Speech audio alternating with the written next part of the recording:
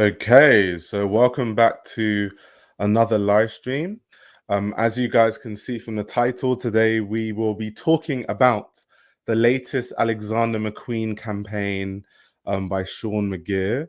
So I'm not sure how many of you have actually seen the ad campaign, but I think it's very, very interesting to talk about, which is why I'm making a whole stream about it. So yeah, we'll kind of just go through the press release of the ad campaign. We'll look at the ad campaign, and then also I want to look at some of the prices of the fall winter 24 collection because it's starting to hit stores and they just launched it on their website. So it'll be good to kind of see what more about the fabrics that they're made from, what their pricing strategy is under Seán McGirr. Are they going for a more luxe thing? Are they trying to make it cheaper and more accessible? Very interesting to look at all these things. But how are you guys? How are the urbans? How are the urbans doing today? Did Luke say it's an Uggo campaign? Oh man, that's too funny. That's too funny. Let me play the campaign in the background while I read out the press release. Just for people that haven't seen the campaign. I have to mute the audio obviously because of like copyright and stuff. So unfortunately I have to do that. But okay, so this is the ad campaign. But jumping straight into what was said, so Seán McGirr had a statement about kind of the energy he's trying to imbue into this campaign. So his statement was, McQueen is a London-born brand and has always represented an idea of London that I'm deeply attached to. It has a very visceral kind of energy, driven by the eclectic cast of characters you see here. I want to bring that energy to life with the rigor and raw feeling that makes the city's air hum, leaning deep into its tensions, something that feels poetic and primal, powerful and real, something that comes from people. I want to bring light to that. So that was the statement from Seán McGirr about kind of the energy that he wanted to bring forth through this campaign. Now, to read the press release, it says, set against the backdrop of East London, the campaign captures the renegade glamour of the city's youth, the diverse characters navigating concrete banks and sprawling streets, seeking its primal pleasures. Let me just replay that while I'm continuing to go through this. So yeah, seeking its primal pleasures. Their style is tactile, twisted, taut, and animal opulence bursts from the seams of tufted denim and the breast of razor-sharp suiting encrusted with shattered jetstones. The flash of a hard metal T-bar buckle, cool to the touch against rich oxblood leather. The sling bag, strapped tightly and held close to the body. The same buckle restraining the trailing tendrils of the fringe loafer. Constricted or cocooning, their uniform is one crafted for basal instinct, for the sensuous pleasure of great, swaddling shilling clash with the hardened fragments of modern life, for the vagaries of London.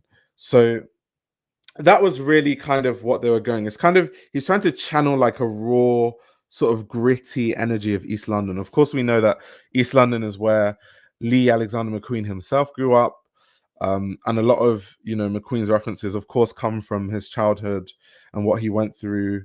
Also, like different things he experienced, a lot of art history, a lot of fashion history, all those sort of things. Now, my thoughts on a campaign. I'm kind of happy in the sense that now it seems like he's attempting to bring forth this London grittiness that from the first show he was claiming that he was trying to do, but I don't think it landed. I don't think this is going to sound harsh, but I don't know where I need to see where Seán McGirr grew up. I know where he's from, but I need to see where he grew up because his viewpoint on grit and what East London is very, it comes across like his understanding of what East London grittiness is comes from stuff that he's read in books and not from actual experience. Because if you look at the clothing, if you look at the backdrops that he's chosen or where in East London the models are, there's absolutely nothing gritty about it. They're just random areas in East London. Like there's no, I don't understand what he means by grit. There's no grittiness there. It's like, and there are designers that, you know, not necessarily that they're trying to do grit, but Martine Rose, for example, is very London inspired. And when Martine Rose does her campaigns, it seems like someone that grew up in London. Like, you see models playing football, you see models in the park playing around, you see models in a chip shop eating fish and chips, eating shepherd's pie. Like, that is because I grew up in Southeast London. Living in Southeast London is not, as especially when I grew up, is not glamorous. And McQueen growing up in the East End, it wouldn't have been glamorous. You would have been going to, it's all about bed and breakfast, and it's about like eating fish and chips with mushy peas with your friends and going to the park to play football, and like, that's East London, not random fancy skinny models just walking around random streets on the road. There's absolutely nothing gritty about it. So I think Seán McGirr is definitely getting closer in terms of when he says he wants to channel this like British youth. But I just don't think he even knows what the British youth is. I don't think he knows what that represents. Like, the British youth that are gritty don't just wear fancy outfits and walk on random streets in London for photo shoots. That's not what they do. And I also think if he wanted to channel that more effectively, I think he also should have gotten more normal people rather than like really skinny models. If you're really trying to channel this like, you know, British youth, like, you should be casting those people you're talking about.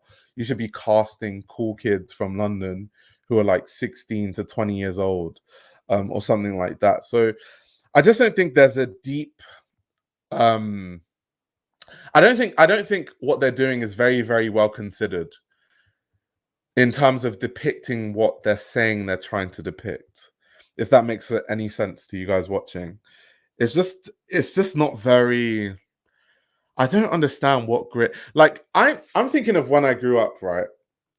And where I grew up, because I grew up in Lewisham, and around the corner from where I grew up, there was like this like rundown industrial estate where there used to be a factory, but obviously that industry has died. So then it just became some like rundown place. And like that became like the hangout spot for cool kids because no one really knew where that was. It was just kind of some like random ass industrial estate. So kids would go there and like have sex, or kids would go there and just hang about. Some kids would like smoke weed there, all that sort of stuff. It's like those kind of pockets of places. Like, if you're really trying to show like East End grit, you should have models kind of playing around in places that look like that, not just walking around on literally the most random of streets with the the London buses kind of blurred out slightly. Exactly what PMJ26 is saying. Why is there a woman on a white horse in gritty London? Make it make sense. Exactly. What is gritty about riding a horse in the middle of London? Who the hell in the East End rides a horse? Like, literally, who in East London rides a horse on the street? Like, genuinely. That doesn't make sense. Which London youth is riding a white horse? Like, it's so confusing.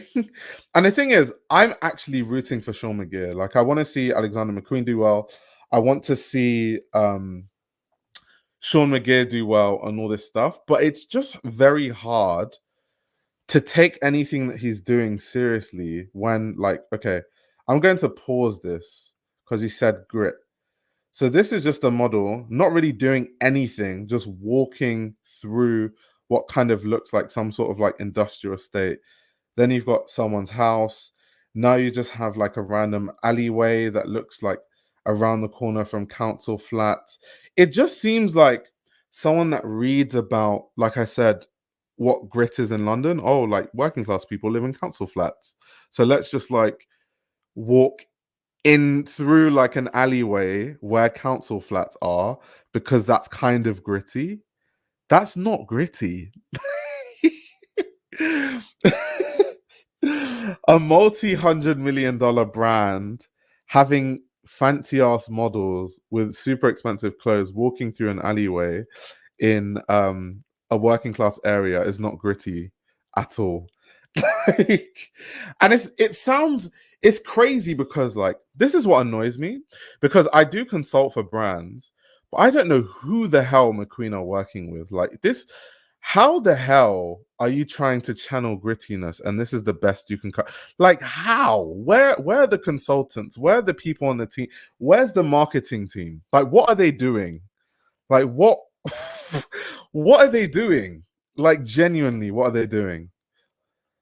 Let's continue seeing what else is supposed to depict grittiness. So this is probably, I'm guessing it's going to be, since they're trying to channel grittiness, this is like someone's house, maybe in like a council estate. You can see like the wallpaper that's very, very reminiscent of kind of like the wallpaper you'd see in like old British homes.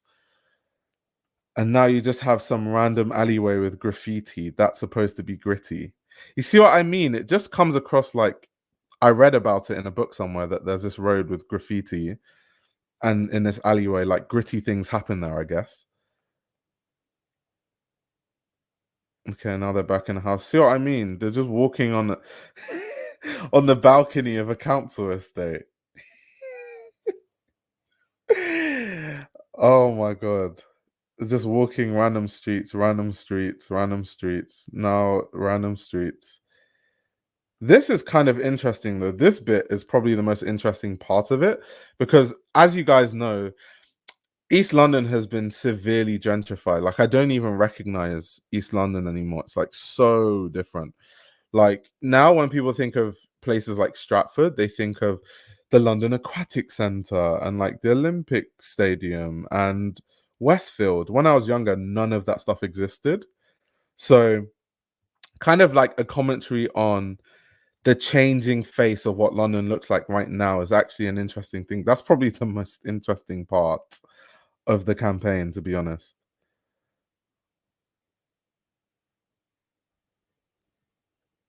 What? So you just got random walking through a car park? What was gritty about walking through where cars are parked? I'm so confused. Let me read his quote again. He said, it's a very visceral kind. London has a very visceral kind of energy, driven by the eclectic cast of characters you see here. I want to bring that energy to life with the rigor and raw feeling that makes the city's air hum, leaning deep into its tensions, something that feels poetic and primal. I didn't see any primal thing, anything primal in this campaign. I didn't see anything poetic in this campaign. He says powerful and real. I don't think there's anything real about fancy models walking through council estates. It seems like cosplay, which is why I said it would be more authentic if you actually cast people from these areas, like everyday people, not like models from a modeling agency. So I don't think there's anything real about the campaign, really. So I don't, and this is my issue with Seán McGirr, because I'm going to analyze everything you say because it's my job. And like every time he says something, what he puts out, whether it's the clothing, whether it's the ad campaigns, it doesn't add up. It doesn't align. It literally does not align in any way. So what exactly is primal or poetic about, what is primal or poetic about having a random white horse in East London? Like genuinely, he said he wants to depict it being real. What is real about someone riding a white horse in East London? Like I'm going to wait for you guys to comment. Like I'm really trying to understand what is real about someone riding a horse in East London, genuinely. Like for real. Like I'm actually being so serious. I'm not even joking. What is primal about someone riding a horse in East London?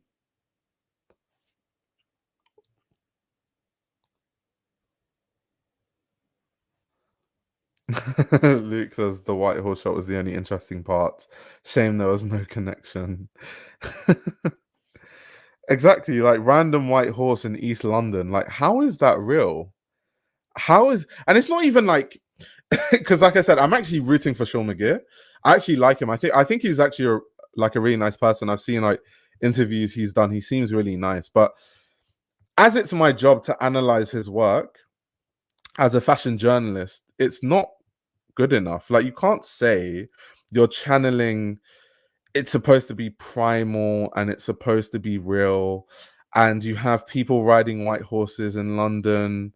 You've got people from modeling agencies walking through balconies of council estates. Like, that is not like, I don't even know what to say. I just, sometimes I'm like, now this is the thing about fashion. Like, there's genuinely people that have jobs in marketing at McQueen that like okayed this campaign. That's crazy. That's actually insane. That's actually insane.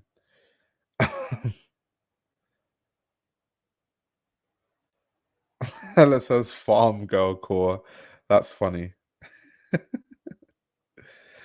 Oh my god. Purple Rain says maybe he's trying to fuse what people think about England, people riding on horses, with the backdrop of McQueen's childhood. Nah, I don't think anyone thinks that people in England just ride horses in the streets of London. I genuinely don't think that. I don't think that in 2024 people think that English people ride horses through London. I don't think that's what people think of England. I think people think that we drink tea and we eat crumpets, but I don't think people think that we ride horses. Let's continue watching. Now they're literally just walking through the most random ass street. Once again, grit, real. It's a bit confusing here.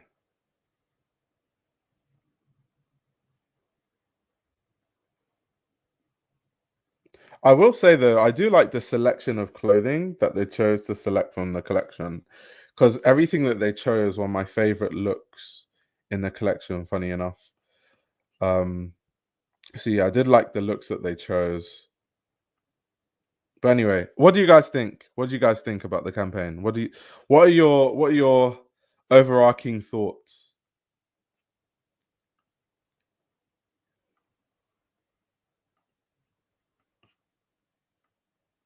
Let's see what people say. Maybe the police riding on the horses on the streets. I live in East London and see them. Yeah, that's the Metropolitan Police. But it doesn't match the theme, like you said, of the collection or the campaign. And once again, if the police are riding horses, then why do you have models riding horses? Because that's not very, in terms of like realness.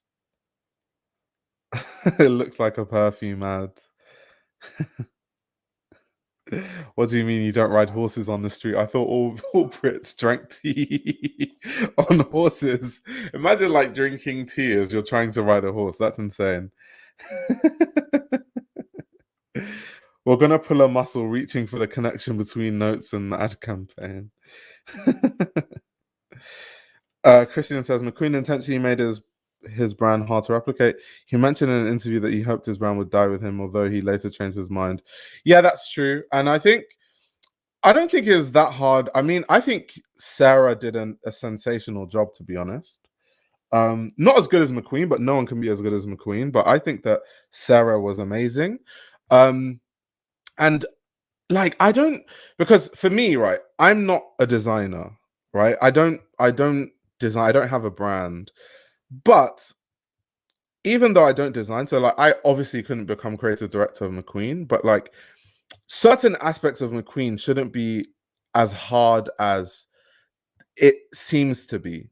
Like trying to, push this gritty version of McQueen that kind of reminds me of the earlier days of McQueen, like where McQueen was like really raw and McQueen was really angry and his references are really angry and they're coming from, talking about like war, themes of, childhood trauma, those kind of things through his clothes. That shouldn't be so hard as a designer to bring forward. Like, it shouldn't be hard. Even like this campaign, I literally could have written the whole thing for the campaign and it would have been original. It would have actually made sense. But maybe that's because I grew up in Southeast London. So if people want to depict what the East End is supposed to look like in terms of like gritty East End, I could literally tell you, because that's where I grew up. Those are the people I grew up around. Those are the streets I walked in. Those are the places that I played as a kid. But I just don't understand why it just seems so hard for the team to just be able to bring that across.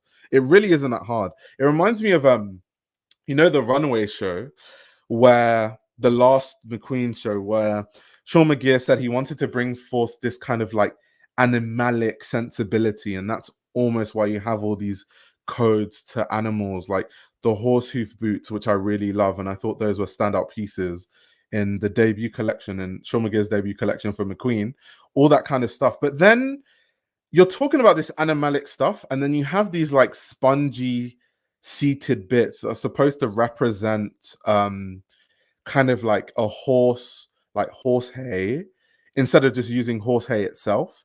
Or the set is actually like really industrial. Like the set is like an abandoned train station, which is the opposite of what you're saying when you're talking about, this animalic grit. It should be like a farmyard, like a farm. Like, so it just seems like everything that he's trying to bring forward doesn't necessarily align with kind of how it's executed. So it comes across like things are really poorly executed.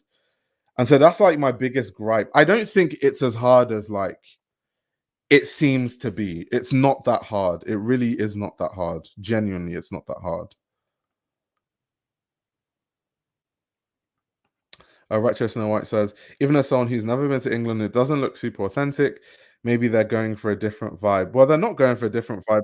Seán McGirr keeps talking about London all the time. So clearly they're not going for a different vibe.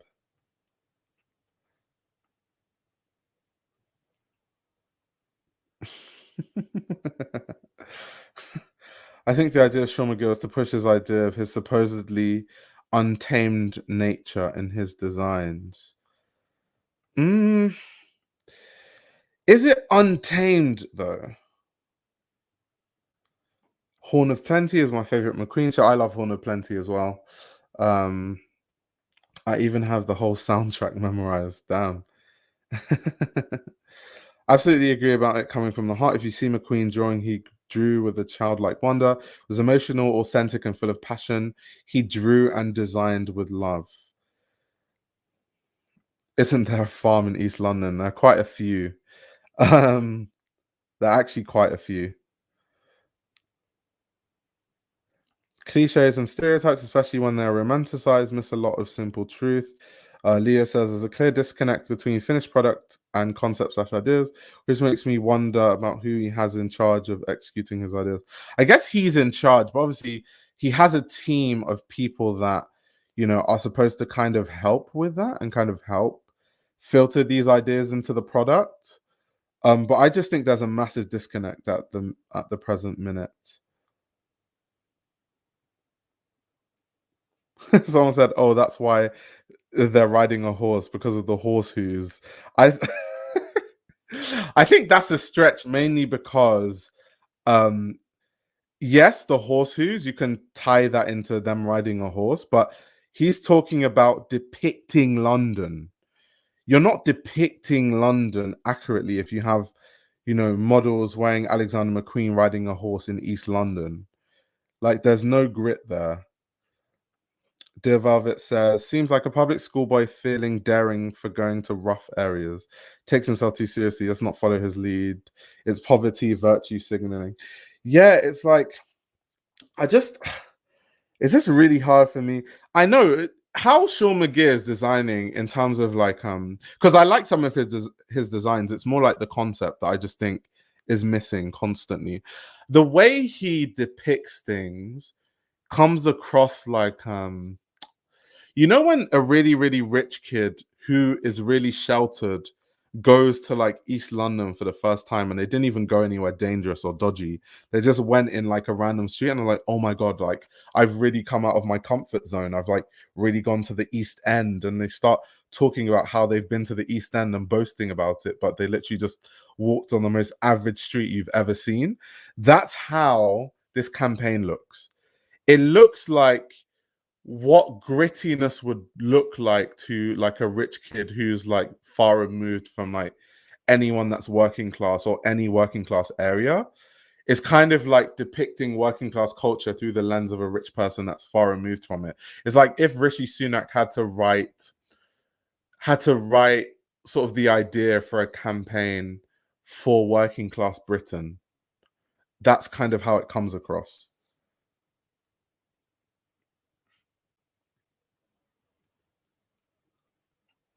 Delara and the Koglu for Alexander McQueen. That's crazy. Oh, Culture said I literally said that it's giving upper crust.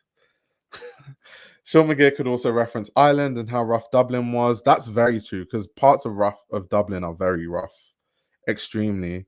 Like Simone Rocha references working class culture of Ireland and gets it right, but you realize he's a fucking white middle class. Yeah. I guess that's because also just because obviously Seán McGirr is Irish doesn't necessarily mean that he can depict working class culture in Ireland, because once again, I don't know. I don't even know if he's working class or middle class. I don't know. But the way he depicts London comes across like someone that definitely isn't working class. Because there just seems to be a heavy disconnect in trying to like imbue kind of like the culture that Lee McQueen would have grown up around himself. Yeah, it's just crazy. Son of a Gun says maybe his frame of life references isn't wide enough for this brand.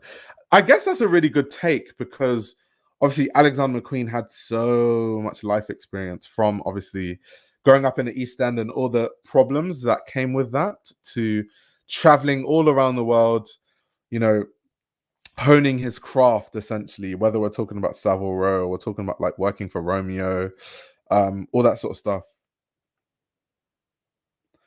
Please, Mr. Pinol, give me an internship, sir. Please, sir, I can make the money you want.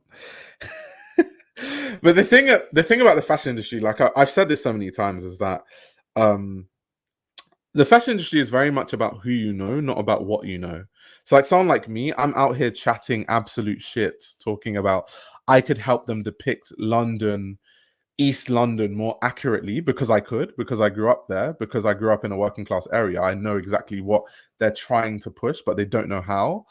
But I don't have the connections to get that kind of job.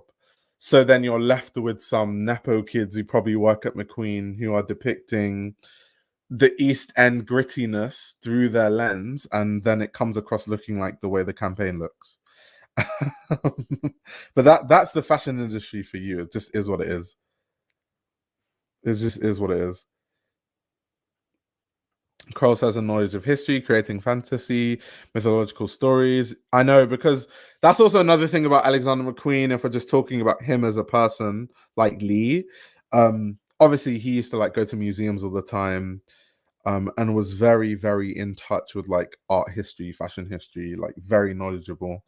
And he used to like reference insane stuff. I remember doing lectures about it actually in school. By the way, you going to Paris in September or I'm waiting until January? So Omni. So it'll be good to see you next time I'm in Paris. However, I don't travel to Paris unless like someone pays for me to go to Paris, because I can't really, maybe it's not even, I can't afford it in the sense that like it doesn't make sense to pay for a hotel and to travel to Paris for Fashion Week if like I'm not working. It's not cost effective. It doesn't make sense. So I only go if like I have work to do in Paris Fashion Week. Otherwise, I just stay at home and live stream all the runway shows from my room. But hopefully, I'll be able to go in September. Human News says I was literally just talking to my best friend about Plato's Atlantis. But McQueen wasn't about East London. He was from East London. His references were history, the countryside, and the whole of the British Isles. Yes, but I think that okay, McQueen wasn't referencing East London in the sense of like, oh, when I grew up in East London, I used to walk through this street, so I wanted this jacket to have the texture of East London. However, his experience of growing up in East London was imbued into the framework of his clothes. So he didn't necessarily have to like talk about directly referencing it, because that's where the rage came from. That's where the emotion came from, is from what he went through growing up in East London. So him growing up there really informed the emotion that he designed with.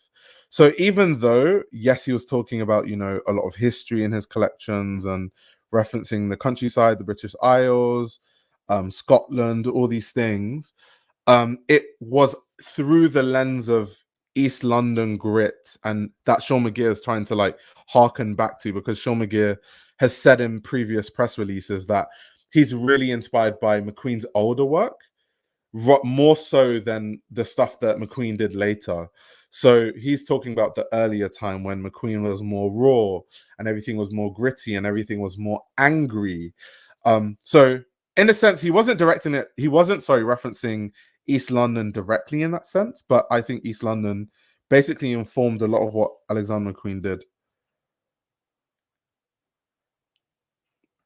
Al says, given his history at JW Anderson, Dries, Uniqlo, etc., etc., I do wonder what vision the execs had for the brand when selecting him as their creative director. I mean, they must have seen something. Which is why I'm like waiting patiently, because I know Seán McGirr is going to give us something at some point. I don't think people should portray the culture of the East End. It's always hard to get it right, especially when you're an outsider, which is probably why, if he wants to depict that, he should involve people that are actually from there. Like I said, from the casting to, it's not even hard. Like, you could cast people from that area and just ask them, what do you do on your average day? And we're going to film a campaign around what you guys do on your average day.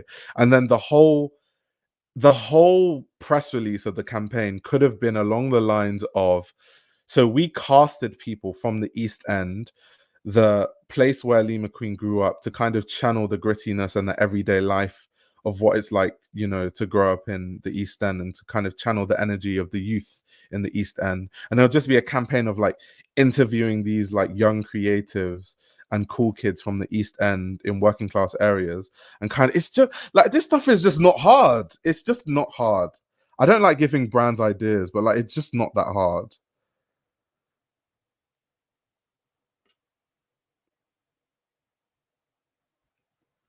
Yeah, Luke, I'm with you. I'm very with you, especially when we're talking about the earlier shows. 100%. There's no doubt McQueen was able to understand the world, in my opinion, from a richly textured place due to his East London working class background. Let's see. He could go to East London for a while and make some notes. It will help for sure. Yeah, exactly. While I or the creative consultant. I know, right? I should get way more consulting jobs in fashion than I do. Like, these brands do not know what they're doing at all. I feel like every single stream I give brands ideas is actually insane, for free. For free. And literally, if it was actual EastEnders, it could have been iconic. I know, right? A good story in a fashion collection comes from genuine experience, not from channeling something you don't truly understand as a designer. I totally agree.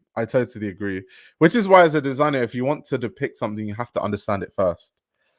Which would come from, once again, like actually living there. It's why, Christian, I'm not sure if you've been here from the start of the stream, but my critique for the campaign that I said earlier was that it comes across like someone that read in a book what East London was like, rather than actually experiencing it or actually finding out from people that are from there what it's like. So yeah, it's kind of like through a lens of like, oh, I read in a book one time that this place is like really gritty. Beyond casting the entirety of this feels void of any solid references to the concept. You could have told me this was in Portsmouth and I would have believed it. Minus the London buses, of course. But yeah, if the London buses weren't there, then definitely.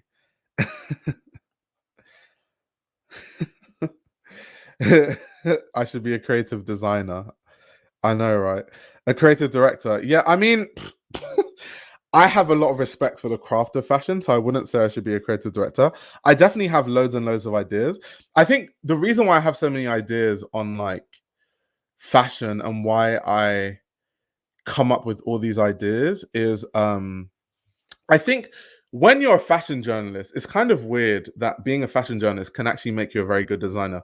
I think when you're a fashion journalist, I've had to read up and learn about so much fashion history from all around the world and learn about different design techniques that so many designers have used, that my understanding of what's possible is so broad. Whereas like designers obviously are not going to study fashion the way I study it, because it's not their job to do that. Their job is to design. So they might learn more technical things but have less ideas. And then I have way more ideas because I'm like, a designer did this. So then if that technique is possible, you could just develop that by doing this.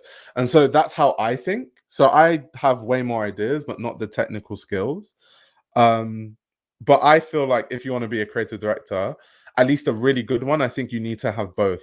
So you need to have the ideas and the technical skills, like Lee McQueen, you know, like the greats, like a Rei Kawakubo, like a Yoji Yamamoto, like these kind of people.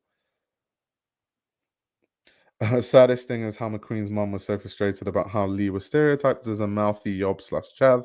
She was a teacher and ingrained a deep historical education in him. He was sensitive and romantic. Yeah, I think it comes from a stereotype that, like, because he had such a like East End accent, I think people just associate intelligence based on the way you sound, which is really twisted. So because McQueen sounded very typically East End working class, I think people just ran with the narrative that, oh, he's like a chav and he's a yob, and like, you know, that was kind of like the narrative. I think it's because of the way he sounds.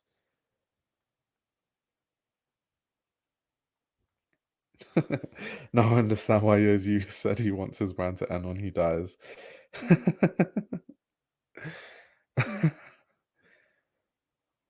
It's like he looked at photos of there and that's what his research was. I know, right? Especially because like you're not a fashion student. You're a designer at a massive house under a huge conglomerate, like one of the biggest conglomerates in fashion. You have the budget to just be like, okay, this is going to be a research week, and I'm going to just go around the East End and going to like live in an Airbnb in East London and actually take in what the East End is like, and actually see what, you know, day to day living is like in the East End. Yeah, Rachel said literally could have been shot on any street in any city, Chicago. It's so funny. It's funny. Why the legal judge's IO is just locked in, so he gets the ideas. Oh god. You could be in the marketing team as a creative consultant for Cohesion. Probably, but no one's going to hire me. I think I'm too harsh. I think my way of talking about things is not, it's not conducive for working for a brand, I don't think. I might in a year or two, I might just start a fashion brand, but without my name or without anyone knowing, as like a social experiment.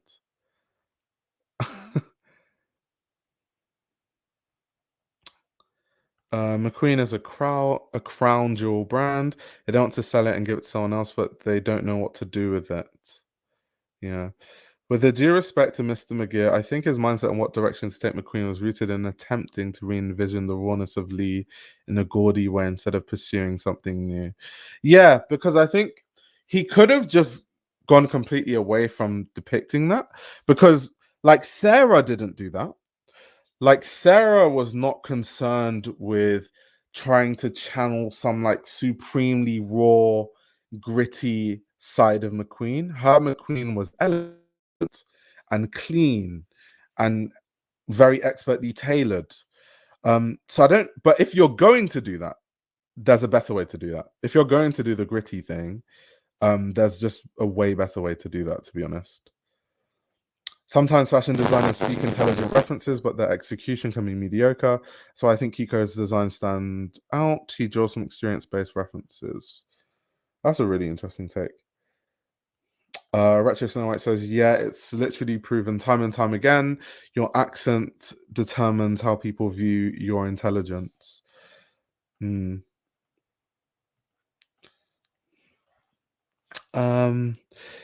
Is it devoid of reference, or rather does it speak to increased homogeneity in the city in Greater Britain? Just a thought, not British. I'm actually South African. No, I think it doesn't, because so I'm reading basically what he said, his quote in the press release. He said that London has a visceral kind of energy driven by the eclectic cast of characters you see here. So he said, I want to bring that energy to life with the rigor and raw feeling that makes the city's air hum, leaning deep into its tensions. Something that feels poetic and primal, powerful and real. That definitely doesn't hearken or speak to, the fact that Britain is becoming kind of like a bit like the culture is being lost because everywhere's being gentrified, and everywhere's starting to look the same with the new builds and all that stuff. Like the the sort of individual nature that made London is kind of warping away day by day. I don't think that what he's saying harkens to that, though. I don't think that that's what he's trying to do. It could have been a good thing if that was like the point of it, but I don't personally think that's the point of it, just reading his words.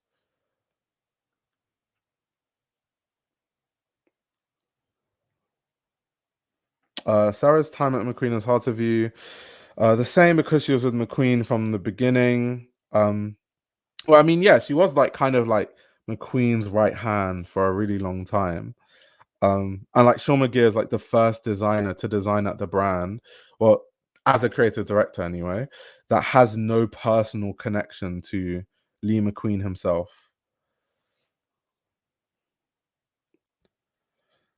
Makes the city's air hum. I may be wrong or just old, but London was way more varied in terms of people dressing than today. It's much more Instagram stuff today. Yeah, I think London doesn't have that same creative energy, like edge. You still have it in pockets like Dalston. You might go to like Peckham and see people dressing that way, or you go to like Soho and you see people dressing that way. But yeah, in overall, I don't think so. I don't think so. I don't think so. Do I have do I have a Discord? I do have a Discord. It's connected to my Patreon. But the Patreon thing was just so that if you join the Patreon, you kind of automatically get added to the Discord. But if you guys want me to, I don't mind opening it up to everyone else, because the selling point of my Patreon is not Discord, it's the content. So if you guys want the link, I can send it to you. Just like message me on like Instagram or something. I can be a great creative director, Bernard Arnault, and make you shut down your YouTube channel. You're too honest.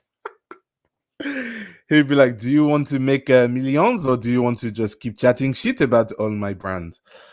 Um, this loss of culture is so much more interesting. You should start a brand about this much more interesting. Oh, the loss of culture, yeah, all around the world. Going in the underground in the 90s in London was like being in a candy store. It was hard to not look. We stare much more at people in Spain, and people dressing was amazing in the 90s. I'm so jealous that you got to see and experience the 90s. Like, I'm a 90s baby, but obviously I was born in the tail end of the 90s, so I didn't exactly grow up in the 90s, but there's so much stuff. Yeah, there's so much good stuff that happened in the 90s that I'm just so jealous that you actually lived through that and experienced it. That's insane. Side note, there's no join button for your channel here on YouTube. That's strange. I'll have to look into that at some point. But yeah. I think everything comes and goes in circles as the fascist conservatism rises. I think subcultures will re-emerge. Interesting. Interesting. I'm not old. I'm just jealous though. Like, when you live through certain things, it's like when I meet people and they're like, "Oh yeah, I was partying with Martin Magella," or like, "Oh yeah, when I was talking to Lee McQueen," I'm like, "Wow, I was born too late.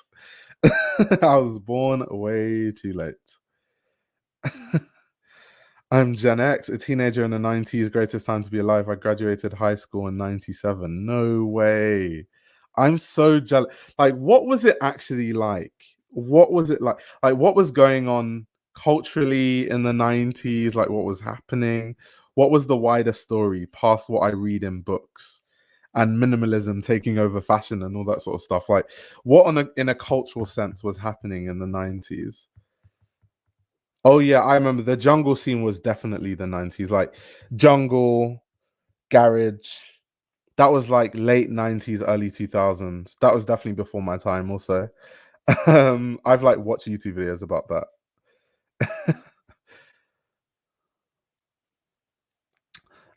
Misogyny, racism, homophobia was also in the 90s. Yeah, that's true. That's true. That's very, very true. I know, right? Imagine if we partied with Virgil. That's crazy. That would have been insane. Yeah, drum and bass. Drum and bass. Drum and bass. That was a time.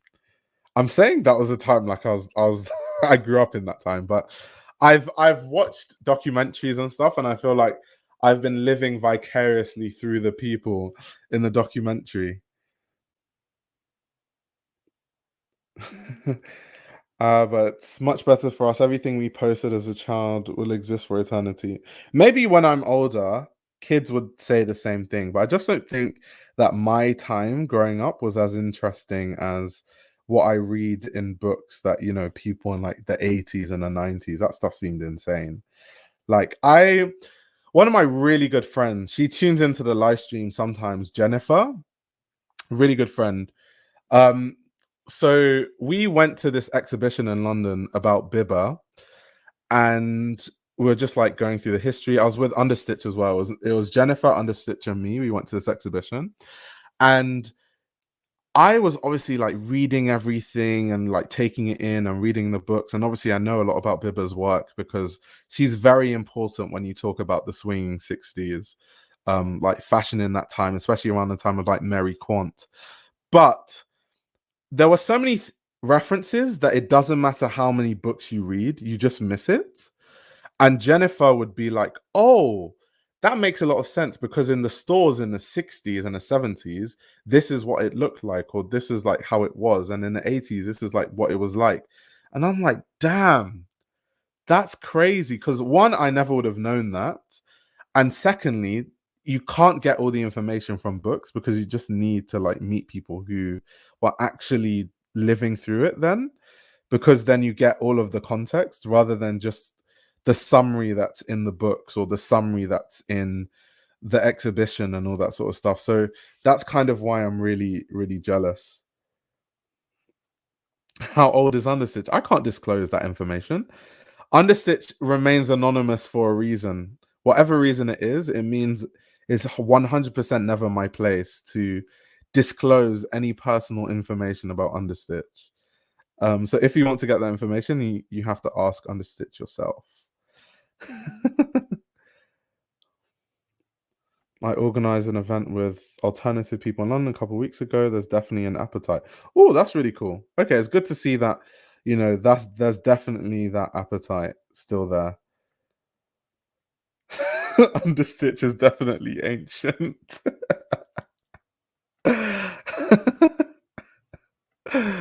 Oh my god. Something else I wanted to do in this stream, by the way, before we start getting getting nostalgic and stuff, is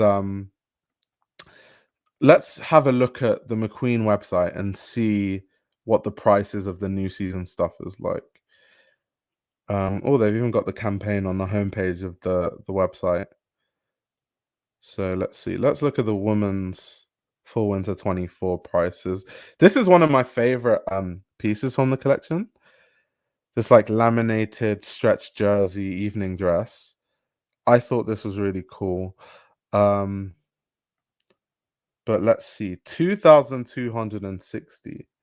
Even though that price is steep, considering luxury prices these days, it's actually not that insane, is it? Which is crazy for me to even say that. Let me just see. 100% polyester. Wowzers. Made in Italy. 2,260 for polyester is insane though.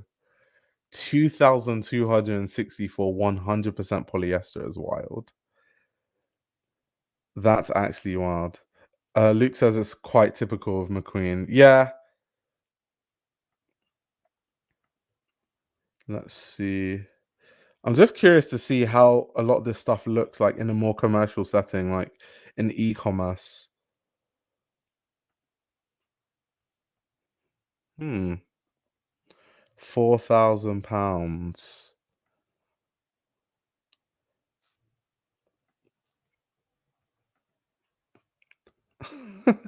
The way I'm examining these clothes is insane. The shoes are really good, and I'll die on that hill. Don't worry, it's not a bad hill to die on. I love the footwear as well. I think the footwear is amazing. Um, definitely, definitely. Polyester is expensive, especially the very new age stuff. If it's breathable slash treated, more expensive than natural fibers. Yeah, that is true. I mean, like so polyester, especially in like sportswear, there's certain like high-end sportswear, like performance wear, where most of it is polyester because you need those kind of fabrics to be breathable. But for it to be treated that way, for it to be so useful in sportswear, is super expensive. So yeah, some of it is expensive. Are they always using those expensive polyesters in high fashion? That's to be seen, because we've already done the Dior stream. Like, I don't trust any of these brands. Um, so it's to be seen. But it's good to get actual information on like how this stuff is made. I don't know why brands, because they're trying to sell a dream, and I feel like that dream is slowly being broken down. I think that the concept of luxury fashion is slowly being like withered away, kind of like the curtain has been torn off the wall. um so at this point, I think if they really want to differentiate themselves as a brand, they should be documenting the process, like, oh, we use like this polyester that's like made with this technique, and like you have to, do this and treat it this way, and this is how much it ends up costing. I think that would actually, funny enough, I feel like in this luxury fashion climate, here I go again giving brands more ideas, but I think in this luxury fashion climate, that is actually something that would almost build customer like loyalty and trust. Observing the Matrix says, yes, they are. I worked in fabrics for luxury companies for a long time, and natural fibers have been old hat for a while. You can just do and create more interesting things with poly blends. Yeah, definitely. There's like a clog epidemic in fashion right now. Everyone is making their version of a clog, and this is the Seán McGirr McQueen clog. They're nice though. They're pretty simple, pretty basic. For McQueen, I'd like to see something more interesting, but I think they're cool. They look cool. I'd definitely wear them.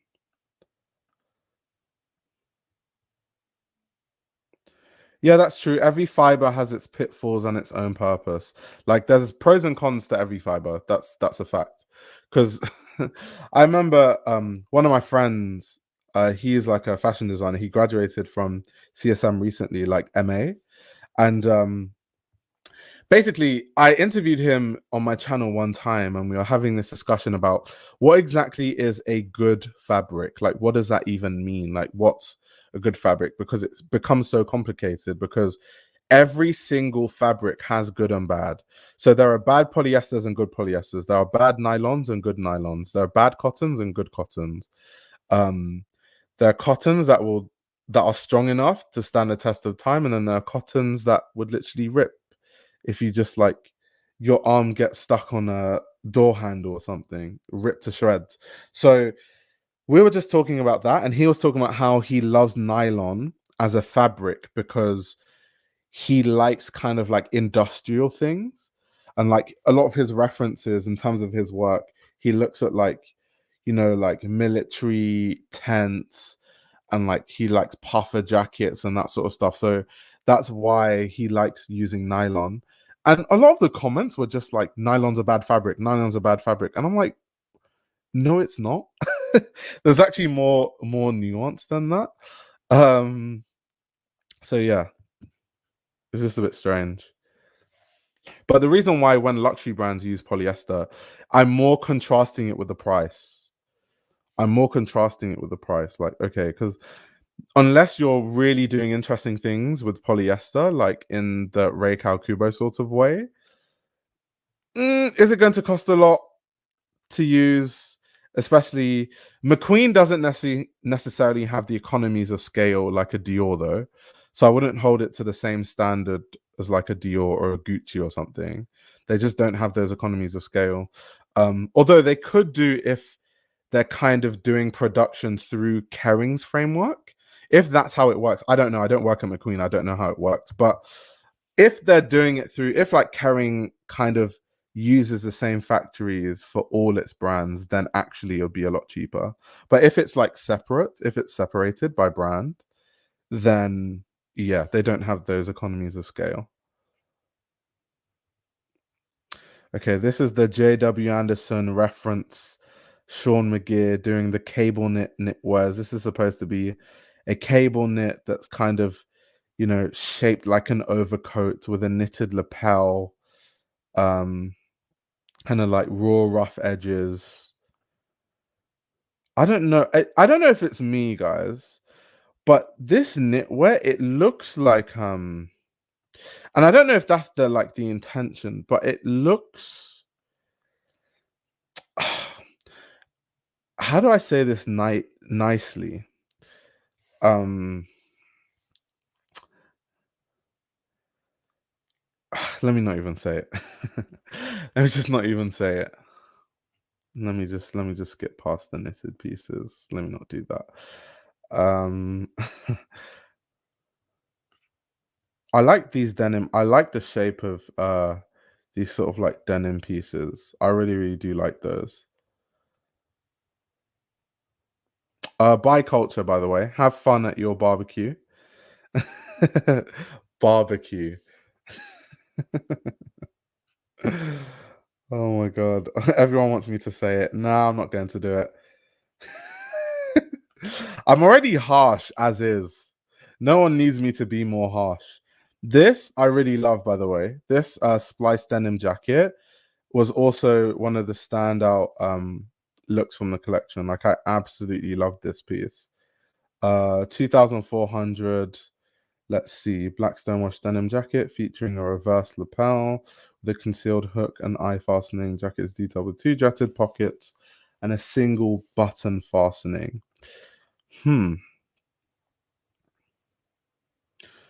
Made with organic cotton yarn, 100% cotton, made in Italy. No, this piece is. If I was a woman and if I was skinny, because I am way too wide to look good in a jacket with that shape. But if I was a skinny woman and I had money, that is entering my basket immediately. Like immediately. But I'm none of those things. So moving on.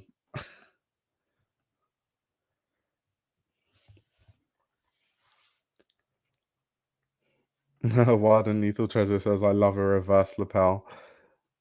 Yeah, a men's version would eat, but they need to make it wider. They need to make it wider. Yuni says, that's kind of fire, would wear that.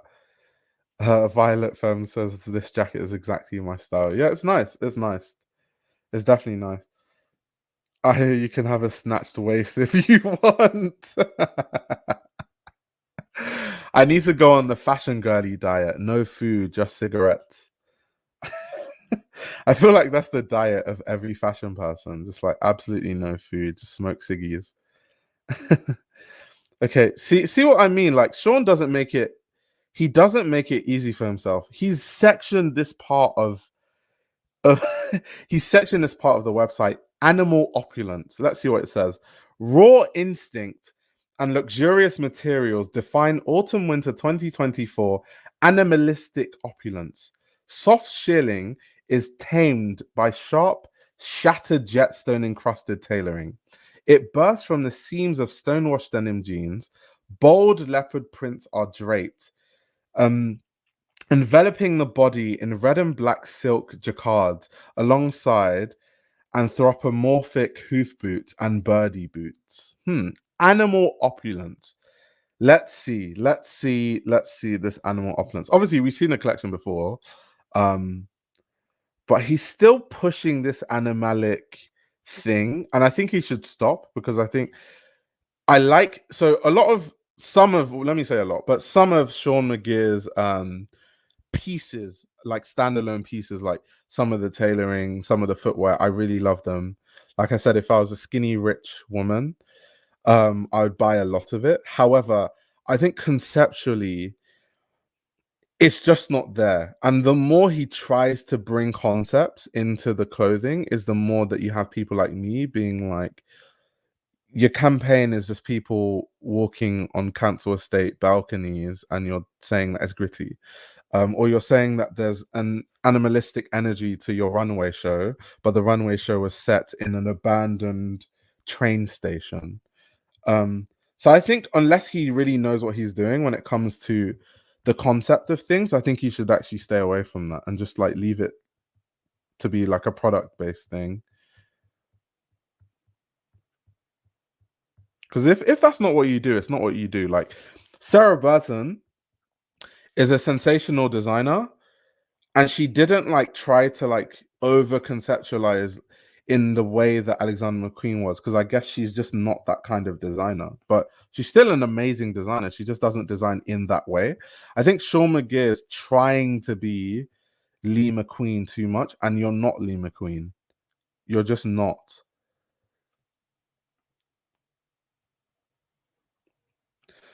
Seán McGirr has an interesting grasp on language. I'm not even saying it's entirely wrong, but it's very interesting. Or whoever is in charge of copy. It also doesn't help that you have journalists like me that would literally break down every word and be like, a visceral kind of energy driven by an eclectic cast of characters in London. I don't see that. So maybe you need to change the wording on that one.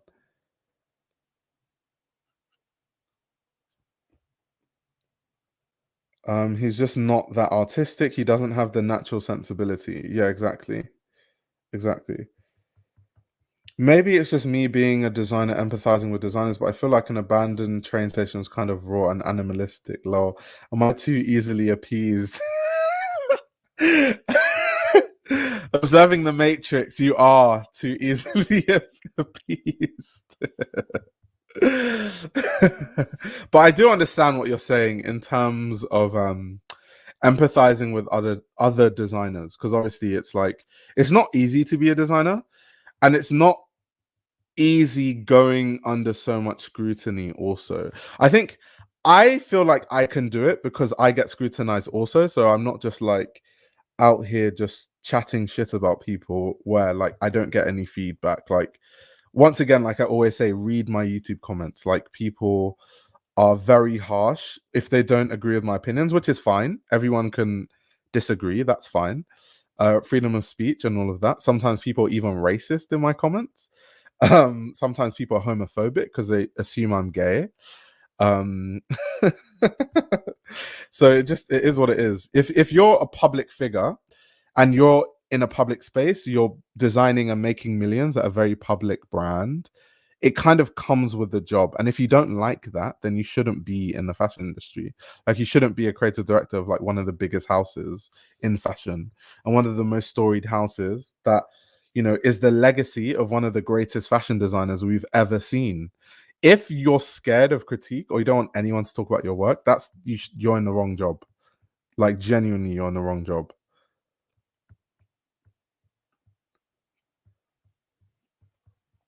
It's very hard to find words that represent creative thoughts, but descriptions are required. I hate writing descriptions in design school. I'd rather people just like what they want. Yeah, which is why a lot of designers actually they are doing the Demna thing, where Demna is like, I just prefer if like people take what they take from the collections, and like I don't think as deeply as, you know, people think I do. You can go like the Demna route, but I don't even think it's about words. I think that a lot of Alexander McQueen, his work, it was super conceptual and there were references all over the place. Like I said, I've done lectures on McQueen shows when I was in school, and like so many, just like one show, like the amount of references is like almost exhausting from show to show. So many references in each show. Like, you just get tired. It's that deep. And I don't think Alexander McQueen needed words for that. I think everyone could tell. I think the work was so rich and the work was so deep that when you look at it, you can just tell. Sometimes you don't even need words to tell you that. Sometimes you don't even need descriptions. And his quotes and his descriptions and the press releases, they don't align with what he says he's trying to achieve with the clothing. It just doesn't really align. This was also a big theme of the collection. I remember I expected it to be around this like 3,500. That doesn't like it seem crazy. This like safety pin thing, he made it like a big theme of the show. I remember the invitations also were like this big safety pin.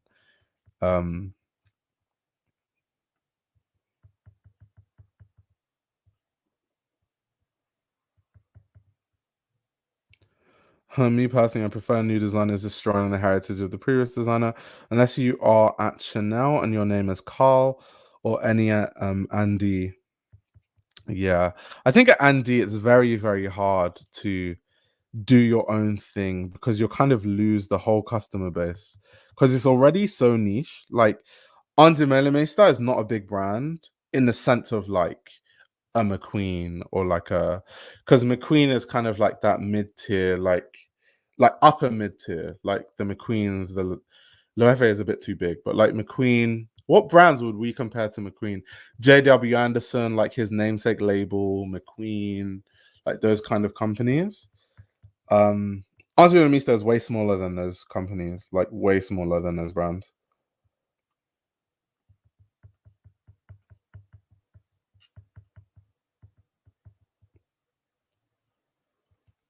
Wow, people are eating this stuff up. That's crazy.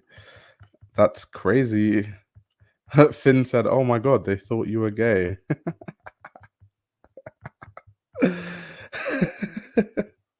There's like a weird subsector of like people that assume that if you talk a certain way, like if you're black and you pronounce your T's, you must be gay. It's really weird. And I think it's also because my name is Fashion Roadman, which is obviously satire, but a lot of people don't understand that as satire. So people genuinely think that I'm trying to be a roadman. So then people like comment on my videos and be like, "Oh my god, you're promoting you're promoting bad stereotypes of black people. This is not cool. What I don't like what you're doing," and da, da, da. And I'm just thinking, no one actually thinks of it that deeply. It's not that serious. It just isn't that serious. People just don't have the same sense of humor, I guess.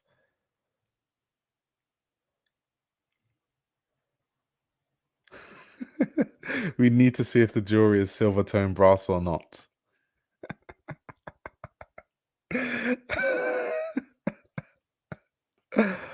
Oh my word, that's funny.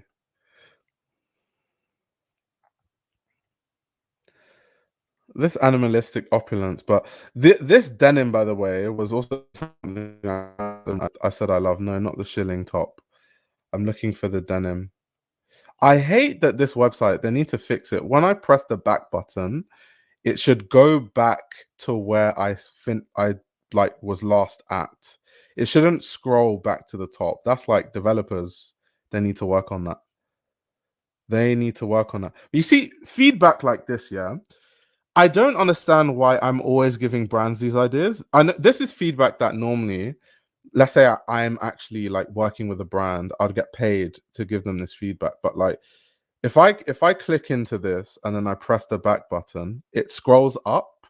It's not supposed to do that. So now I have to scroll down to get back to the same place. Like tiny things like that. You have a massive team under your brand under Kering. You shouldn't be having those like oh my god. Let me just stop. Let me stop complaining. Didn't know it was satire. I thought you tried to rap at first. And when it didn't work, you moved to fashion. That's funny. I definitely was never trying to be a rapper ever. I definitely was not. I certainly was never trying to be a rapper. I did actually rap though.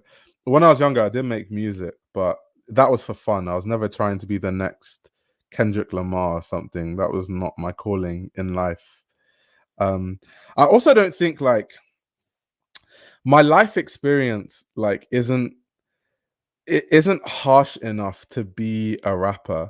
I feel like rappers always have like some like rappers are always like, like we were eating cornflakes with water and we were living in a trailer park and like we got it out the mud. Like I didn't live like that.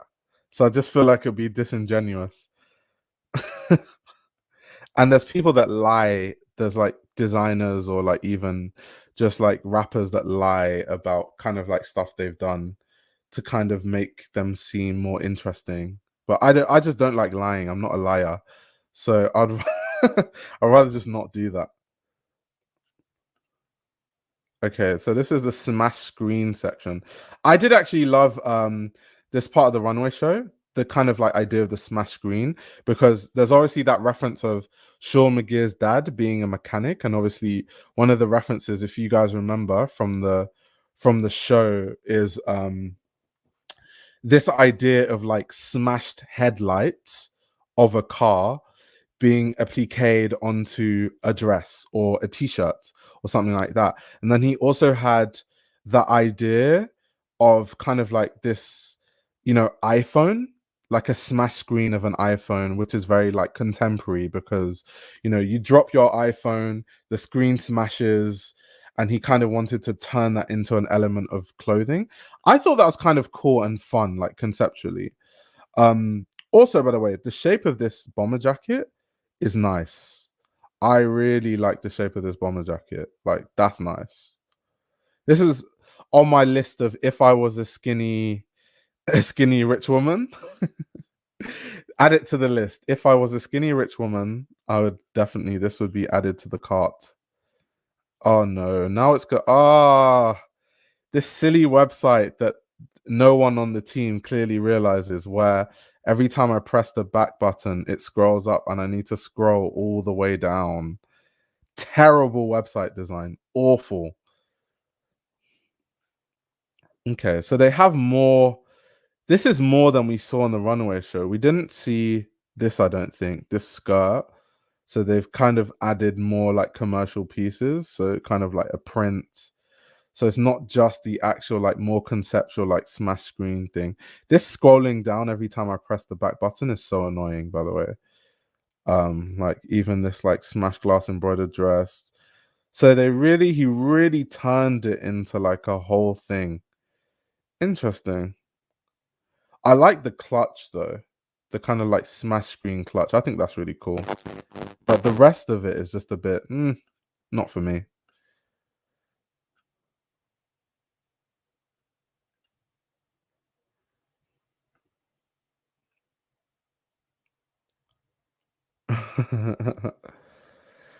Just open the products on a new tab. Yeah, I could, but I like just keeping it in one tab because when people watch it back, it looks cleaner.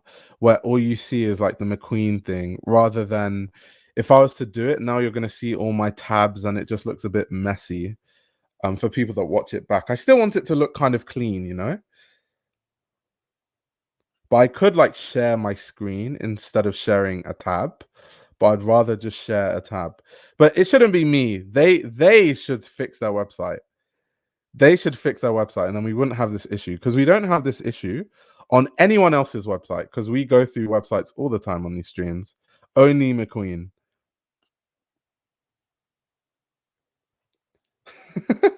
They're farming cookies.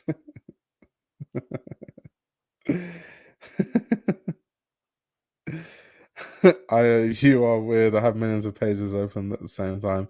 Yeah, I have loads of tabs. Some tabs I don't want to share. It's also a thing of like privacy. It's like I don't know how much information you can gauge if I like mistakenly share the wrong thing.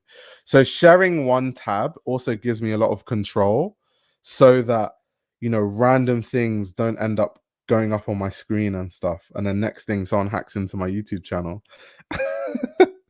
Or like something crazy happens. Just me being paranoid. Finally, the hoof boots. The boots I love so much. I love the ones, these are the more commercial ones. I remember both of these were on the runway. So these ones and then the ones with the horsehair at the back. I do prefer the ones with the horsehair at the back. But yeah, these hoof heels are fire. This is like if people think the Margiela tabbies are hoof shoes, try these. These have an actual hoof on them. Like, try these.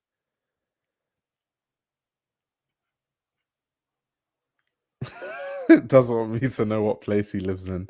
I feel like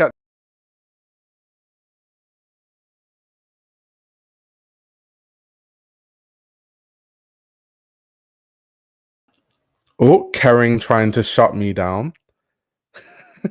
But yeah, I was saying, I think at this point people know where I live. So yeah, it's not. Yeah, I think people know where I live. That's not what I'm trying to hide. I just don't want to share anything by mistake. Haven't you guys seen like streams where like, because for example, another thing is if I share my screen, my laptop is connected to my phone.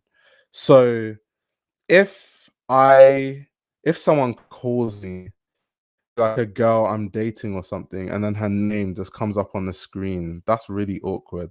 And now people are gonna be like, "Oh, who's that?" Or like anything can happen. Or my mom calls me, or my sister calls. Like it's just weird. I'd rather not share my whole screen for a multitude of reasons.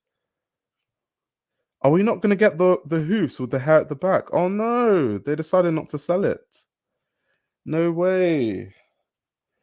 I love this peplum jacket on the runway. That was also one of the pieces I really liked. Crushed mule is kind of like a cool idea. I feel like every brand now is having really fun takes on like the heel of shoes, kind of like playing around with the heels, trying to make something, more interesting. This kind of like crumbled, crushed mule. It's cool, it's fun. People are gonna be like, "Oh my god, I think like your heel is damaged," and I could be like, "No, that's just how it is." Kind of funny. What do those shoes sound like on concrete? I guess we'll never know. Finn said, "I've got porn open." Definitely not.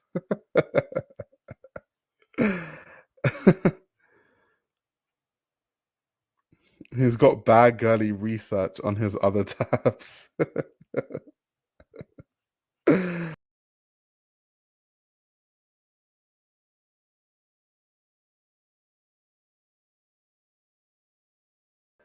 Okay, that was actually my fault. I keep pressing the back button on my streaming platform instead of the McQueen website.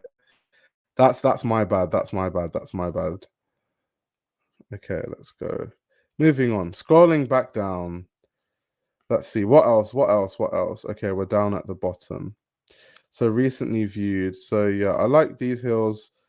The bomber jacket is definitely a bit of me.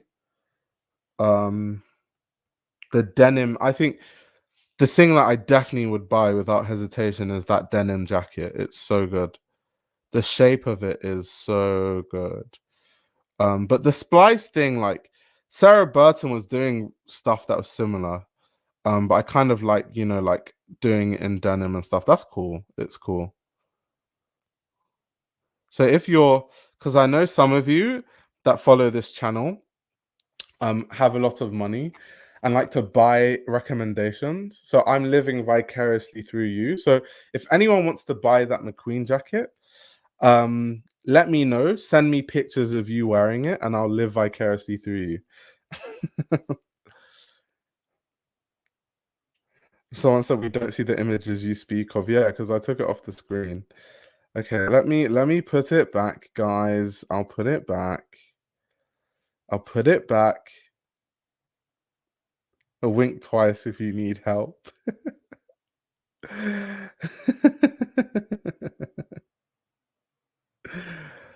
Not him looking into the camera, calling out the rich urbans.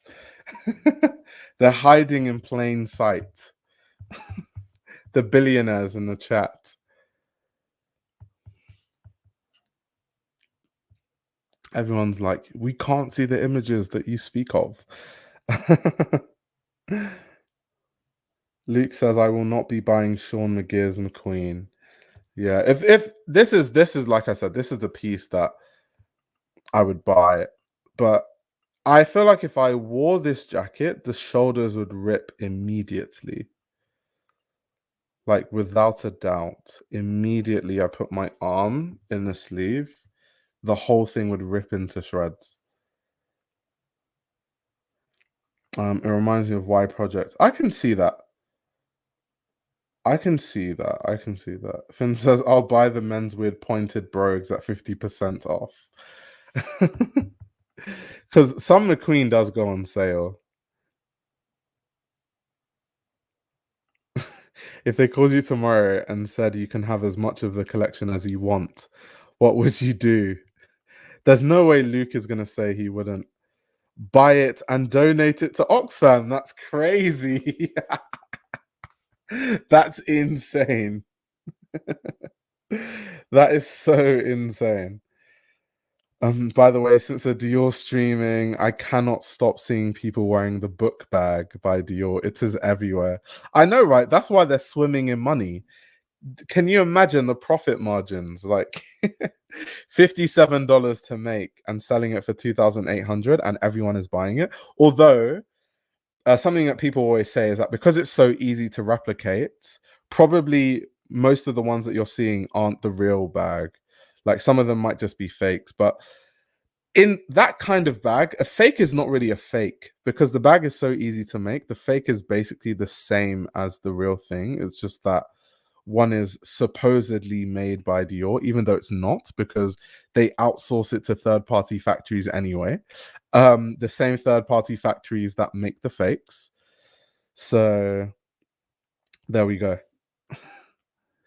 Oh, Human You is asking what Oxfam is. Oxfam is a charity, and they have like clothing shops basically that you can like donate clothing to, and they sell it, and then the money goes to like the charity and is spent on the less fortunate.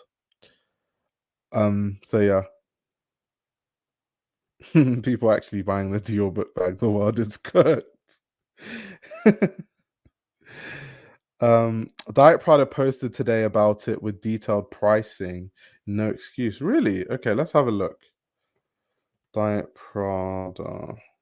Let's go on their Instagram. Let's see what their post was. Let's see. What did they say? Are people getting temporarily disillusioned with luxury, or is the illusion getting broken for good? After news broke that Dior was paying a reported 53 euros for labor on bags that retailed for nearly $3,000, they're still being inundated with comments about their production prices. Luxury and luxury adjacent forums on Reddit have been filled with posts of users experiencing existential feelings over the curtain being pulled back on luxury markups. Maybe luxury brands have gotten too good at their aspirational marketing when the average Jane saves up four figures for a Dior bag as a once in a lifetime splurge. She might expect more from it than a leather container for one's daily needs. Every day, luxury shoppers with closets full of designer goods often already know what goes into the markups. Something has to pay for those holiday cards and complimentary glasses of in store champagne. Another facet of the ever shifting prism of luxury is the rise of fake bags in both prevalence and quality. Shoppers can more easily get a high quality copy of desired goods for less than the real thing, and when the real thing can't even guarantee to have been made with favorable working conditions or of prestigious material, it's no wonder so many are questioning their choices. And on the flip side, many won't question it at all and continue to shell out for entire wardrobes at Dior and the like. What do you think about the state of where luxury fashion brands have left consumers? Hmm.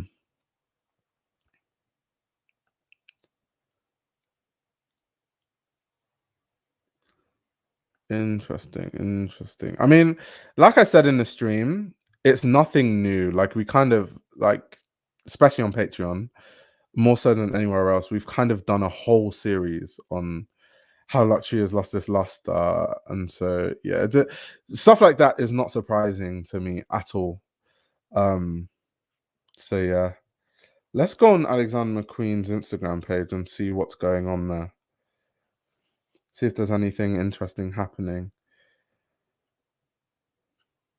Okay, they have the campaign on the Instagram page too. I can make Yala do your book bag. The stitches might be a little crooked, but you'll have one.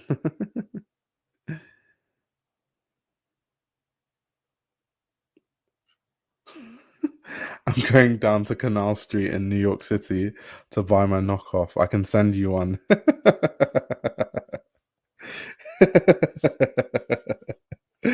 When I saw people clamoring to buy that book tote, I knew we reached a new low. 3K for a glorified grocery shopping tote with machine embroidery. The customers deserve what they allow. That's crazy. That's actually insane. I think those book bags only sell because of influencers. People see them on TikTok or something and go buy it like zombies. I don't understand that. I just don't get that. This is also why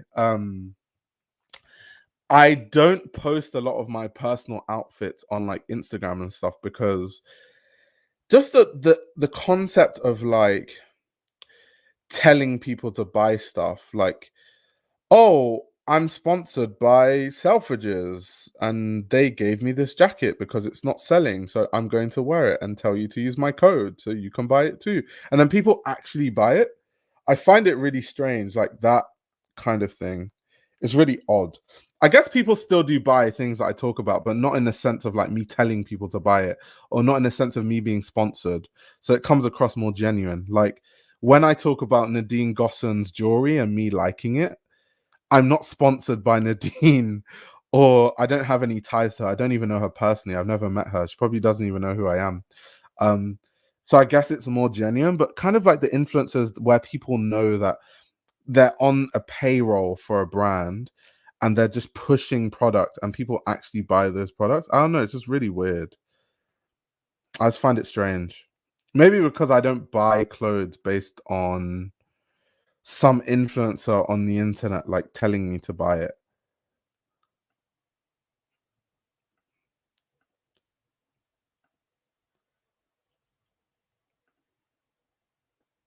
I was working for Donna Karan when LVMH bought us, only to sell us to a cheap company.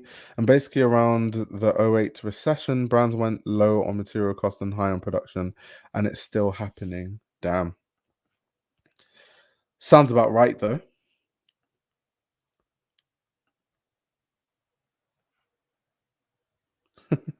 If I post and D, we all flocking.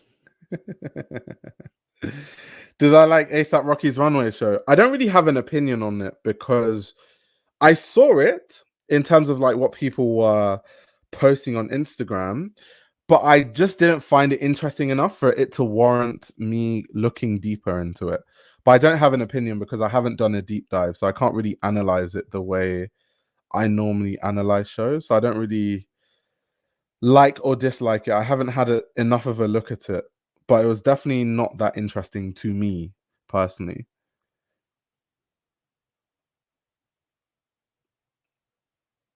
Many of these design houses sell at discount outlets. The reality is that many are not going bankrupt.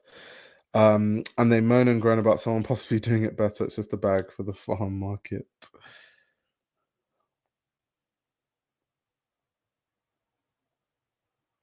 Wait.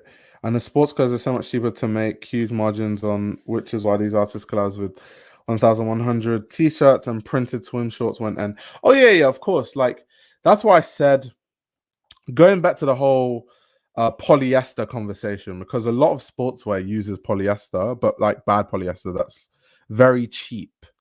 So that's how brands kind of get away with, you know, cheaply made things that they can sell for crazy prices, unless you're actually wearing really high-end performance wear that like professionals use before these clothes are really well treated, and like there's so much new technology going into the clothing. This is why, like, if you're a professional swimmer, like professional swimsuits cost so much money, or like professional cycling jerseys are super expensive, or like if you're an athlete, like especially at professional level, your jersey and also the footwear is so expensive because the materials that is used to, like football boots that professionals use are like damn near £300, um, which is insane. So yeah, it just depends. But luxury brands now, they love a cheap polyester, and they love a sportswear collection. They love a sport, a Ralph Lauren sport, a Prada sport. They love that.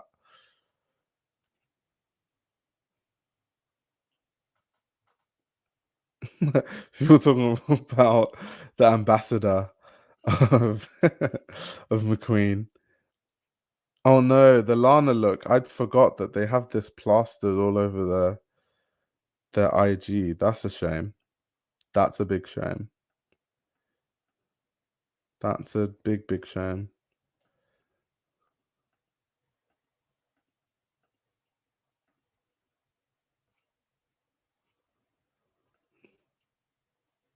They don't post a lot on their Instagram at all, actually.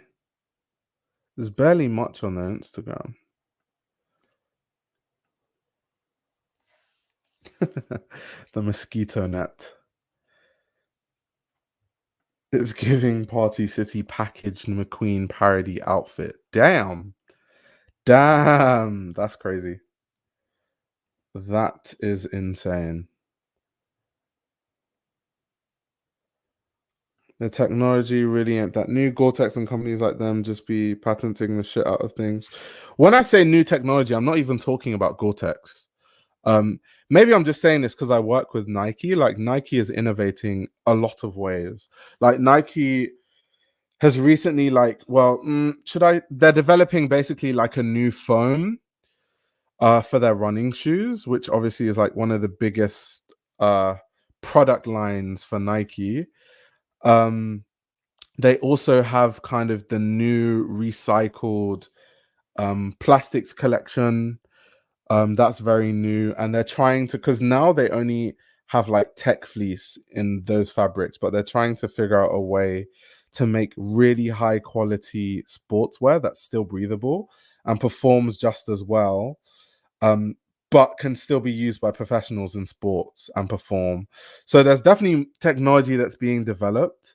You have brands like Leaning and like what they're doing with their Boom foam, which is kind of like mimicking Nike Zoom, but it's like they're developing it in different ways. Like it's really good. Like Leaning is also a sportswear brand that's like really on the forefront of development. So I'm not talking about Gore-Tex. That's not the only thing that's being developed. Like there's so many foams and fabrics and stuff that these companies are working on innovating right now. Because I lived in the 90s, I'm still Adidas, not Nike.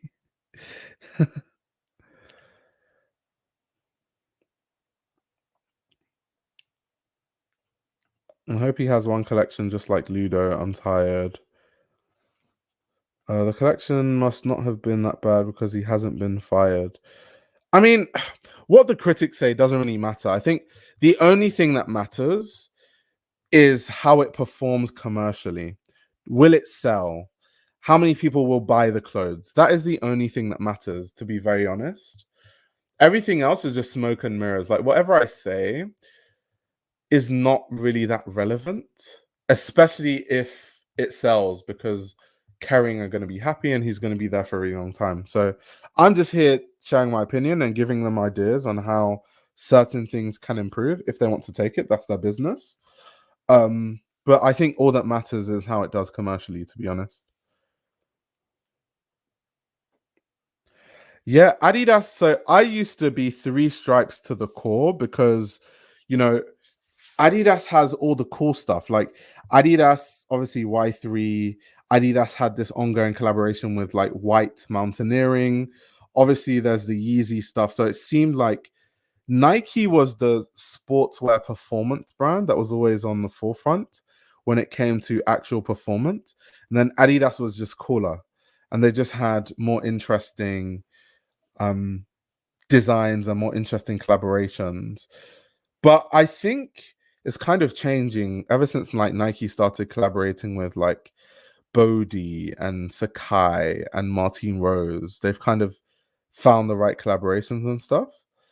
Um, but it's kind of annoying. I don't wear a lot of Adidas anymore because of I'm kind of Nike affiliated, so I just wear Nike stuff all the time. And I guess it's also easier because with Nike I can like request it now, so I don't have to pay.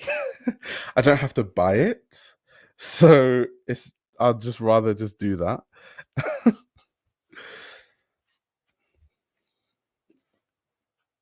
Today, normal Adidas quality is bad. I think everything is just the quality is just terrible these days.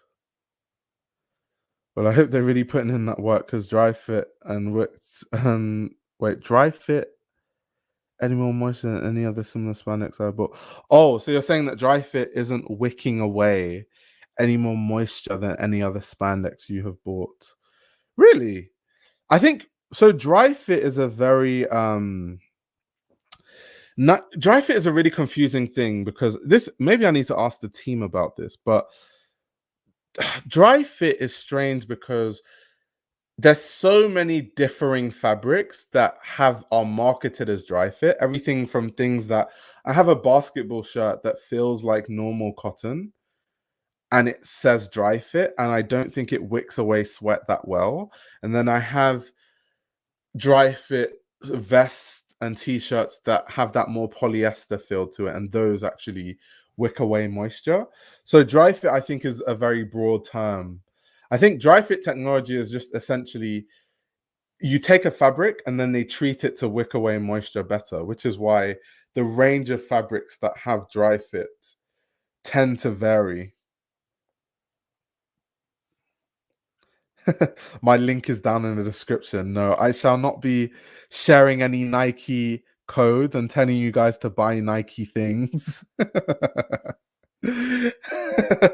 I'm not that kind of person on the internet.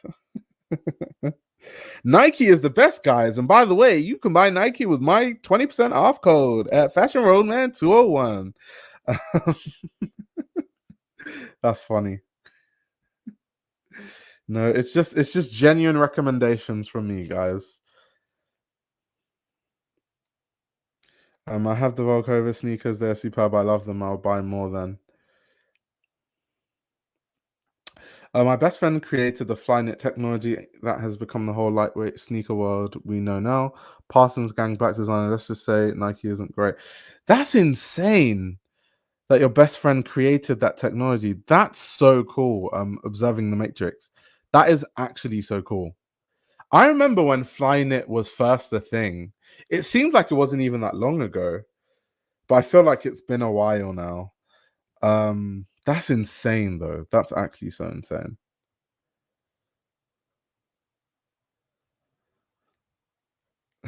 20% at Nike in this economy is a game changer.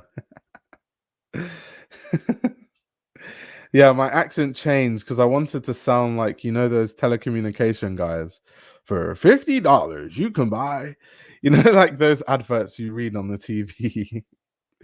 I said you read on the TV, you watch on the TV. Yeah, I had to do an American accent for the Nike ad because Nike is an American company. I just associate like Nike ad campaigns with American accents and like those like weird adverts you used to see in like the early 2000s. I don't know what it is about Nike, but you'll never catch me with anything Nike on me. Yeah, I mean, like I said, I'm Nike affiliated, but it's not like I can't wear other brands. I just choose not to for the most part. That being said, I'd never buy Nike running shoes, and I don't like Nike sent me running shoes not too long ago, and I don't use them. I had to give them to a family member because I have like knock knees. So I think when I run, my ankles like invert inwards. So I need to run with stability shoes. And most Nike shoes are neutral. So I wear Hokas for running. So all my like running shoes are Hokas, always Hokas. So I love Hokas for like stability shoes.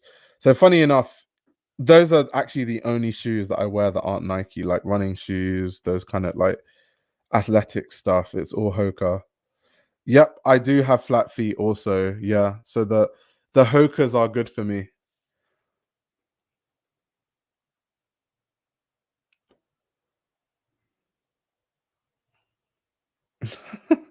Is England winning the final? I don't know, because England has been playing shit football, and some way, somehow, they found their way into the final. Some way, scraping wins in dying minutes, winning on penalties. Jude Bellingham scoring last minute ditch efforts. Um, Ollie Watkins scoring a last minute winner, barely winning anything in the group stage, and somehow finishing top of the table, which means you have a favorable seeding. It feels like Gareth Southgate has a voodoo doll at this point. He kind of just like is using black magic on the football world.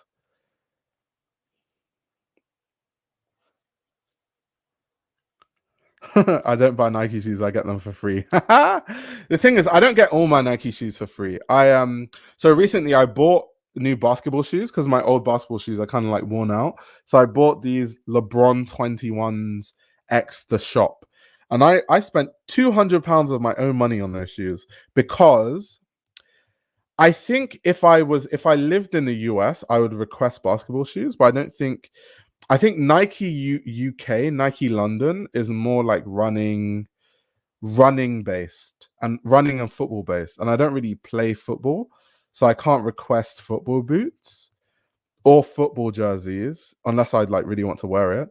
Um, but so the only thing I can request really is like sneakers or running shoes and stuff like that. But I don't wear Nike running shoes, so I can't request those. But maybe I should be cheeky and try my luck and like request LeBrons or something, something basketball, and they'll be like, "We don't have any of that in storage."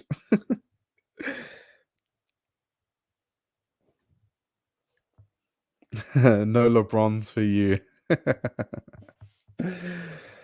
So I haven't requested a Chelsea kit as of yet, but I could. They told me, it wasn't even me. They told me like, "Oh, you can request any shoes you want."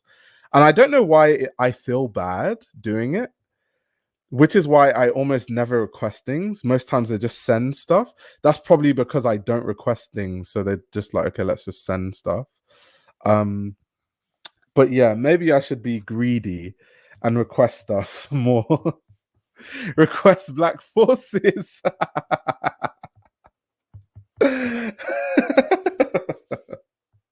That's funny. You're just like my coach. You be getting free running shoes. What does your coach do? What does your coach do? That's really interesting. I just asked. The whites are always asking away. Oh my god. Yes, the family definitely loves the re-gifts. They definitely love that. They definitely love it.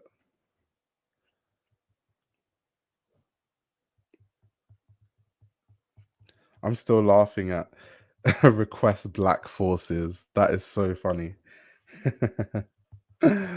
Oh man, that's hilarious.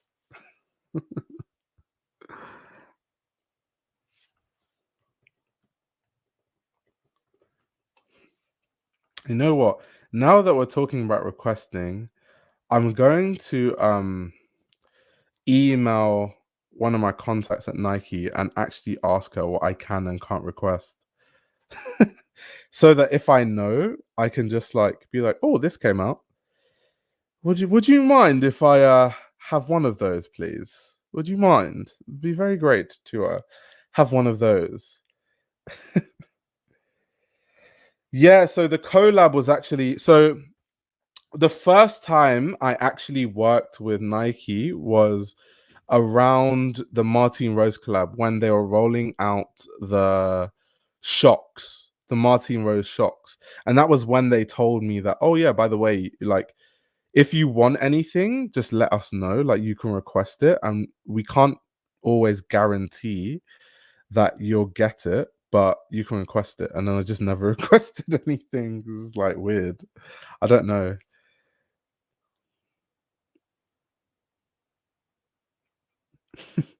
Ask for Air Mags and they'll give you unreleased Nikes. They should actually make me a product tester for people with flat feet. That's true. They should. I think the only stability shoes that Nike make are what are they called? But they're not that good compared to Hoka's, to be honest. Um what are they called again? Let me Google this. Nike stability shoes. Yeah, they're called the Infinity Runs. The Nike Infinity Run. But I first of all, I don't like the way they look. And second of all, I just don't think they're as good as Hoka's. And Hoka has so many more options for stability footwear.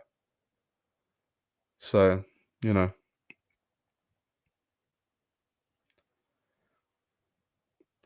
You could be the Nike flat feet ambassador.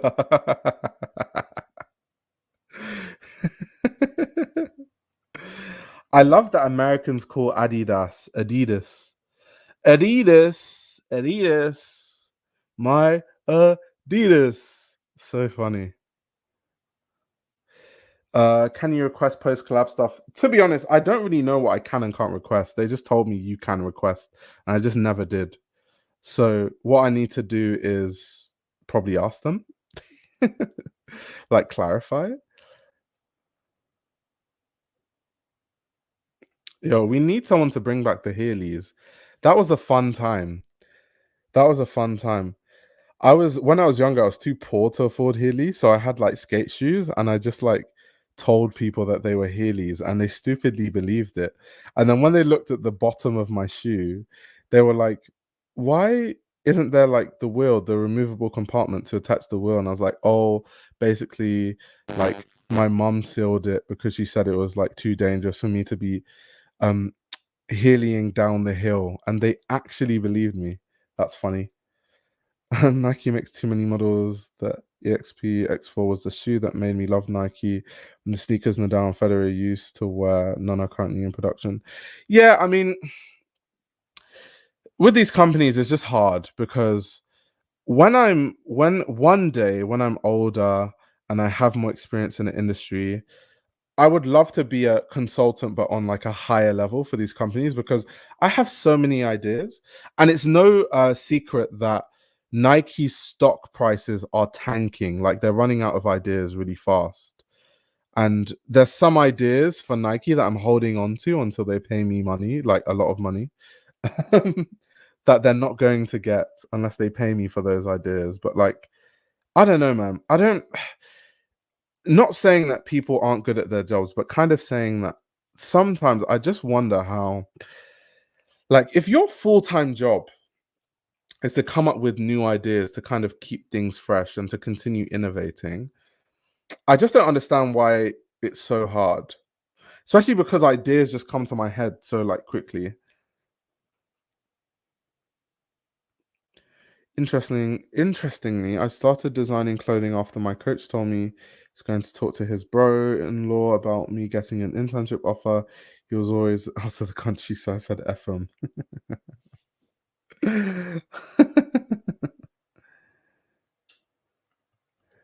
Nike is not so secretly leaning on Jordan Brand release schedules.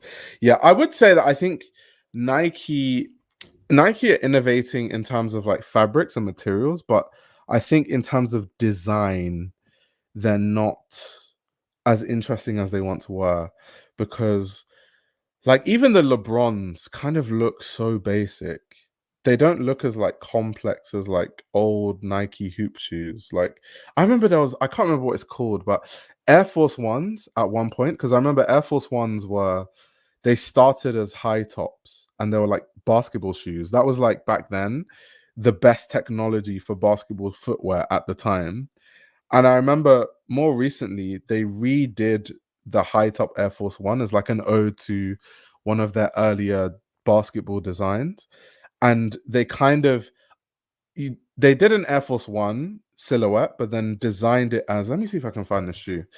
It was basically designed it with updated technology like Zoom and like all the technology that you'd see in a basketball shoe today, but just with the Air Force One silhouette. And it's kind of like a celebration of like the fact that its heritage started in basketball. And that sort of innovation was so cool. That kind of innovation was like so cool. And I'm like, why don't they do like stuff like that?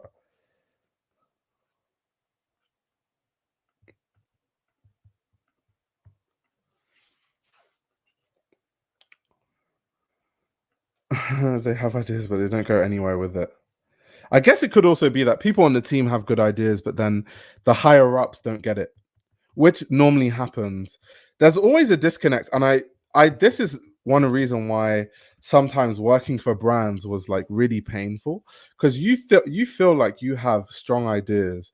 And like I remember I once worked at this fashion brand where their target demographic was my age. Like their target demographic was 18 to like 28, like 18 to 30, I think. And the CEO was like 65 and the head designer was like 45. And so I'd have all these ideas of like, oh, like this is like would be really interesting. I think people my age would be interested in this. And they just didn't listen to any idea I had. They just didn't think it had any merit. And then they would do these ad campaigns, and the ad campaigns look like Marks and Spencer adverts, which is that's like the target demographic of like 40-year-olds, like their age. And it's like there's a huge disconnect between your target audience and like what things are actually what ideas you're pushing. So it's just very sometimes working for these companies can be so difficult because of all the politics in the companies and stuff. There's too much politics and egos, people wanting to be the person responsible for this, even though their idea isn't that good. And actually, they should have gone with someone else's idea. So, yeah. Because what you always have is like cool kids that come with really interesting ideas. And then you have like the people on the executive team who are like literally 60 and 70 and would never understand what you're saying. And it's really weird. There needs to be someone in the middle that kind of can liaise and understand both sides and get both sides to understand each other. Fashion is like film. They want the same but different. Very scared of change or taking chances. 100%. The funny thing is, I prefer a million times watching NBA basketball to football. I only like football when Zidane was playing. Shout out to Zidane.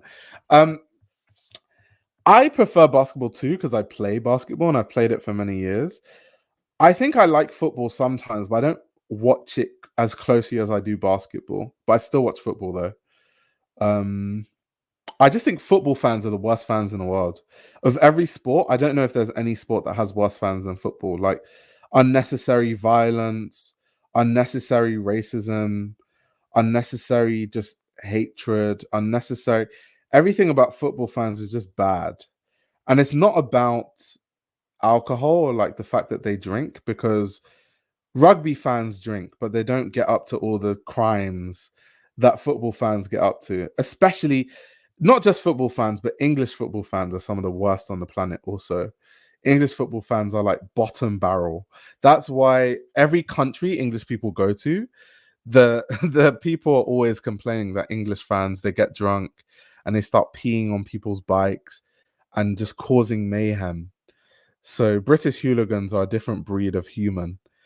So that's why I just think the fans are bottom of the barrel. Like I don't know why. I don't know what it is about football, because rugby, cricket, every athletics, every other sport in the UK, the fans aren't like that. Only football. Only football. But yeah, I'm definitely more of a basketball person. What position was I? Point guard. I'm a point guard. I still play for a team now, but I don't play like semi-pro anymore. I just play for like a team. like a local team that plays like Division One in England, like Division One in my area, like Southeast Division One.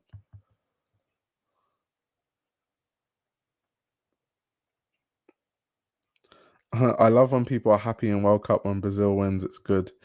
Yeah. Do you know what's funny about football in England? Also, it's the fact that I did my evil chuckle. It's the fact that English people think they're so good at football, but they don't win anything. Like the last time they won a major trophy was in 1966. That was the last time they won a major trophy. That was when they won the World Cup. And I personally don't think that winning a World Cup in 1966 counts because the rest of the world didn't even have the resources. So many people weren't really playing that much football. Like football wasn't as popular back then. Like the internet wasn't around. I just don't think it counts. Like it just doesn't count. And also there were less teams in the World Cup, so it was easier to win. There wasn't as much competition. So a cup in 1966 to me just does not count. And also, England have never won the Euros ever in their whole history. But you would think, can you imagine that my home country, Nigeria, with our poverty and our lack of resources and the fact that sometimes our football team doesn't even travel to competitions because our corrupt sports officials steal the money. Like you get, because normally as an international team, you get like money given to you by like FIFA or by the Olympic Committee for the players, like for feeding and other things. And our sports officials just steal all the money and leave the athletes with nothing. I remember the last Olympics, the Nigerian football team almost didn't make it because some official like stole the money that was supposed to be used to like travel. And despite all of that, the lack of resources, the poverty, the lack of academies in my home country, our country is more successful than England in football. That's insane. Like we've won Olympic golds, we've won African Cups of Nation. Like that's crazy. That's crazy. And England invented football. But then again, English people aren't the most athletic people, to be fair. So like England invent sports that they're not good at. Like they invented football, then they're not as good as Spain or Brazil or Germany or France. They invented rugby, they're not as good as South Africa or New Zealand or even Australia. They invented cricket, they're not as good as India. What other sport did they invent? All they know how to do is invent stuff, but they're not athletic enough, so they never thrive in sports that they make.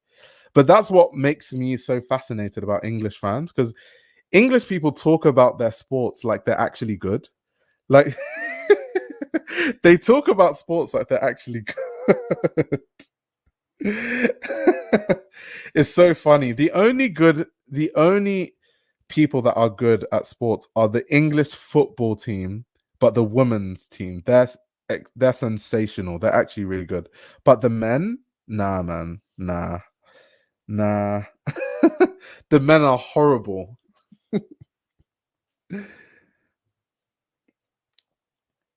Sounds about African. The politicians with the Rolls Royces on dirt roads, corruption to the max. Exactly. The politicians, they steal everyone's pension, driving their Rolls Royces with 5 police escorts on the road to protect them from all the people whose money they've stolen. Very much Africa. They might win it now. They have more black players. That's something I find funny about the English team, where the last Euros they lost to Italy via penalties. And I remember like a lot of the black players missed penalties and they got so much racist abuse. Like their murals were like torn down. You had Rashford's painting was vandalized. They were called monkeys, all that sort of stuff. And all I could think was, this is your first major final since what, 1966? It's probably because of the black players you're even there. If you decided to to not play with the best available players in the country, You would be the same old England, never winning anything since 1966, when barely anyone played football. Barely, most countries didn't even have a football team that competed on an international stage. But that's England for you. That's the country I live in.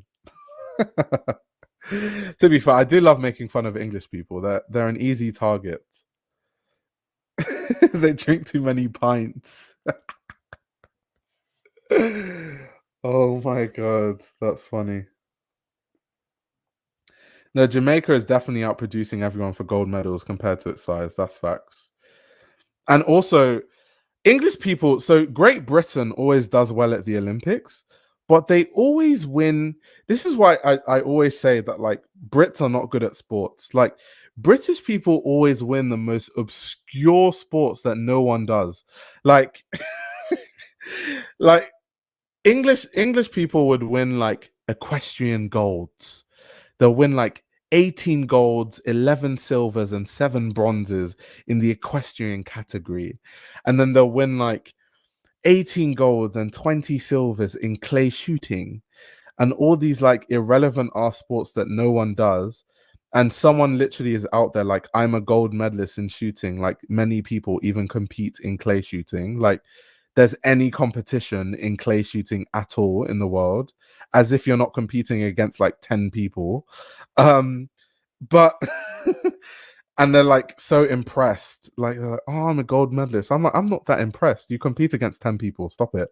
But then a sport that's actually like really hard to win a gold, like sprinting, because everyone runs, those are won by like Jamaica and the United States and Trinidad and Tobago and all those kind of countries.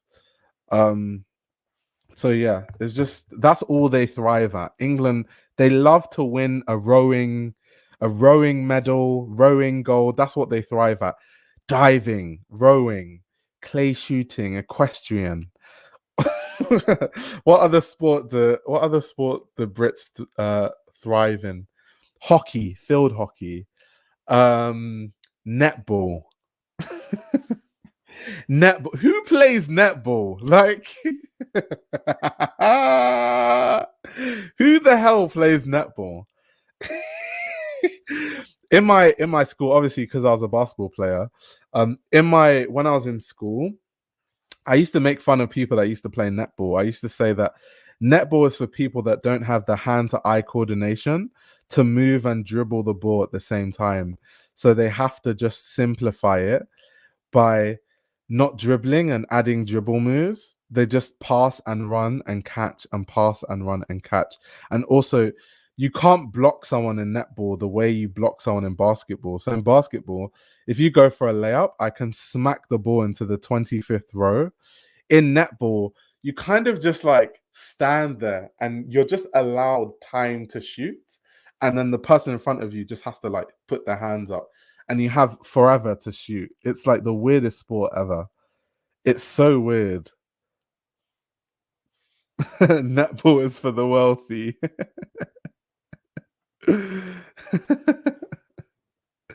Exactly. Show jumping, dressage.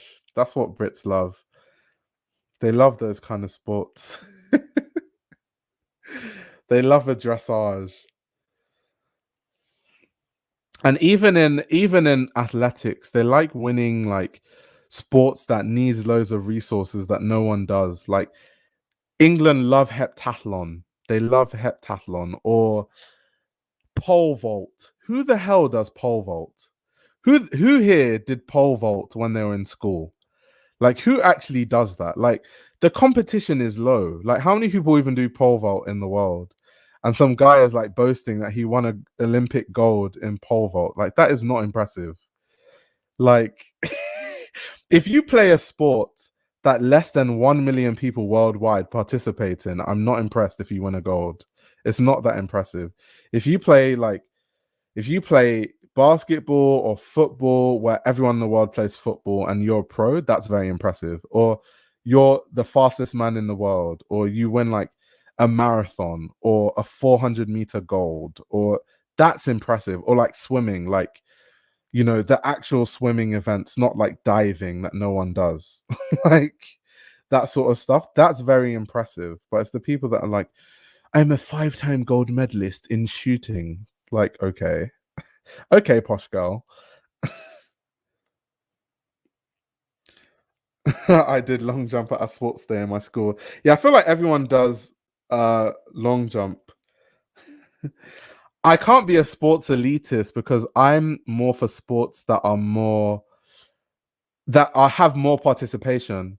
I'm only impressed if people are professionals in sports where a lot of people participate, because it's like you cannot convince me that if all these like lackluster sports like field hockey, if LeBron James took his athleticism and decided to become a field hockey person instead, he would absolutely decimate all the all the people in these sports. It's kind of like how um people say things like, "Oh, black people aren't really good at sports like tennis," and I'm like, black people just don't have the equipment available to them to play tennis. And the second that someone did, you have the Serena, the Williams sisters. So a lot of sports, it's just a lack of participation. And if people actually wanted to participate, it's just like swimming. I also see swimming like that. I feel like if the Jamaican sprinters decided to swim instead, I think the demographic of Olympic swimmers would actually change. So I think sometimes people just benefit from high barriers to entry in certain sports. It's like you're not that athletic. You're not. You're just lucky that you're rich and you're in a sport that requires a lot of equipment that most people can't afford. If you played a sport that everyone had access to, you wouldn't go anywhere, mate. You wouldn't. Now wait a minute, because there don't be a lot of people running hurdles, but I know not everyone can run. But hurdling is different because normally, if you sprint in any capacity, you might get pushed to the hurdles. I think a lot of people, like most people at athletics club, get pushed to hurdles or they try hurdles as a sprinter to see if they'll be good at it. And also, if you do any sort of sprint training, you have to like do, that leg drill over the hurdles anyway. So I don't know. I think hurdles is actually more common. I wanted to play hockey as a kid, but couldn't afford that shit. I could tell that was a white kid sport just seeing the prices of the padding.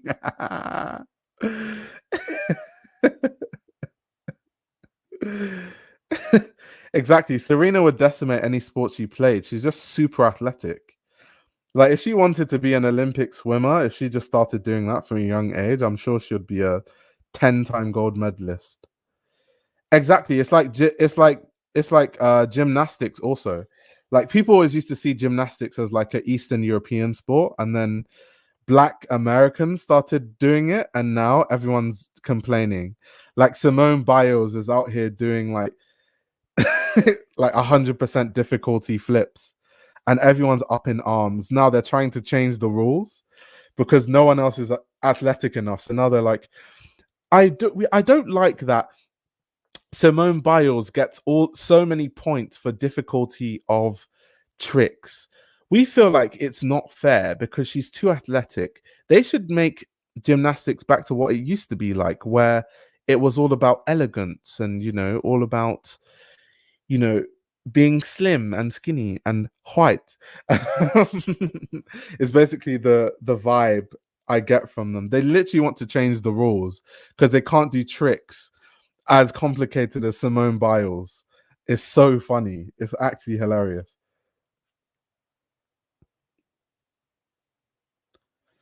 As a sprinter slash hurdler, hurdling is extremely hard because you have to run at top speed while not falling or tripping. Oh, Alyssa, you're a hurdler. That's insane. That's actually amazing. When I did athletics, I used to be a sprinter, a long jumper, high jumper, and triple jumper. But I was never actually a hurdler. But hurdling just looks painful. I tried it, and after hitting too many hurdles and being in pain, I was like, yeah, it's not for me. Like your flexibility has to be insane running that fast and like hurdling.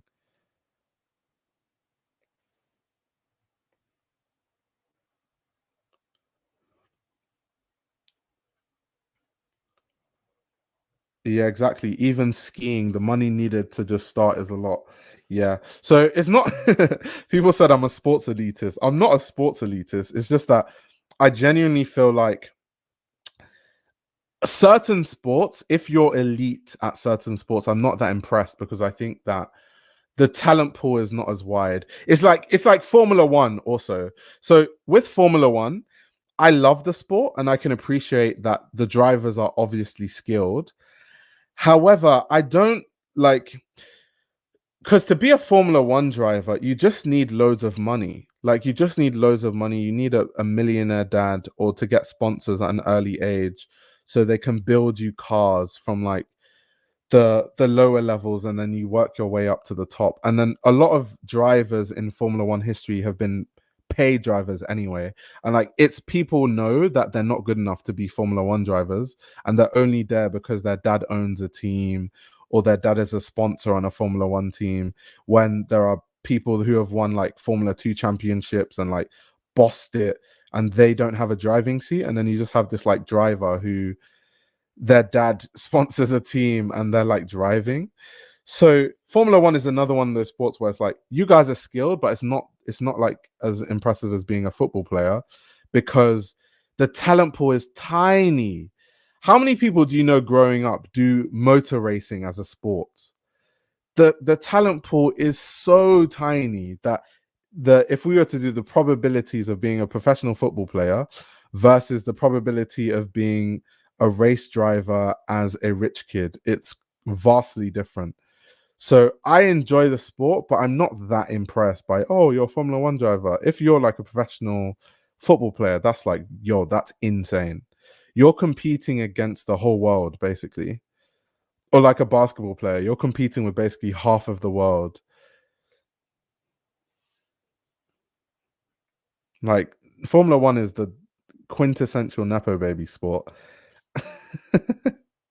It's just rich kids galore. Exactly. If basketball players started playing tennis, they'll murder everyone. Can you imagine like athletic, like LeBron is like probably 6'10". LeBron is 6'10". He runs 100 meters in like less than 11 seconds. He jumps like 45 inches into the air. Like tennis players are just lucky that rich kids for the most part in tennis. If those kind of kids decided to play tennis, like my word. What the hell? Like people would just rich kids would just stop playing tennis because there'll be no point. Peak D Rose in tennis. That wouldn't be fair. Or yeah, like Russell Westbrook in tennis. That wouldn't be fair. It just wouldn't be nice. For a start, no kid should go to professional sports, they lose their childhood. That's true. That's very true. Behind every excellent sports athlete, there's a crazy father. Oh yeah, this is another one of those like niche sports that Britain is good at. Britain wins so many gold medals in like track cycling, and the bikes cost thousands of pounds. Like some of the bikes cost like £50,000. Like who the hell is doing that sport? Of course you guys are good at it.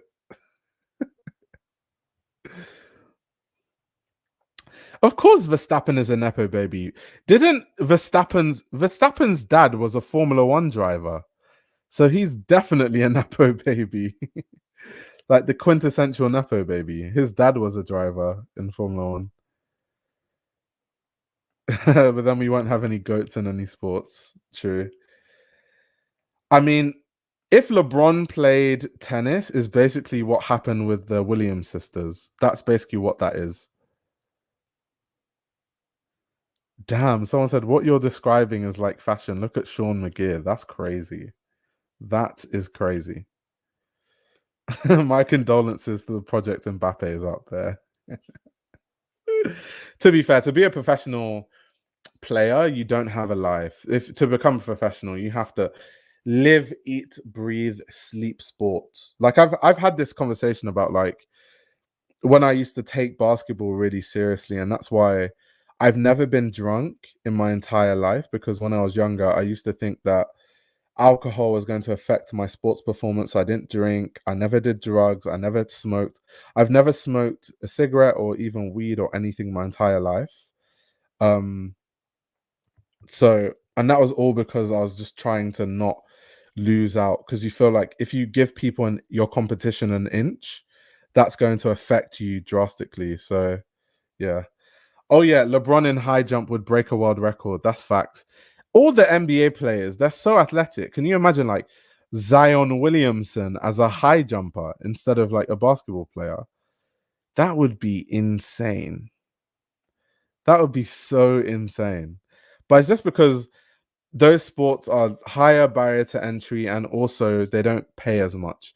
Like, you're not going to become a high jumper and get your whole family out of the hood. But if you're an NBA player, you can genuinely get your family out of the hood.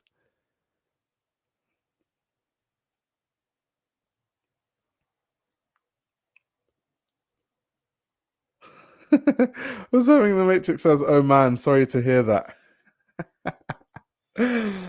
I think I've kind of, because even though I don't really play sports that seriously anymore, I've kind of adopted that lifestyle. So I don't really drink much. I don't really I still haven't done drugs or smoked or anything. Never been drunk till today. So I guess it's kind of good. It will do my liver a lot of good and my brain, prevent it from a lot of damage. Yeah, NFL is also lower entry. You just need a coach who really believes in you and will push you to the next level. Exactly. Exactly. Oh yeah, I remember this. The trainers hitting the kids and stuff. I remember seeing videos of that.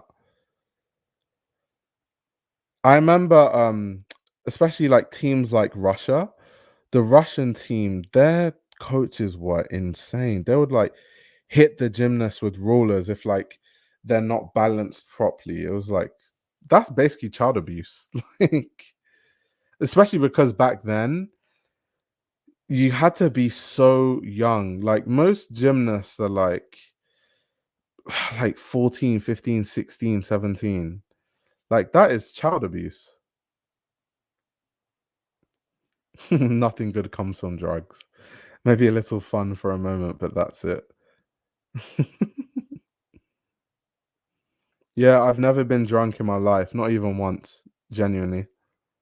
It's because first of all, I don't drink. I drink maybe once every 7 months. It's that infrequent. I got drunk at 13. How British of you. I'm 35 now. The nights I had in Vauxhall back in 0708 were worth a few errors on my forehand.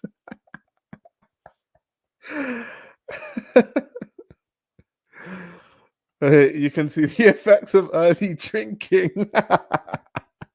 Is that where your savagery comes from? Oh my god, that's funny. I genuinely think I'm the only sober person I know. I'm sober with you, Mel. We can be sober together. The abuse in gymnastics is not like that anymore, but it's still very bad. It's just not on camera.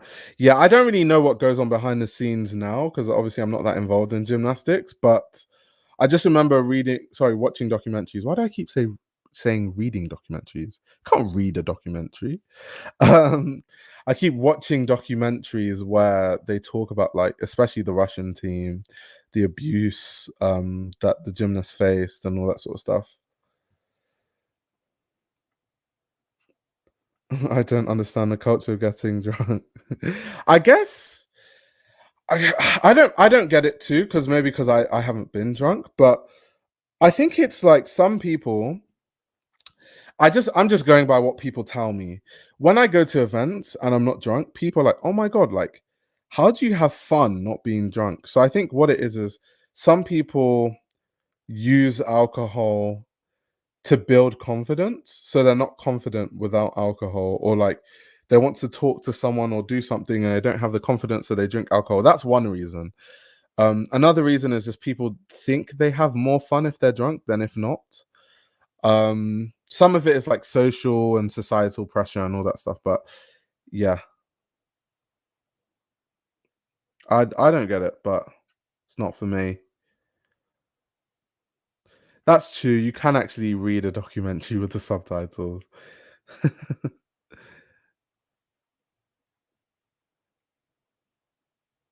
Sober gang, we up. Facts. Sober gang. So the thing about alcohol is like this is when Micah is making fun of me for importing good wine. Um, I drink alcohol for the taste. So if I don't like the taste, I'll never drink it. I'm not like, the Brits are like, way down it in 4, 5. Brits, way 5, 4, 3, 2, 1. I'm not one of those drinking, beers that taste like piss. So because of that, I think some alcohol tastes really nice. You just need to find what you like. Not that I'm trying to get you to drink alcohol, Mel. But I wouldn't say all alcohol like tastes or smells bad. I think it just depends.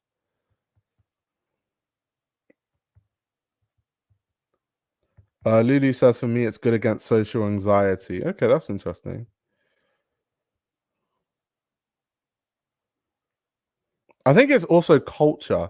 Like when I go to Italy, Italians can drink wine. Oh my gosh. Every time I go to Italy, they drink so much white wine, like so much white wine with every meal, like lunch and dinner, just wine, wine, wine. It's like, yo, you guys need to slow it down here.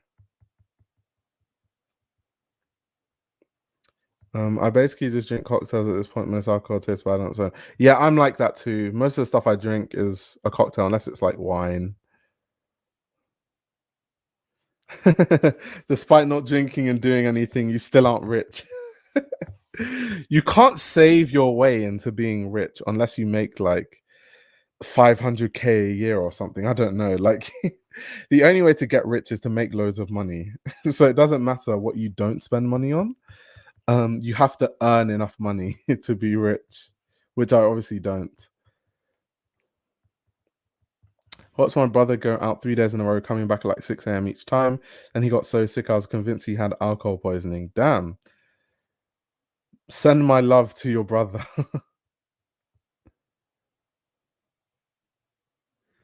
Luke said, I had 12 shots after my graduation dinner, went clubbing afterwards and had more shots.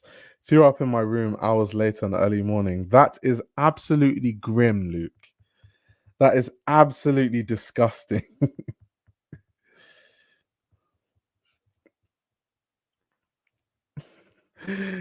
Luke says I can chug vodka like it's water and then you end up throwing up. Oh my gosh. Did someone say 500K is middle class? Where? Purple Rain, where is 500K middle class? I need to know where you're living. 500K middle class. $500,000 middle class. Where do you live? You must live somewhere where it has the highest cost of living on planet Earth. New York City. No. Even in New York, 500K is rich. Even in New York. Party culture is killed by calorie counters and Instagram. A lot of people rather stay sober to look good, not even because they're not really into partying. We didn't care. We all look crazy. Yeah, I think if you want to drink, be like if you're an adult, so long as you're an adult, I definitely, if you're under 18, I shall not be promoting alcohol consumption here. But if you're over 18, do it if you want. You're totally entitled to. Me personally, I don't like partying. I'm not a clubber. It's not my vibe. It's not my scene. But for people who, that's their scene, go for it. I'm not going to judge you.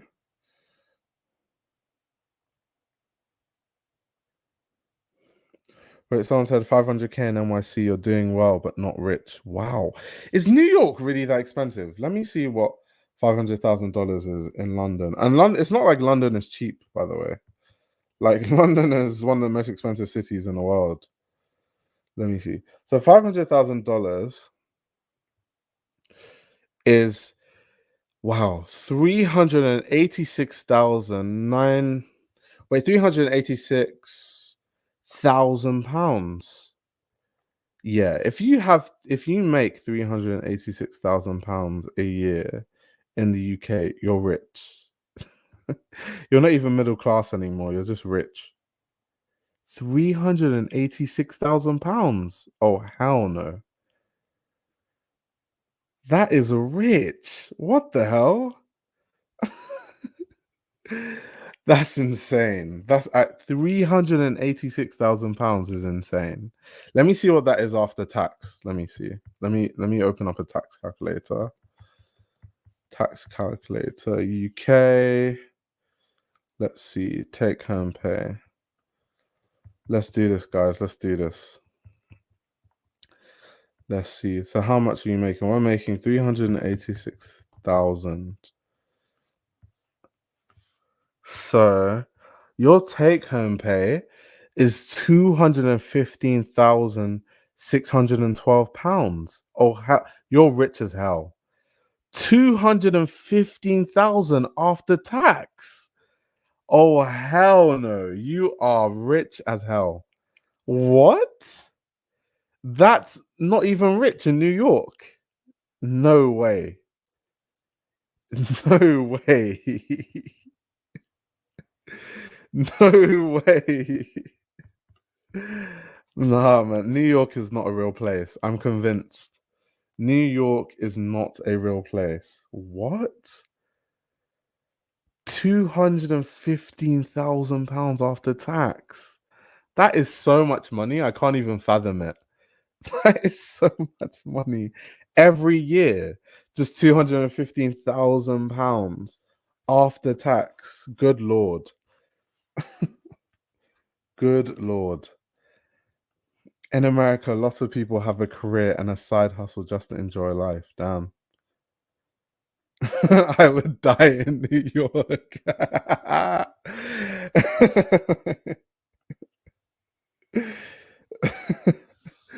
Wait, let's see what was having the Matrix says.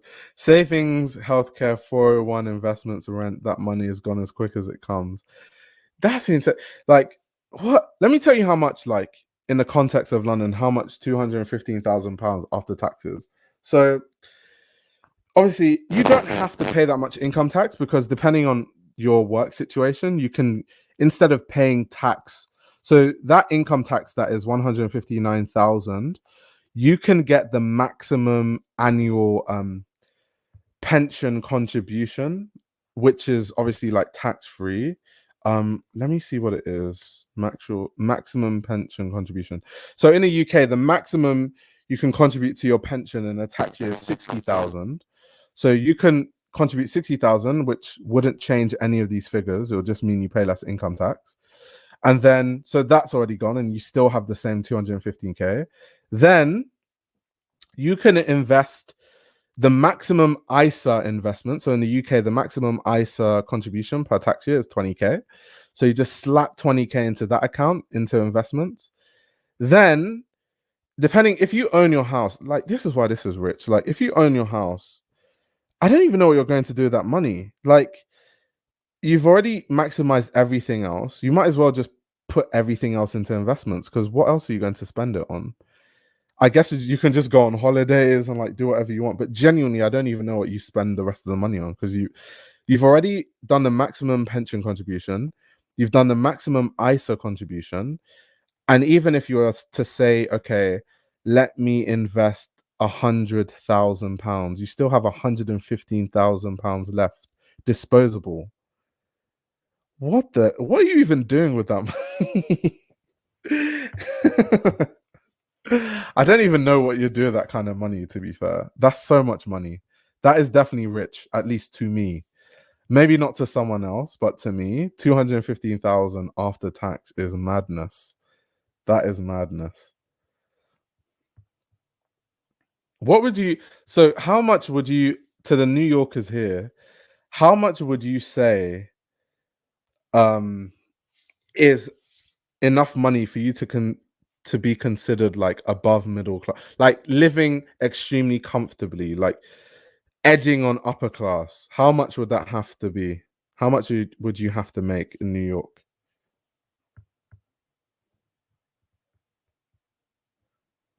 That's not enough for the Ferraris. It is enough for the Ferraris though, because if you make 215K a year, you don't have to buy it cash. Even rich people don't really buy cars cash because they don't like tying up loads of cash into like an investment that's not going to make money back. They like to have that cash to, invest in investments that actually bring back better returns than a car that's going to depreciate. So earning 215K after tax, you can definitely afford a Ferrari, just not in one go. You just like pay 100K deposit and then pay £2,000 a month. Fuck money, ciao. All that money to buy silver tone brass.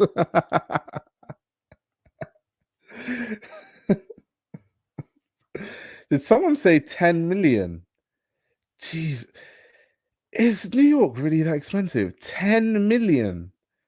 The purple rain is okay, that's too far. Upper middle class would be 30 million. Really?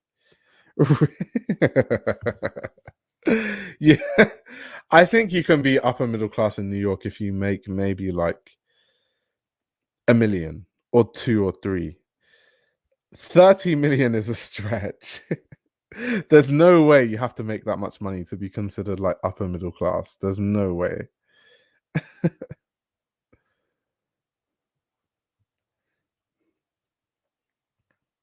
Yeah, 1%ers are definitely not millionaires. 1%ers are billionaires for sure. Um, and also it depends 1% relative to what. If you're saying 1% relative to the entire world, then yes, millionaires would be 1%ers. Because most of the world is living in poverty. Like there's a lot of parts in the world where people are surviving off like £2 a day. That's probably like what the majority of the world looks like. So yes, if you make millions, you're 1% in the world. But if you're talking about 1% of the Western world, then no, you'd have to be like a billionaire. Unless it's have to stay in the UK. There's no way you're saying six figures is almost welfare in New York City. See what exactly what Elle is saying. 70K a year in London is more than enough, especially if you're solo, family free, etc. Same for the rest of Europe. Yeah, I mean the rest of Europe is cheaper than London anyway. Apart from maybe Paris is close to as expensive as London, but the rest of Europe is like way cheaper than London anyway. So yeah, 70K a year is like you're cozy. If you have kids, it gets a bit more complicated, but yeah, if you have kids, you need more money. You don't need because there's people that survive on less, but if you want to be comfortable, yes, you need to make more money than 70K. But if you're alone, childless, 70K a year in London, you're living nicely, like comfortably. Most of the world being in poverty is an insane and depressing stat. Yeah, it's very depressing, but unfortunately, that's the reality.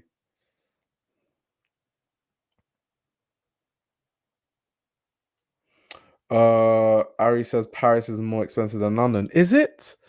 House prices in London are insanity.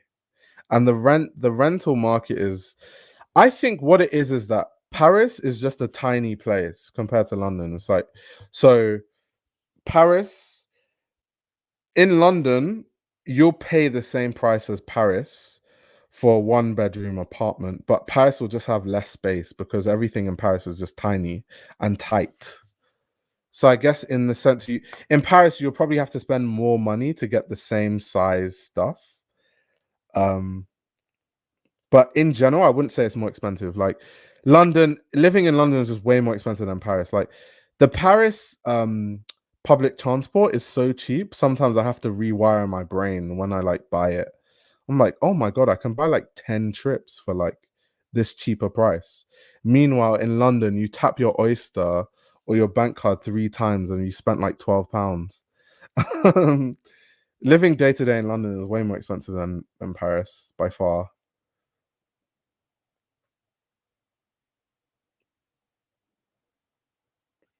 DC and its surrounding areas are also expensive. If you don't have kids, they come to you first for taxes in America. They're like, you don't have kids, give us our money. How much does it cost to have one roommate in London and be in a neighborhood where you don't get stabbed? I don't. London is very much like safe and unsafe. Like I lived in what people would think is a rough area in London, but I mean, I'm fine. I never got stabbed. And I think London is not like America. It's not like the US in the sense that London doesn't have like neighborhoods. Like I feel like when I'm in the US, there's like a poor neighborhood, then a rich neighborhood, then a middle class neighborhood, then an upper middle class neighborhood. Like in London, you'll have like a council estate, and then around the corner is like some of the most expensive properties in London, and then you walk further, and then it's another like council estate. So there's nicer areas, richer areas, but I wouldn't necessarily say they're places that you would or wouldn't get stabbed. I think you just need to find somewhere that you like and just move accordingly.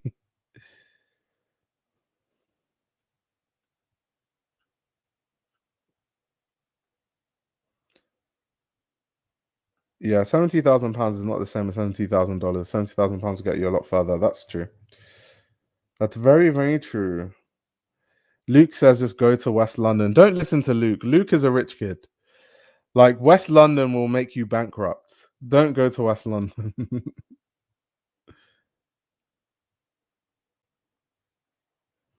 But like what Luke said, just mind your business. Don't get involved in quarrels with anyone. You'll be fine.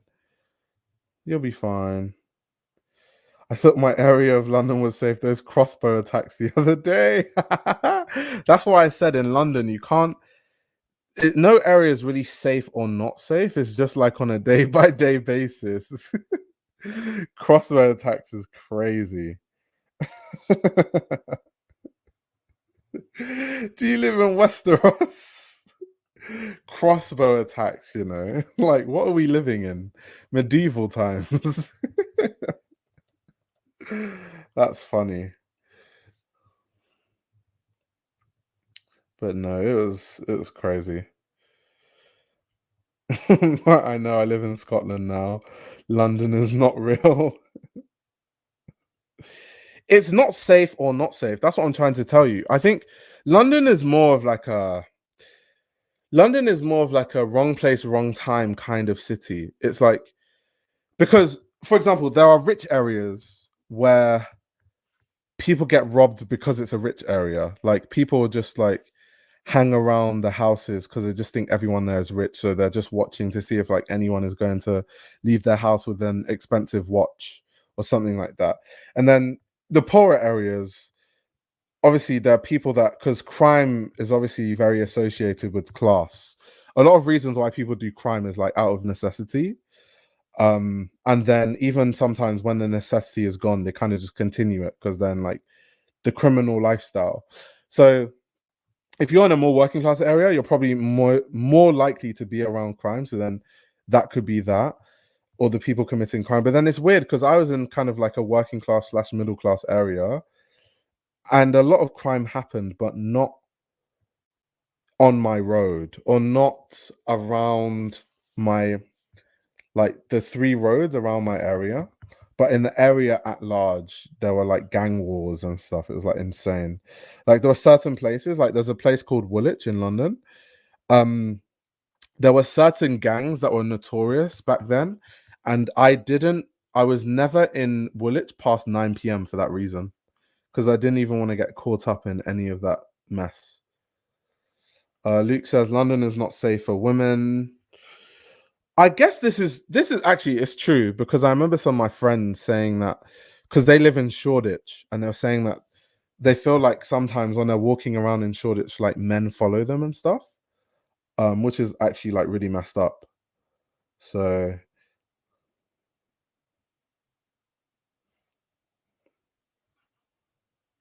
yeah, it's really mixed. One street will have multi-million-pound properties, and the next street is council flats. The suburbs are pretty different once you get out of zone 4. True, true. Damn, I feel less safe at my job than anywhere else. Soaring Spear, what do you do for work? Why do you feel less safe at your job?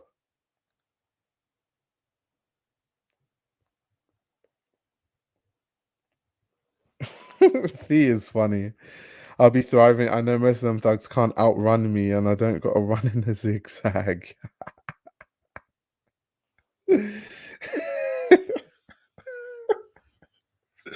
To avoid bullets. I mean, there are guns in London, but as a normal person, I don't think you should be scared of being shot. Gun shootings normally happen between rival gangs, not criminals using guns to threaten civilians, because the crime, the charge for even just possession of a firearm is insane. So no one is going to be out here, you know, brandishing guns in public. Wait, I've had friends be shot at for ignoring men in the US. Oh my God. Someone can't take rejection so much that they shoot at the person. No way. America is not a real place. I also agree with this, by the way. City of London is very safe if you don't wear a Rolex. There's always that person that wants to flex.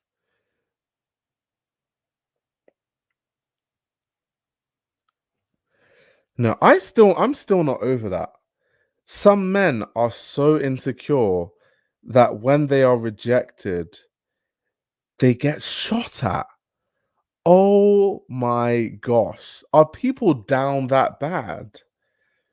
Are people's like, what? Women get shot at because they don't want to talk to someone. No way. That can't be real. That can't be real. I can't even imagine like how that would play out. Like a woman's walking on the street, a guy tries to talk to her, she's like, sorry, I'm not interested. Then he just brings out his gun and starts shooting. What the hell? What the actual hell? What the hell? That is actually the craziest thing I've heard this month. It's not even about they have no game, because it's like, I mean, I think I have game with women. I guess women would have to tell me if I do or not. But at the end of the day, as a guy, you just know that not every person is going to like you, or like your aura, or like your sense of humor, because we're humans and we're all very different. So if I try to talk to a woman and she's not interested, she's not interested. You move on. Like, it's not, sometimes it's not even about game. It's just, it's not everyone your game will work on anyway. So yeah, that's crazy. Bringing out a gun to shoot at someone because they don't want to talk to you is insane. That is insane. I was a self-proclaimed Riz god. Oh, that's so funny. I would put my Riz to the test if like anyone in the chat was like a tall black woman, like 6 foot and above. Um, that's what you says. I've never been shot, but I've been grabbed and the man refuses to let me go. Or screamed at because I didn't hear someone hitting on me and then see my rejecting. This is why I hate cities. That's insane. I'm so sorry you got grabbed by someone, by the way. That's so messed up. It's just the audacity for someone to think they can just grab you is insane. That's actually insane. This is true, by the way. Andrew Tate has genuinely poisoned an entire generation of young boys. That's facts. Oh, he says that's part of the game. You got to learn to take rejection. I don't even think you need to. Do you need to learn to take rejection? It's just, it's life. Not everyone is going to like you. Someone says no, and it's no. It's fine. Like, move on. I don't think you need to learn that though. I feel like that should be something that you just like inherently understand, like just naturally. I don't think anyone ever sat me down. I don't think my parents ever sat me down and had to have a discussion of like, okay, Io, like, no means no. If you try to talk to a woman and she's not interested, don't force the issue. They never had to have that conversation with me. I think it just like, it goes without saying. I think at certain points, you're just supposed to know the difference between right and wrong. I'm wrong, unless there's like something fundamentally wrong with you. Yes, I have one sister. She's actually been on my channel. She's been on my channel. But I have one sister. I've only got one sibling, a younger sister. I don't understand how people can take Andrew Tate seriously. Yeah, same. Same.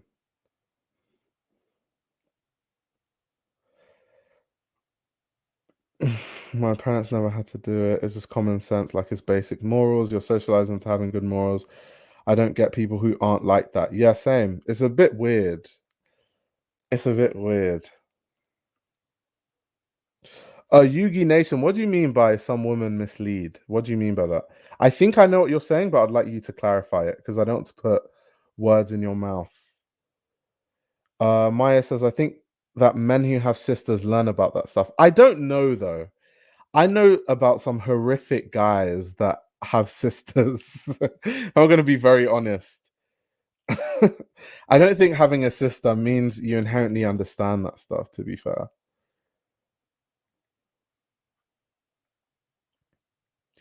Some dudes do it out of pride and ego because nobody has even turned them down.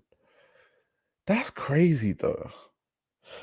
Especially if you're an adult. As an adult, you just have to understand that not everyone is going to like you. That's just life. Like, if as an adult you can't understand that, then there needs to be a boot camp for adults that don't think like adults, where all of them just get taken to be taught how to behave like an adult. Because how can you just expect never ever to be rejected by a woman in your entire life?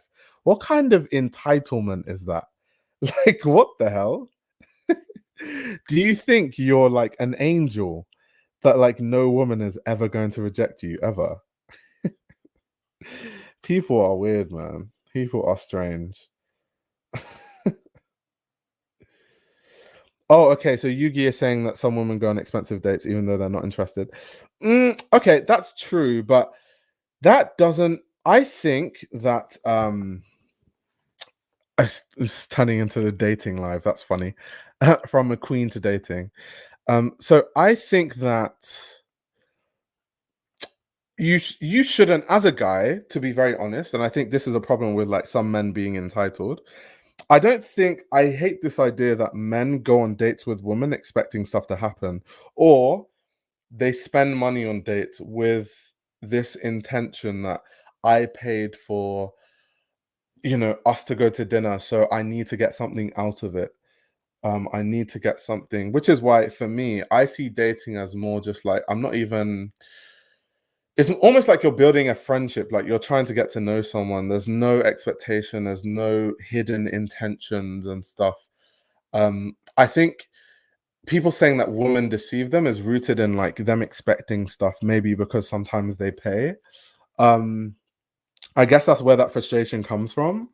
But I don't know, me personally, I just don't think that way. And also, the kind of woman that I go on dates with wouldn't use me to just go on expensive dates and to like eat free food off my dime. I don't hang around women like that. I don't know. It's just weird. Like I pay for people's food all the time, but those are like my female friends, not like people I'm dating. Uni says maybe they have had success with such behavior. Maybe. Who knows? Duke says that's the thing, they're not adults.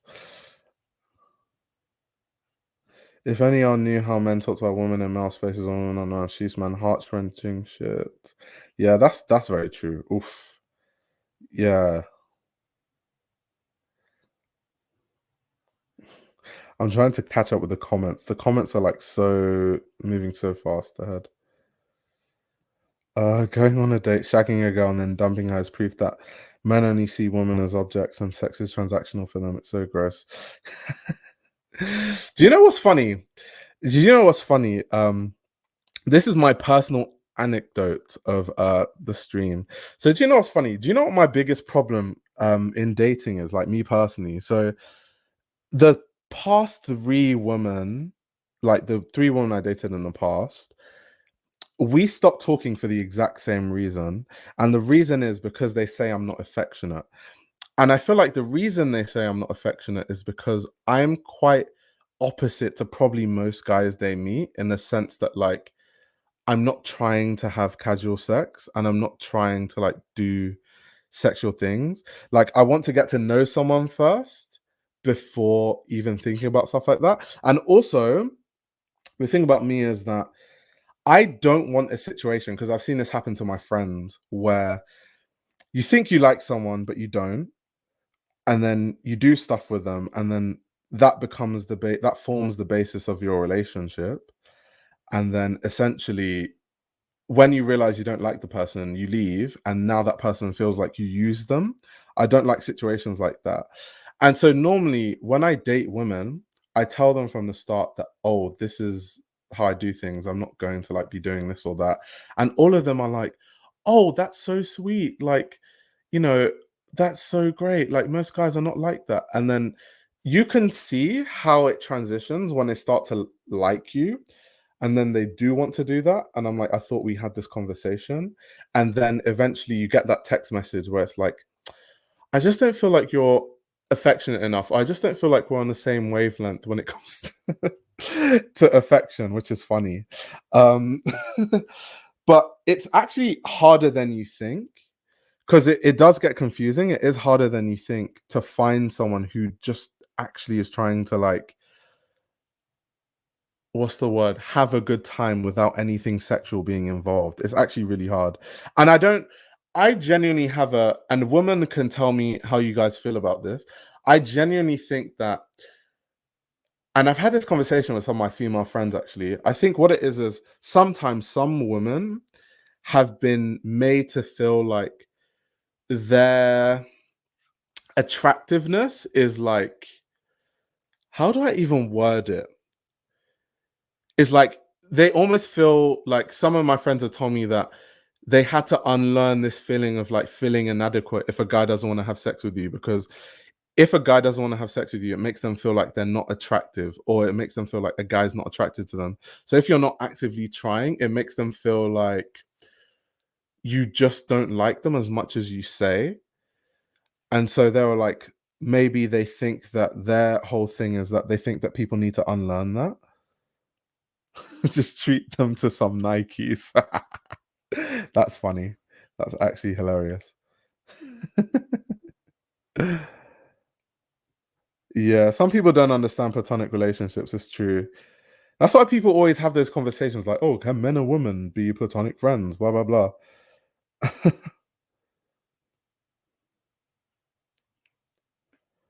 Let's see. Mel says, I have exactly one guy friend and I question him too. I'll never really feel safe or secure. And it's so disturbing. Oh, okay, that's interesting. So you always question if he's interested in you more so than just a friendship. That's very interesting. I've had 2 long-term relationships and the rest have been short-term.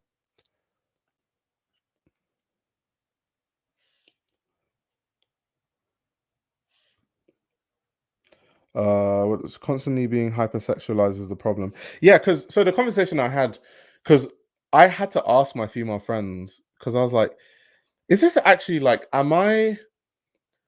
is my approach to things just never going to work, or is it me or is it them? So I'd like asking my friends, and we came to the conclusion that sometimes it could be the case that, like, and it's not like these women mean to do this. I think it's just like things can be societal, and like you can just learn these things over the course of, like, most guys that have been attracted to you have expressed it in some sort of sexual way. So when a guy is attracted to you and they don't express it in a sexual way, you think that the person doesn't like you, which is why there was someone that I dated, and she kept asking me, are you sure you like me? Like, are you sure you like me? And I kept having to be like, yes, I do. And I think the reason why she kept asking me that question is because I don't think she told me this, that most guys would have tried to this by now, or most guys would have tried to that by now, and you haven't. So it just makes me feel like you don't like me. So I feel like it's kind of weird, but it's kind of twisted in a way. Very, very twisted. The world of dating, guys. The world of dating. Ronnie's just so sorry. Y'all have to worry so deeply. I notice it even if I try to be kind and hold the door open for someone. They always have that look in the eye, and I understand. I don't take it personal. Yeah, same. That's why, like, if I'm walking, if it's like a dark street and there's a woman in front of me, because I know I'm like big and how that looks, like dark alleyway woman, big black guy, I'll like cross the road for them. Or I'll walk faster to walk in front of them so they feel comfortable. Because if I'm just like walking slowly behind them, they're probably gonna be a bit uneasy. So yeah.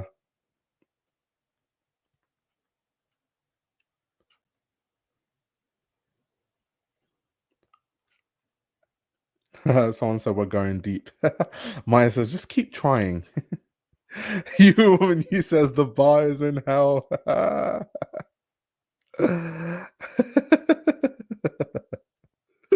Why do you say the bar is in hell? Why is it in hell?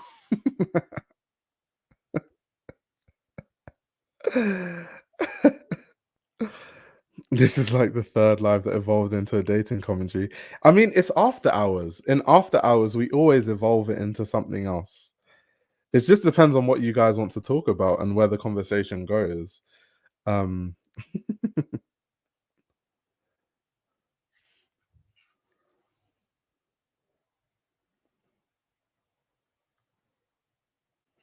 but I also feel like people date as if it's a performance. What do you mean by that? What do you mean by it's a performance? What do you mean by that?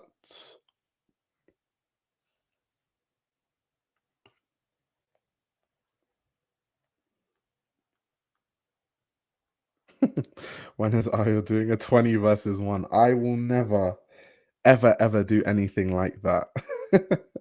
Like, ever. 20 versus 1. That's funny. Is that anything lower than hell? Because then you lied, because the bar is really there.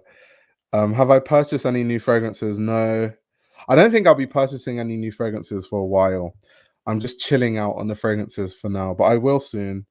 I still haven't tried the new Angelina fragrance, so that's something I want to do. I recently tried out some new like Zuzu, the new Celine fragrance. I tried that out recently. Yumi says, because I think what you're saying is very normal. I think women have normalized their worth being upon being objects of desire, and we too often become insecure when men treat us like the complete people. Yeah, so I get the sense, and it's quite sad and twisted. I get the sense that sometimes when I date, people think I have some sort of like ulterior motive because it's almost like weird that I'm not looking at them for sexual reasons. Or the reason why I want to be with them is nothing sexual. So it almost makes them maybe uneasy is not the right word, but uncomfortable that there's a catch or something like that, which is like sad. I think it's sad. Kind of like what you're saying, you. Oh, okay, so Purple Rain, in terms of being performative, they want others to talk about how they're a cute couple, and when they try asking deep questions, they run around the subject. Yeah, I think I don't know. I think the best strategy in dating is just to be yourself. The whole performative thing, like, it makes me cringe. You know, guys that like try to present themselves as being richer than they are, or like, try to present a lifestyle that they don't even live, is like, I don't get it. Because now, if you don't keep up that lifestyle, you're just seen as fake or a liar. Like, why do you even do that in the first place? Just find someone that actually likes you for you, where you don't have to do all that performative nonsense. So yeah, bad dating advice.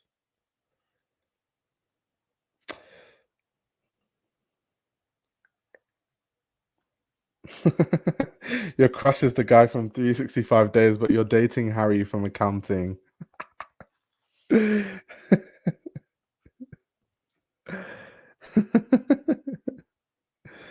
Yunu says, unfortunately, many times men do have ulterior motives. They do, which is why, once again, I'm self-aware enough to understand like perceptions and like what other people have like been through. So I'm self-aware enough to understand where they're coming from, but it's still like I don't though. So it's kind of like, where do we go from here? But yeah, it's weird. It's weird. Or it's normal that they want to be in a sexual romantic relationship and you weren't meeting their needs. I guess it would be normal if they stated that, because I always from the start tell them that that's not what it's going to be, and they say they're okay with it. So if they wanted a more sexual relationship, then obviously I wouldn't be the person for them. So at the reason why I'm telling them that from the start is so that if I'm not the person for you, then we don't go any further because I'm not the person for you. So I'm kind of like trying to tell you that early, just in case that's something you're not okay with. So they will say, "Oh, that's fine. That's actually so good. Oh my god, it's great to have someone that's not um considering me for sexual things." And then it's later on that they start to like change their tone a bit. Eye revelations. That's funny. So I think it's completely fine to want to have a more sexual relationship. Obviously, that's not for me because that's not really how I date. But um, I make it clear what kind of relationship I'm on or I'm trying to have. So if you say you're okay with it, then I would just assume that you are. But yeah, it's kind of like what Purple Rain is saying. Like people do lie though, which is true. This is also true. Be comfortable and happy being on your own first. Love yourself in your own company before loving someone else. I am making himself out to seem like the communication king. I'm definitely not the communication king. I'm terrible at communication, by the way. I'm like, well, that's my biggest red flag. I'm horrible at communication. What? It takes me forever to respond to messages. I'm so bad.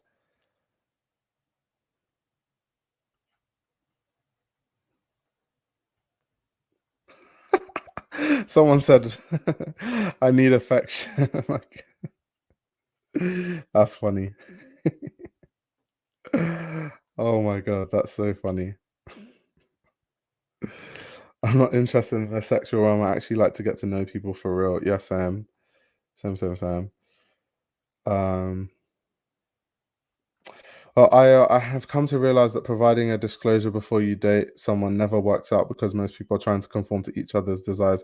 Yeah, I've definitely learnt that at this point, but I don't know how else do you go about it, because it's like if you tell someone that you're not trying to like you're trying to get to know someone for them and they say that they're okay with it, we are adults. This is my issue. I don't like the fact that so many people don't behave like adults. It's really draining.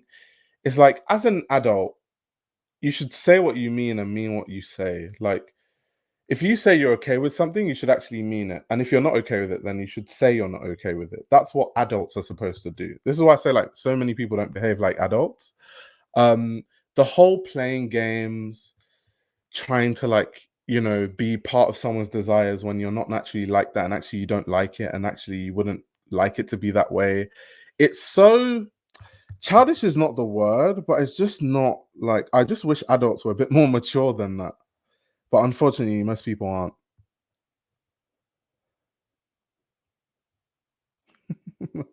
Luke is the biggest hater.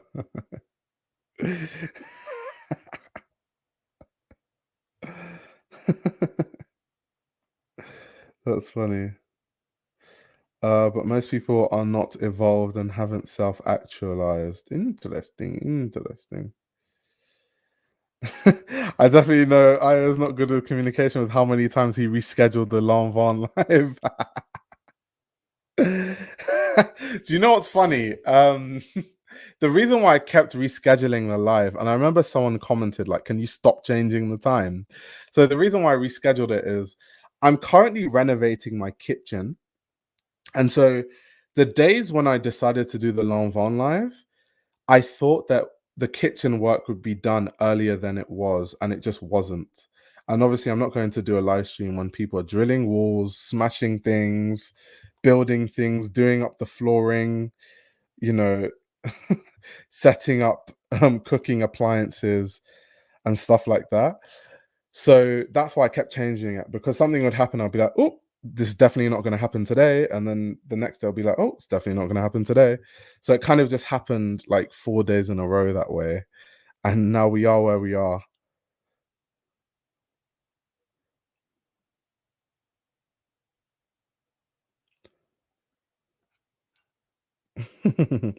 Well, have any of you knowingly met someone for a hookup? Because that's different than even wanting a relationship. So does that make it different?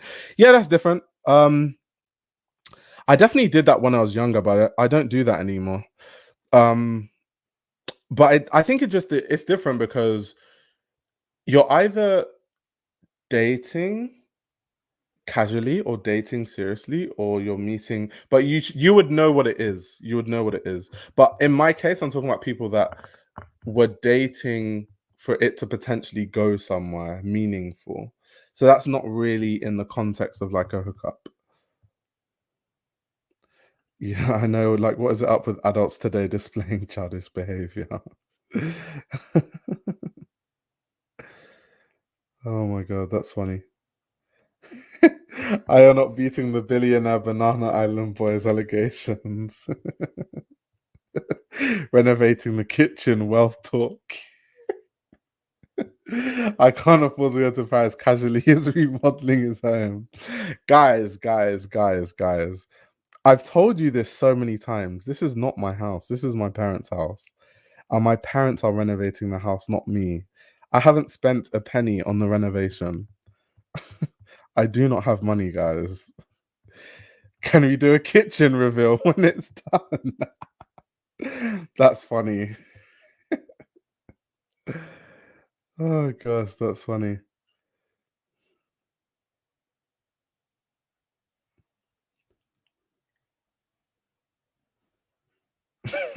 I view hookups as a Hollywood moment where you make out and then just leave, kind of like a performance. That's funny.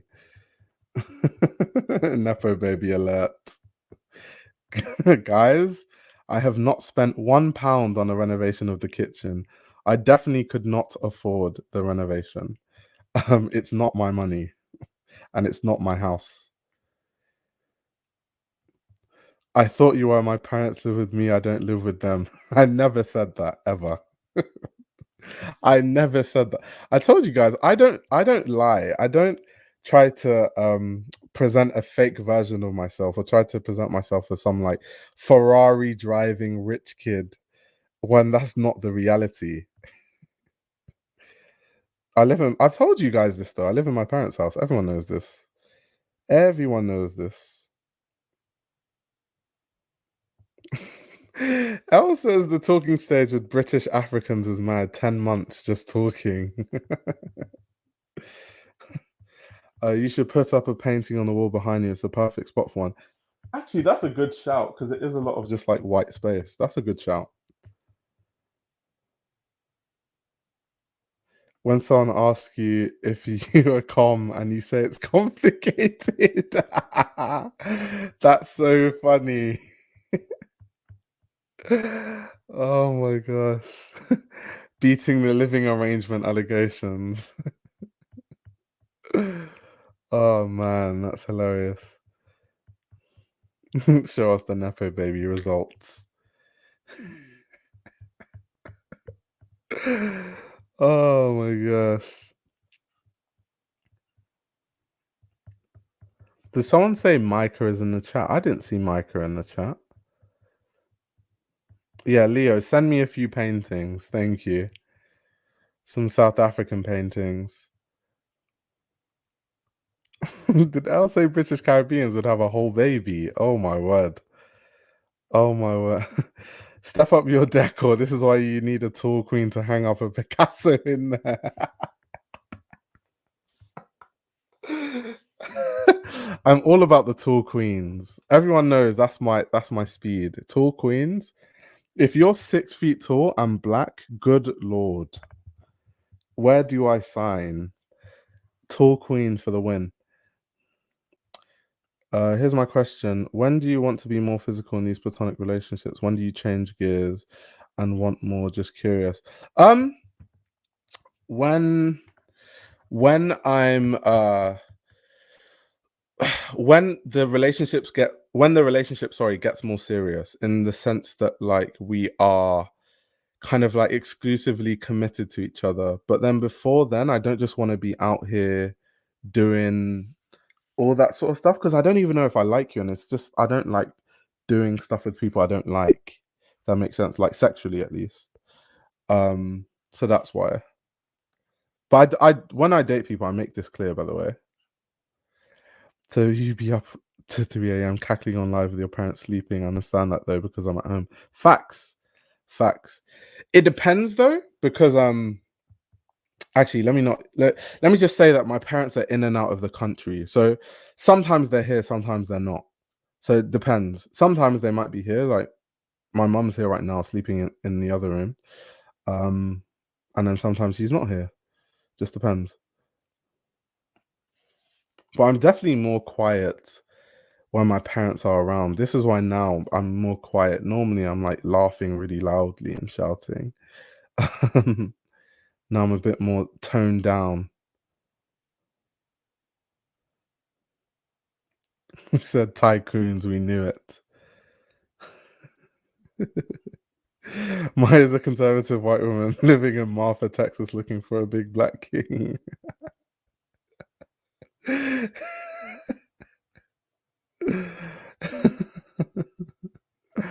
That's funny.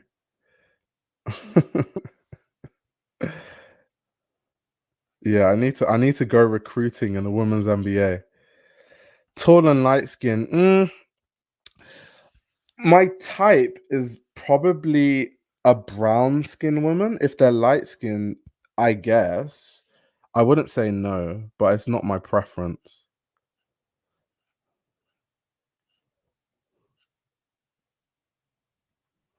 Luke says, imagine a house to yourself often. I wish.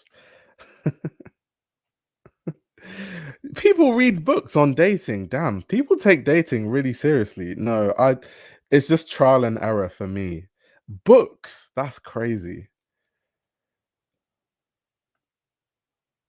That's actually crazy. I was in the west wing of the compound. Oh my word.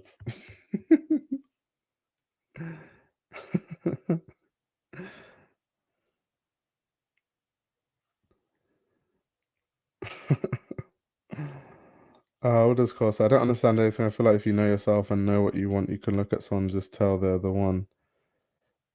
Personally, it hasn't worked that way for me, but if you have any tips on that, that would be very interesting.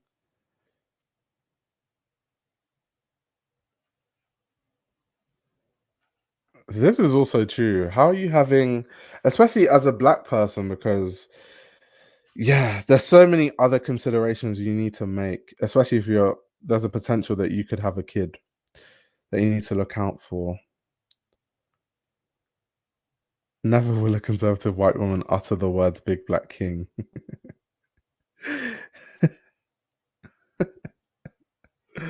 That's funny. Did Elle say I know someone that ticks them boxes? What, brown skin? And she has to be 6 foot tall though, or taller. Elle, is she 6 foot tall though? Or like I can stretch to like 5'9" or like 5'10". Like that's as I can stretch that far.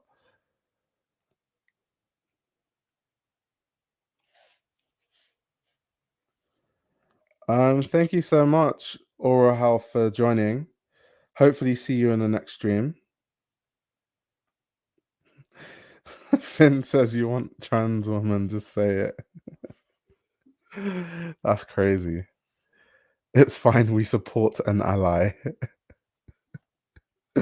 You're making you're making it seem like there aren't many people who are that tall. There are, trust me. I see them all the time.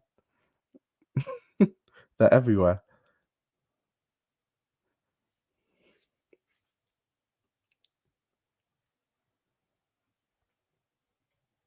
Soaring Spears says we love the dolls.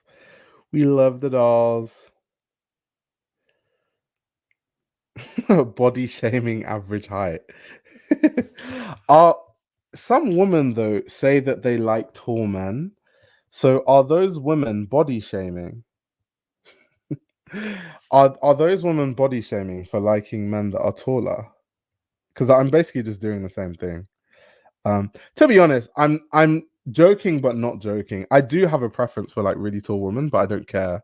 I don't care as much as I'm making it out to be. I'm just joking around. But like it's more just for convenience. Like you don't have to break your back kissing someone because you're bending down all the time and you have like bad posture after a few years and like all that sort of stuff. So it's more just like ease.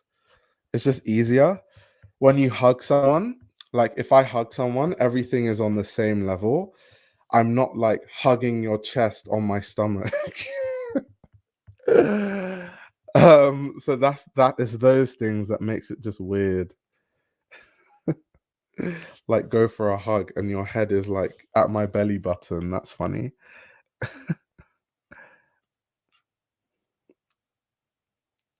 Leo says don't open that can of worms. God damn, Euro you says men being short is childish. That's insane. Men can't even control their height. That's insane.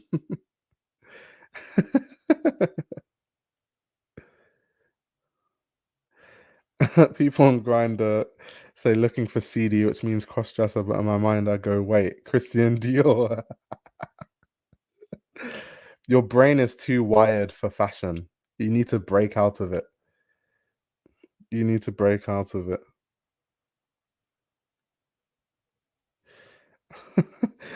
I'm glad I'm non-binary because I can be short and have a pass.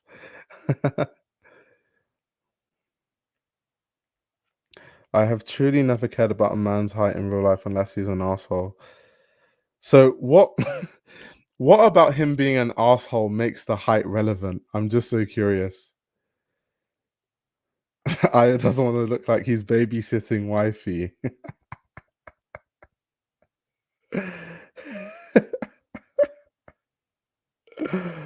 Oh my gosh, man, that's funny.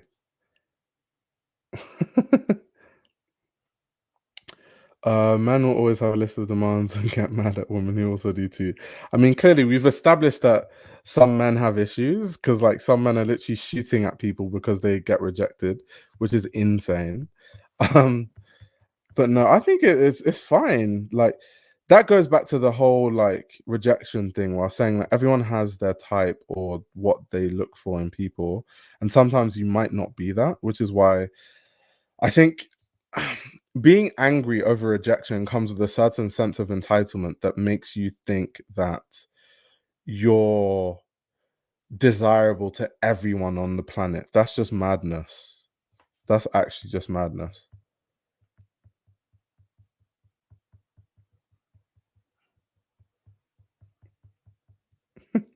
Luke says I'm a short gay king, 5'6", a pocket rocket. Asher says, people give me hell for saying I don't want to date a man under 6 foot, meanwhile I'm 5'9". Why do people give you hell for that? Because you're tall. It would be different if you're like 4'11". That would be a bit strange. I have friends who I always make fun of who they say that their boyfriend has to be like 6 foot. Like they don't even say 6 foot, they say like 6'5", like the most outlandish stuff. And like genuinely, they've only dated people that tall. It's so weird.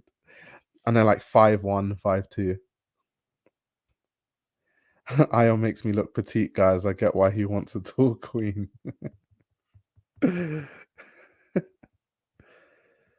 Short men have ripped my heart out. The barter entry is now 5'11". You guys in this chat are too funny. You guys always kill me.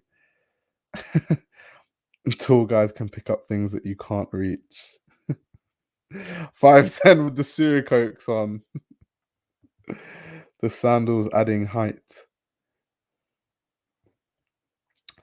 If average male height is 5'10", I don't know how people think it's unreasonable for women to say they want a tall man. That's most men. I guess you could see it that way. I guess you can see it the whole way 6'5" is practical. Okay, Yoni says, because I think it shows that they have an inferiority complex they are trying to mask by being overly judgmental, quippy, or rude. Oh, you mean like concerning their height? Ah, interesting, interesting, interesting. Oh, cornbows. You're one of those. I used to be like that. I'm 5'1" and only wanted dudes who are at least 6'2". What is it? I actually need to get to the bottom of this, cornbow. What is it? What is the appeal of dating someone that's so significantly taller than you? Does it make you feel safe because there's just someone so big around? Like, what is it? What is the desire to have a man over a foot taller?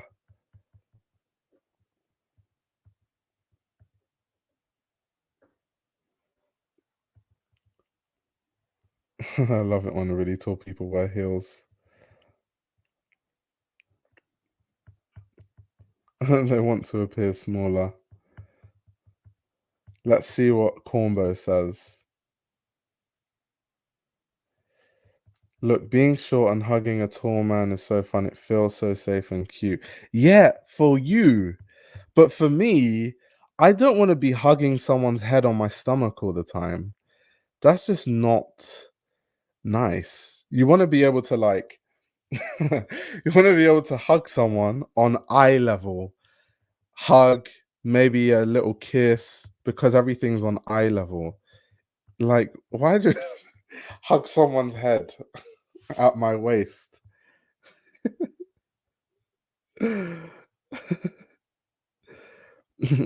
I don't know, dude. I'm not like that anymore, but I guess it's partly because that's the height everyone wants. So I just wanted it too back then. Oh, okay, that's fair enough. That's fair enough. That's fair enough. Purple Rain says, I like the 7 footers. Damn. Oh, the stomach thing is true. Hugs are A1 from the tools.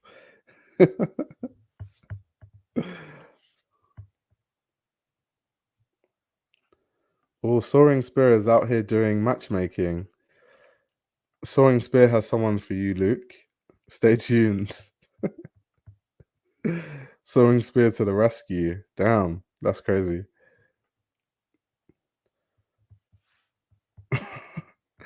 Tall man as a symbol of status. He's had experiences, that's all I'll say. That's funny. Wait, the talls are always cool and working out with them is more fun. That's so interesting. Right, I'm so Yancey says I'm 5'3", 5'4", and I went out with a guy that was 6'5". And that's the first and last time you'll do that. He said it was awkward. Oh my gosh, that's funny. Soaring Spear, your commentary is hilarious. So Soaring Spear says, I have a man for you, but he's not really gay. He's had experiences, that's all I'll say. And then he says, then you only is like, he's not really gay for real, that's sending me. And then Soaring Spear's like, no, I fear the turn could happen with this person. He's had some homo experience.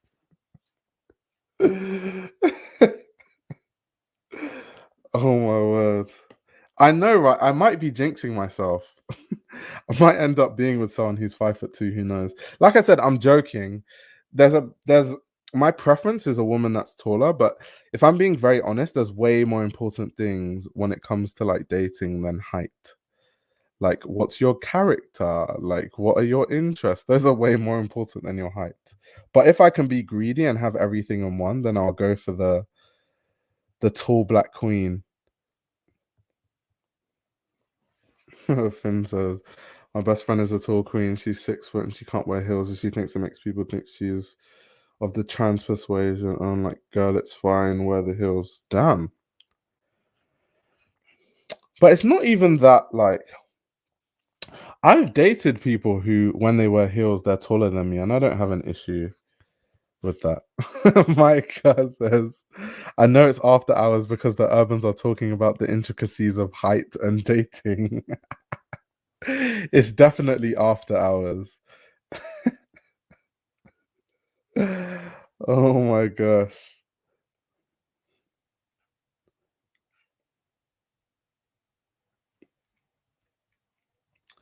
Would you date someone that didn't engage in fashion or the arts? Yes, I definitely would. But one thing I wouldn't do is there's like a kind of Nigerian woman that I wouldn't date ever again because this kind of Nigerian woman is so like let me just basically it comes from this idea that Nigerians think that success only comes through being a doctor or a lawyer or an engineer. So like I've dated certain kinds of women, especially Nigerians, who come from those kind of mindsets. So when I tell them that I'm a fashion journalist or whatever, they're so dismissive about what I do. They don't even understand it or know anything about it. They just think that your job is a hobby, as in the sense that like it's not something to be taken seriously. And you almost feel like you have to prove yourself to that person. So that kind of person that's not into fashion, I wouldn't date that kind of person. But if they're not into arts or fashion, but they get it, then yes. But yeah, it's a total disaster. The kind of person that like is just so dismissive about it. This sounds about African. I don't want to date someone who knows who Rick Owens is.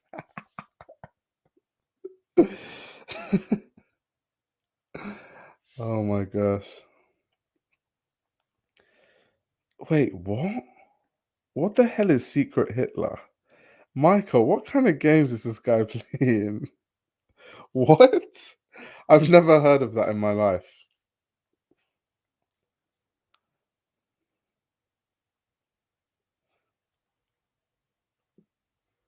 I went to school with fashion dudes. They aren't okay. All the fashion dudes I went to school with are all gay. So I guess that's something that other gay men have to contend with. But a lot of them definitely weren't right in the head. I've talked about that in the last stream, like my runnings with the CSM kids.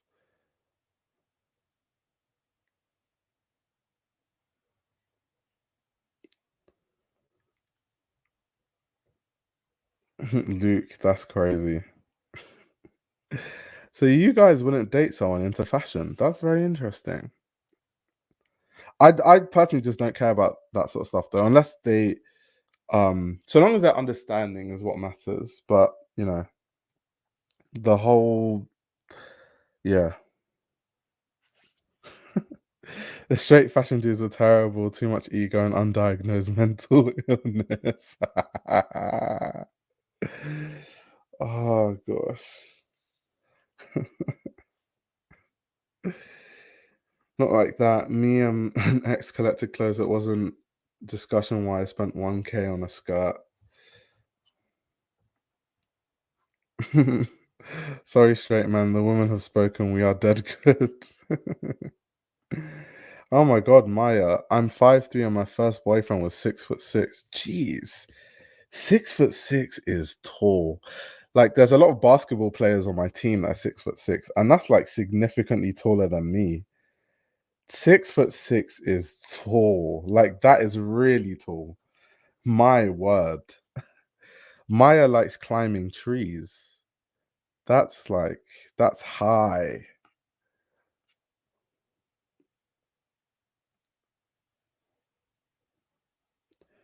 I would date anyone except someone in the military or worked for a defense contractor. Okay, that I kind of know where you're going with that one. That's fair enough. Yeah, I'm kind of like this soaring spear. I prefer if they're caring about their own fashion, but I don't need you to know the creative director of Baluti or what shows. I wouldn't date a New York City fashion hype beast. It's a little too much. Maya's got to be an NBA scout. Oh my word. I think you hit on something. I need someone to understand it, but you don't need to be in deep. I'll definitely date someone who is into fashion. Their clothes become my clothes. Stealing people's hoodies. I just finished chilling with our 6'7" friend mate. Ah, how is he, Micah? I don't think I've seen him in a while actually. How is he? How is he? Maya's dating shooting guards, literally NBA shooting guards. Yeah, tall dudes do prefer short women. What do they say again? They say that short women are fun sized. So I think tall men date short women because it makes them feel taller, and for another reason that I shall not be saying in this live stream. It's a bit X-rated.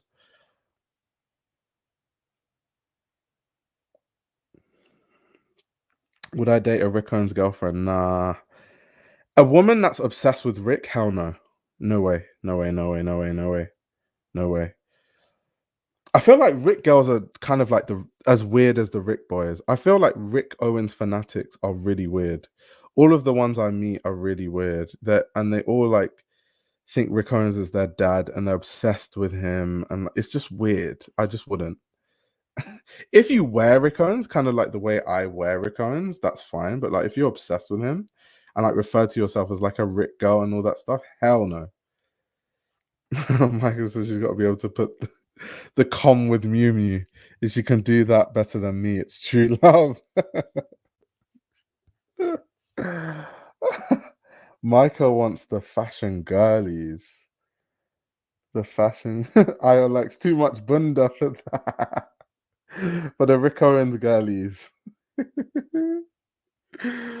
Oh, that's funny. I think the answer is obvious. If the partner is taller, you can wear their clothes, but it usually doesn't work the other way around.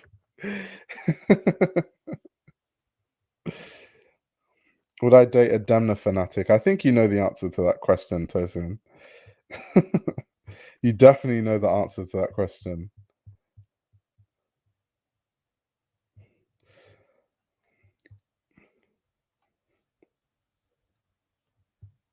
Demna fanatic might be worse than a Rickhead. What's worse? A Demna fanatic or a Rickhead? I think the Demna fanatic is worse, actually. I had to think about it. The Demna fanatic is definitely worse. Definitely worse.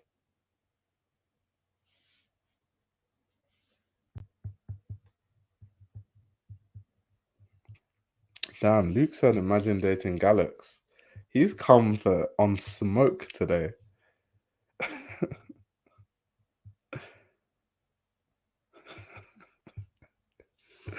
Both make silver tone brass accessories. I'm never going to get rid of that silver tone brass. I feel like at this point that's part of stream law. People be like, why do people keep saying in a stream chat silver tone brass?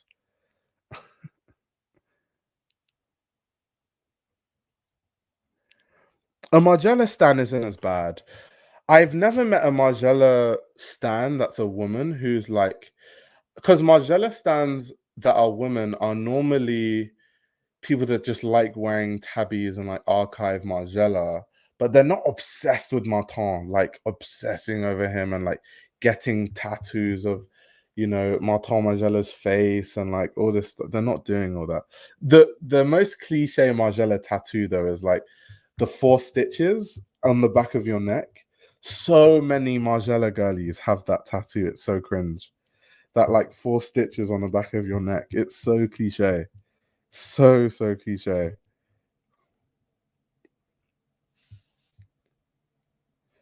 Yeah, the Rick heads do take themselves way too seriously. They take themselves way too seriously. I mean, Bliss Foster is a married man, so he's definitely a Margiela stan, but that's not that's not the person I'm trying to date, is it? Yeah, the 4 stitches. Monsieur Gollum, I know you know about the 4-stitch tattoos on the back of the neck, the Margiela girlies. Let me see if I can get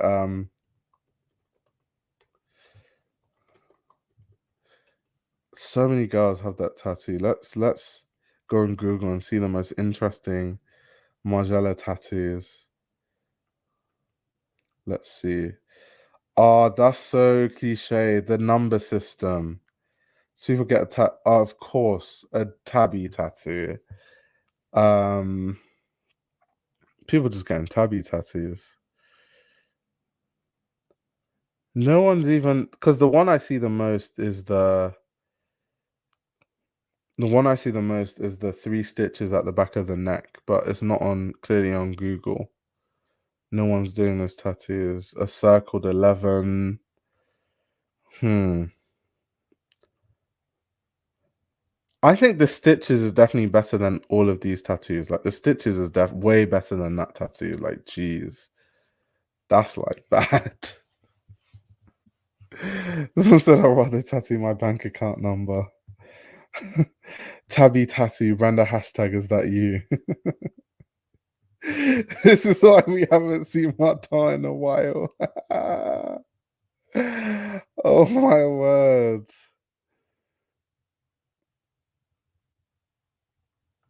A pretty lady from the sauna like my story today. I know I'm up. Let me go on Micah's story and see Wagwan on his story. Wait, give me 1 second. Let me see what's going on around there, around the sides. See if there's a striker. There's someone playing Ollie Watkins' role. Okay, there's no one playing Ollie Watkins' role. Micah, you found my hand. I'm gonna get a watermelon bear and knock red W on my forehead like the hat. Oh my gosh.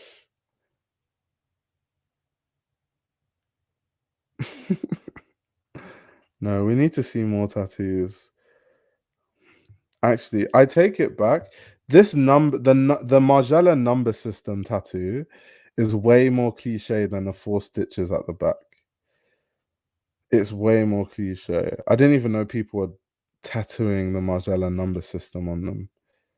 The tabbies are just as bad too. Like tattooing tabbies, just as bad. And someone tattooed tabbies with a cigarette on the side. That's even worse. Like, what is that? Is that a cigarette? It is a cigarette. Yeah, that's crazy. Maze on my shadow tattoo is instant swipe left. Yeah, Micah, I saw your lineup. Your lineup was looking crispy. I was like, okay. There must have been some talented individuals, talented strikers in the sauna, scoring 5 goals a game. Goal average per game, like 10 goals.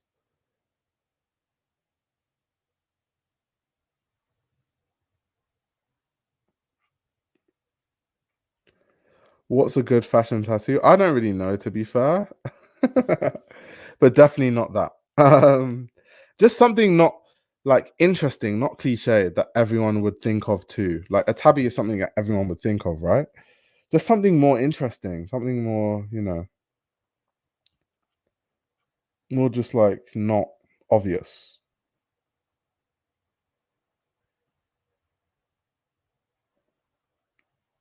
Did someone say Margiela rolling in his grave?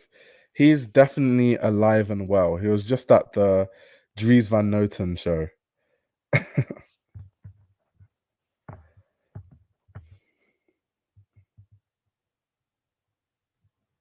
And the white chalk for highlights. Yeah.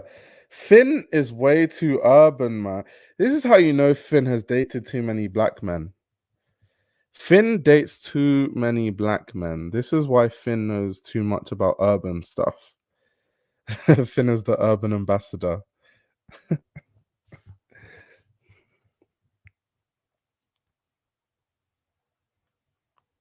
No one would think of tattooing a tabby. I don't believe that in that. What kind of idea is that?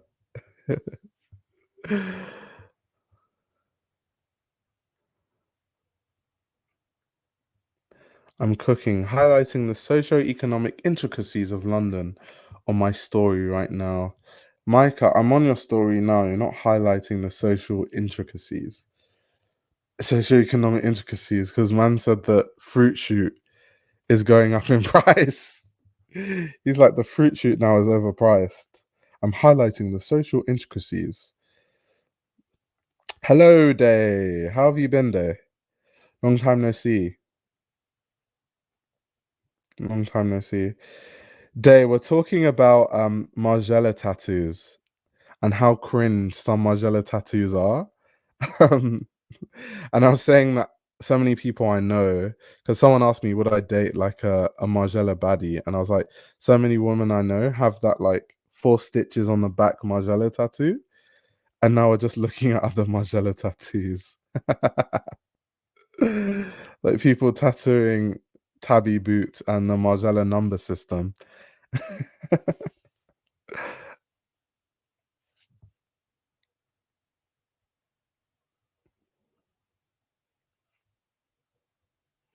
I'm documenting how this country is finished. I thought voting for Brexit would save me from rising fruit shoot prices.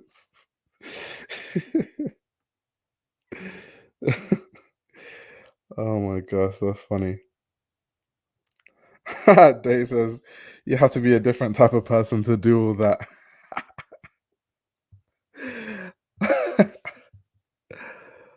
Oh my gosh.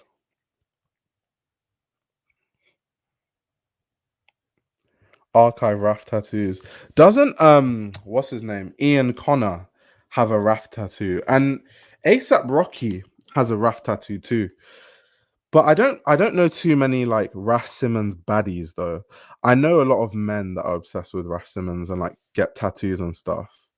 But I don't know too many women that are obsessed with Raf the way some men are. Um so yeah, I don't think there are Raf Simons baddies. Like someone was asking, are there Raf Simons baddies? I haven't seen them personally.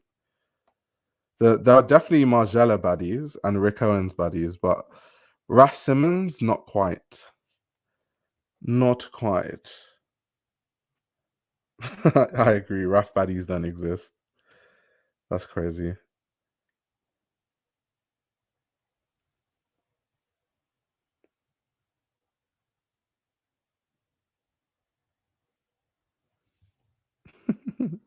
The gays be giving the hawk to a steam room. Ah. Oh yeah, Finn, you do have a lot of Raf Simons actually. That's true. You do wear a lot of Raf.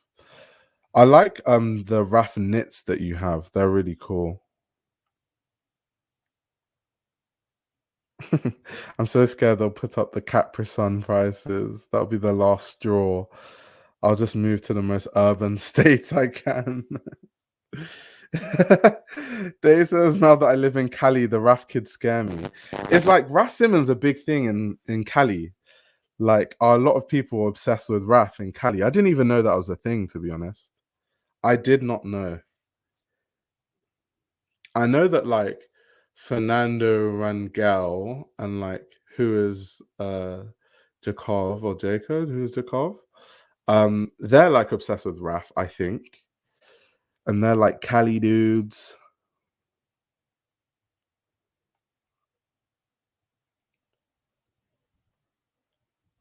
If I met a woman who knows who Ian Connor is, I'll get scared. You and you is violating. Micah, maybe change your diet to that of a grown man instead of a toddler, and you won't have to worry about that.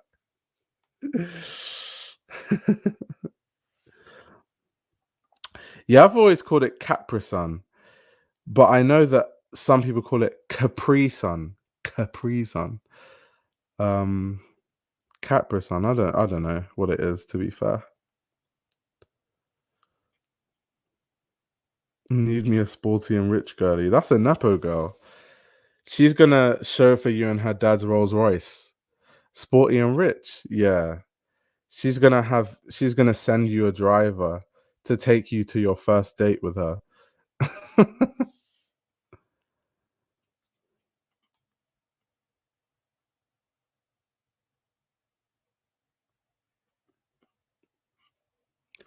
Wait, Day says, I swear they pray to him.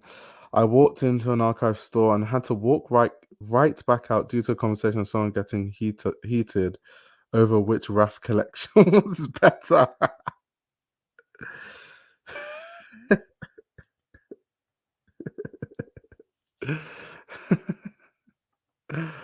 Oh my god. That's so weird. Like people having like heated arguments about to punch each other in the face. No, bro, you don't understand. Like Raph, like you don't understand, bro. Yeah, I think maybe Capri Sun is more of like an English thing. Maybe that's just how we say it. But I know I've heard people say Capri Sun. I think it's more Americans that say that, but also yeah, I love how we're having a discussion over like how to pronounce Capri Sun, Capri Sun. That's funny. Everyone's saying it's Capri though. More people are saying it's Capri Sun than Capri Sun. Childish activities. Like bro, like Raph, like Riot Raph, bro. Like ain't nothing topping that, bro. Like I just don't get it, man. Y'all don't know Raph like that, bro. Y'all don't know Raph, bro. Like that ass B. Like y'all don't know that Raph, bro. That's more like New York, to be fair. I can't do California accents well. I just revert to sounding like a bad imitation of Kim Kardashian. That'll probably be the most cringeworthy physical altercation in history. Oh, in London, there's an unlimited supply of Martine Rose baddies. That's definitely a thing. The Martine Rose baddies are in heavy abundance in the streets of London. Loads of London baddies wear wear Martine Rose. Working in fashion now makes me more uncaring to any of those conversations.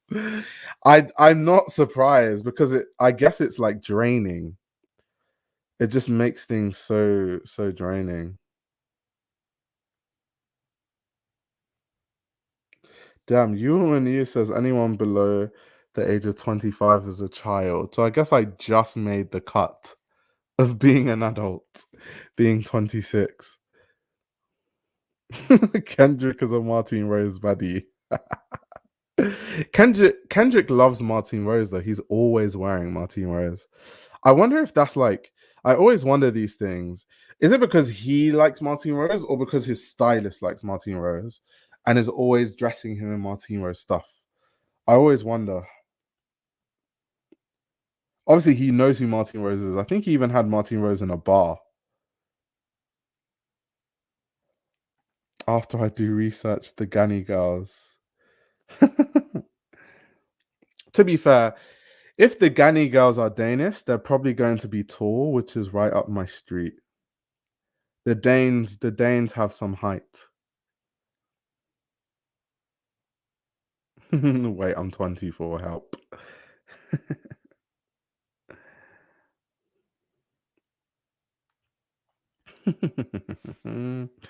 That's funny.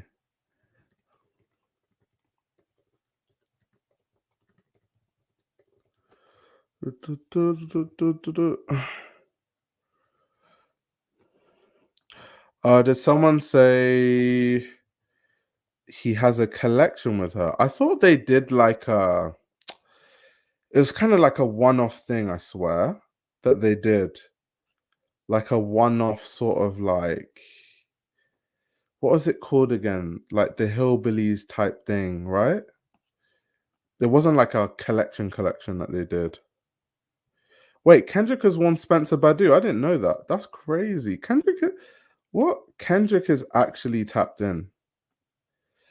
Ah, so the Baby Keem collab. Okay, yeah. I remember that an article came out about that, but I haven't read it. I think it was like whether let me see if I can put it up because that'll be interesting actually to read. It's like an article a while ago. Let me see if I can find it. Okay, I found it.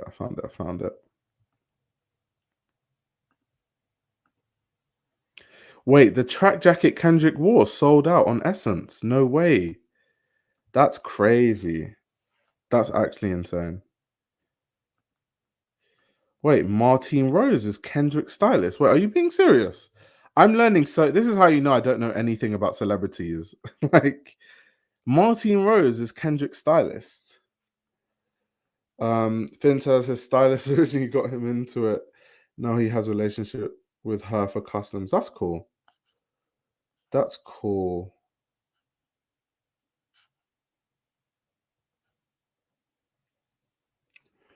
Kendrick will Spencer while performing on SNL alongside Sampa.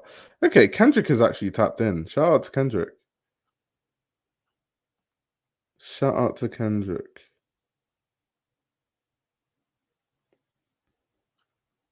But yeah, this is the article. We understand each other. Martine Rose on her surprise collaboration with Kendrick Lamar. Martine Rose says he rhymed my name with sardine. I swear these writers make these things sound so dead. He rhymed my name with sardine, Martine Rose says. That there was just a way cooler, more interesting way to write that. He rhymed my name with sardine, Martine Rose says. That's not even how Martine Rose talks. What he rhymed my name with sardine.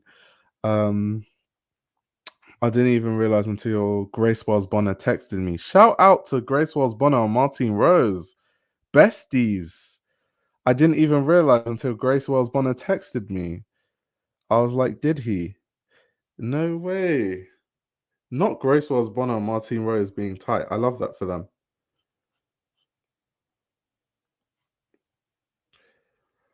Um, so yeah, so it's for the hillbillies, yeah. So Baby Keem and Kendrick.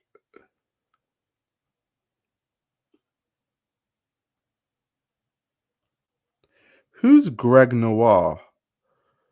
Wait 1 second. Who's that? Oh, photographer. Okay. Okay. That's interesting. Martine, my sardine. I need to start tapping you for these articles and make something fun.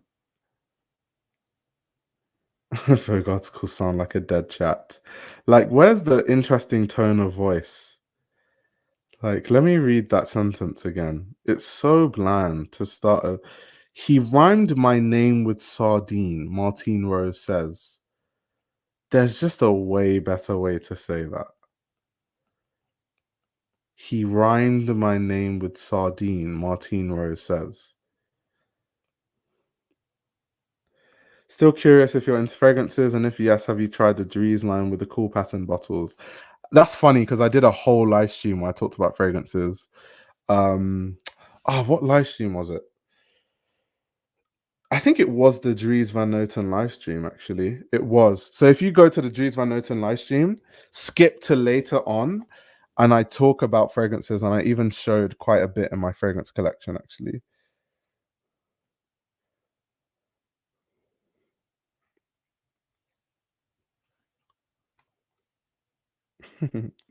Yeah, the Dries final show one. So yeah, very much into fragrances. And I talked all about the Dries Van Noten fragrances as well. Every time you read that sentence, an urban loses their wings. Yeah. I remember him wearing Martina, not like us. Yeah. And it was so funny because on Twitter there was this tweet where this guy, it was so funny. Now I have to see, it was an old tweet, but I have to find it just for you guys because that tweet was hilarious. It was some guy boasting that like he works in aerospace, so he's really like he has a high level of like attention to detail when he looks at things. And it was absolutely hilarious because obviously Martin Rose says like spring, summer, whatever. And he was saying like it represents a date. And so that date means that that's when the album is coming, and he was literally reaching for the stars, and it was so funny. Like, I have to find this tweet. It's so funny. Oh my word.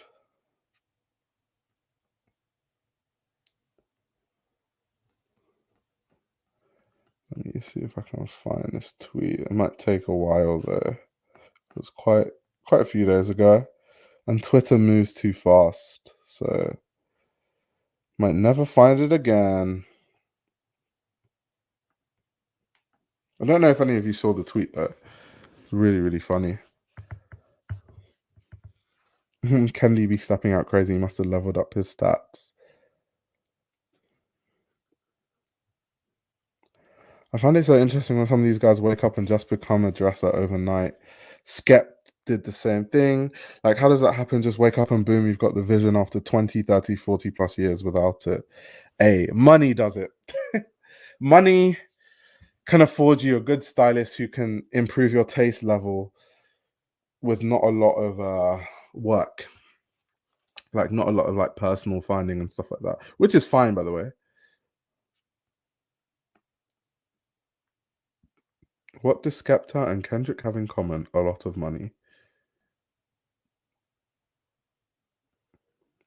No, I'm actually still trying to find this tweet. I really want to find this tweet because that tweet was sensationally funny.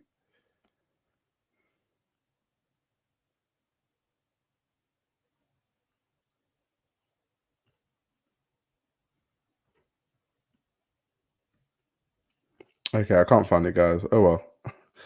Oh well. Let me one more time. Let me try search Kendrick Lamar, Martin Rose. Twitter is the worst thing to search things on. Like, the searchability of it is horrible. Terrible, terrible, terrible, terrible.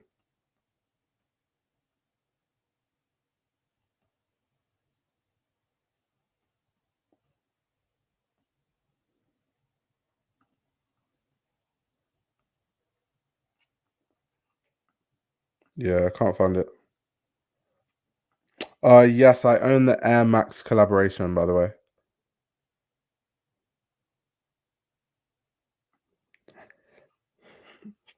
I guess what he means by Skepta did it overnight is in terms of like the high fashion stuff. I think Skepta was always cool, and I think Skepta was always like the cool guy, but he just went from doing it with tracksuits and Air Maxes to more like different stuff, like more just insane stuff, high fashion stuff. So I think it's a big jump, but I think he kind of had that taste level more so than Kendrick. I think Kendrick, his earlier outfits, he just dressed like any part, just wasn't bad or good. It was just neutral.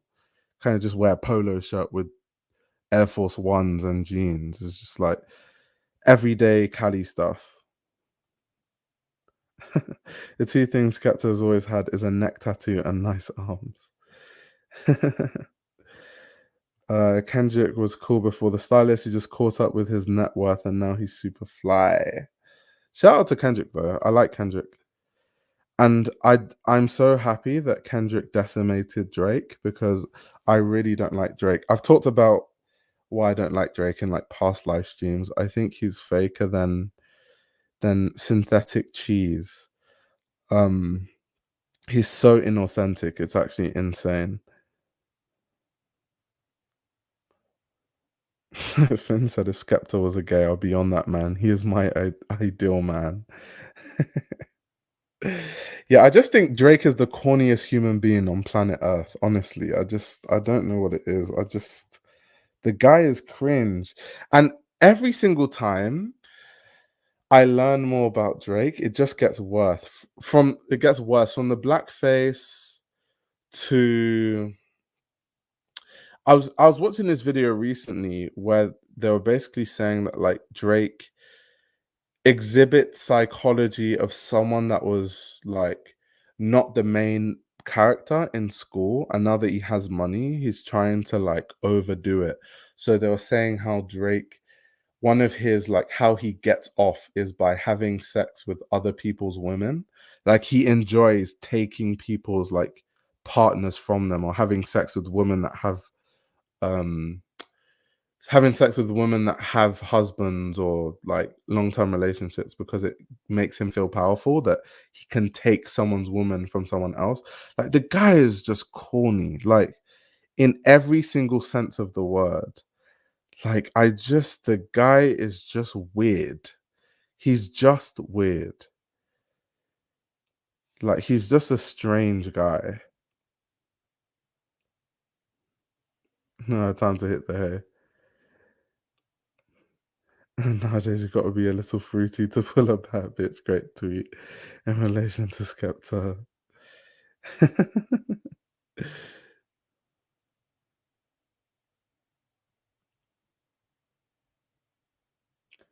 Yeah, there's just so many reasons why Drake is just like, nah. Someone said, if you ask me, none of the big three dress well. Drake, Kendrick, J. Cole. I think Kendrick dresses well. Drake and J. Cole, not so much. I give J. Cole a pass. You says, bye, Mika.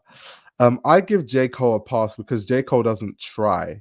Like J. Cole is just chilling. Like J. Cole's just out here grinding in the studio, making good music, not caring about what he wears. Why Drake is the worst out of all of them is because Drake is a tryhard and he still looks terrible. Like Drake is out here doing like, oh, I'm wearing custom Brioni, I'm wearing custom this. You still look bad. Like, everything's custom. How can you wear custom clothes and still look bad, bro?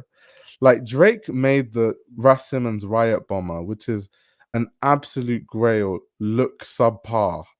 That man made it look like that man. He tries so hard and it never bangs. Like he just doesn't have the taste level for it.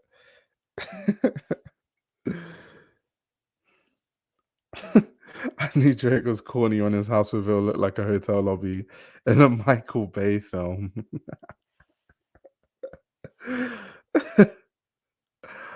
Oh my god. Yeah, J. Cole doesn't want to dress well, neither does he care. But Drake definitely does. He tries, it just doesn't work.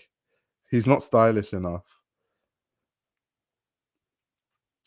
Rocky is the only one in the music industry who's natural at this, in my opinion. No stylist necessary. It's strange he hasn't moved into full designer work yet. Or Bottega notwithstanding. I don't know how I feel about ASAP Rocky as a designer though. Like the Org Runway show, someone asked my opinion earlier. I'm not too sure about my opinion because I haven't looked deeply into it. But I don't know. I just don't know how I feel about ASAP. I haven't seen anything that he's designed where I've been like, oh, this guy would make a really, really good designer. Like he had a Vans collab recently, is just flames on it. I don't know. But in terms of dressing, he's definitely one of the best. I'd say in hip hop, or people that have come out of hip hop that dress the best, Pharrell Williams, Kanye West, obviously, ASAP Rocky. Actually, the whole ASAP mob, all of them are fly as hell. Um, who else? Andre 3000, Mick Jenkins. Who else is stylish in like hip hop? Mm, I'm trying to see some. I'm trying to. Who else? Who else? Who else? Who else? There aren't too many of them. Gunna likes to believe that he's really stylish, but he's not. Oh yeah, definitely Tyler. How did I forget Tyler the Creator? Like Tyler's one of the flyest hip hop artists ever. Although I don't think he would like to be called a hip hop artist. To be fair, I'm just an artist. I'm just an artist. With his deep ass voice, I'm just an artist. Like people always want to say that I'm part of hip hop, but I'm just an artist, bro. So yeah, Tyler Creators, he's fly. Gunnar likes to believe that he's stylish, but he's really not. Out here talking about no stylist. Like, bro, you need a stylist.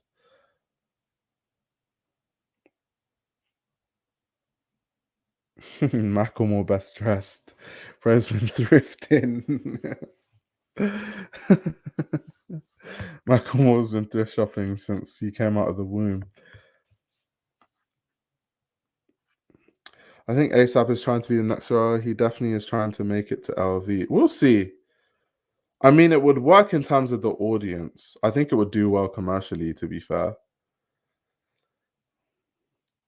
Gunner, no stylist, us, it shows.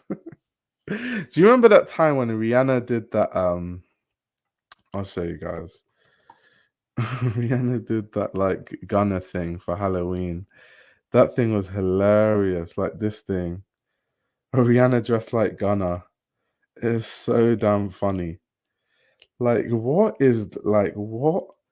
This is just like Rick Owens and vibes. This is one thing about Rick Owens. People just think that like you just put Rick Owens and Rick Owens all over the place and it works, and it just doesn't.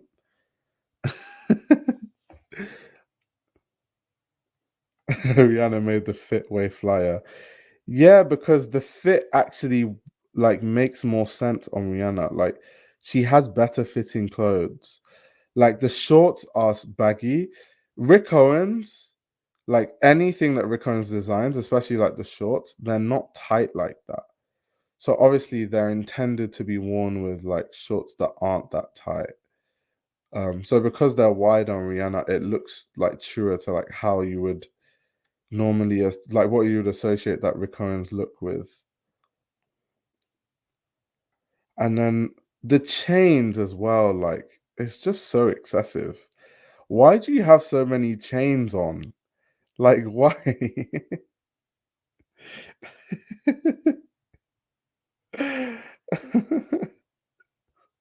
Like why do you have so many big gaudy chains? And some way somehow Rihanna made it look drippy. But I think Rihanna is so stylish that even when she's imitating people, it's the little things. Like, can you see how Rihanna she has three of those like big chains, but she didn't have the gaudy one with the text. So it looks kind of cleaner. The chains just like stacked. There's like certain design cues, the shorts being a wider fit. Rihanna couldn't even help herself if she tried. She's so stylish that like even when she copies Gunner, she like alters the look to make it look even better. Even if she tried, she's still gonna be stylish. Tyson said, I don't think Rocky has shown design ability as of now, and he's been making clothes and shoes for a while. Someone else said it, but he might just be a stylist. Yeah, I'm with you on that. Like I said, I haven't seen anything that he's designed where I've like been like, oh, that's really cool. But he's ASAP Rocky, so most things that he will touch will turn to gold. Riri could make a trash bag look fly. You're joking, but she actually could. The funny thing is she could. Like Rihanna just I don't know what it is about Rihanna. She is actually stylish, but like it's just an aura. Like Rihanna has an aura. Like her aura is just insane. Like her aura is insane. Like even all her pregnancy fits were just insane. Like her aura is something else.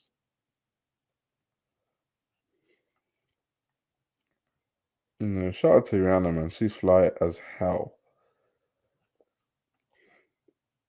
And she can like do so many different looks. Like her style is so versatile. It's like insane. Although this fit is giving I don't like this fit though. This is probably one of the few Rihanna fits I don't like.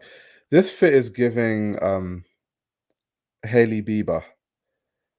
Just like Gucci bum bag, black dress and vibes. That's like some Bella Hadid, Hailey Bieber kind of fit.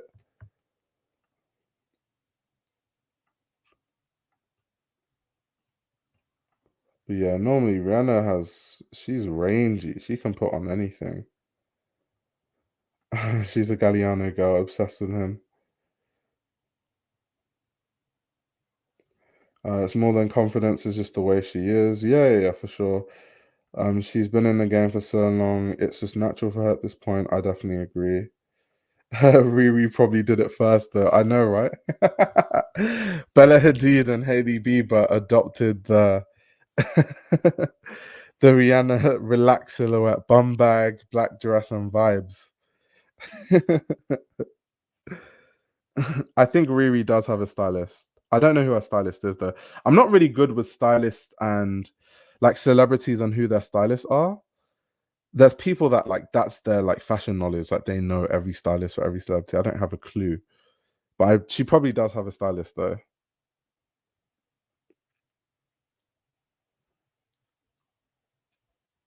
How thug your mentor, and that's how you leave the house.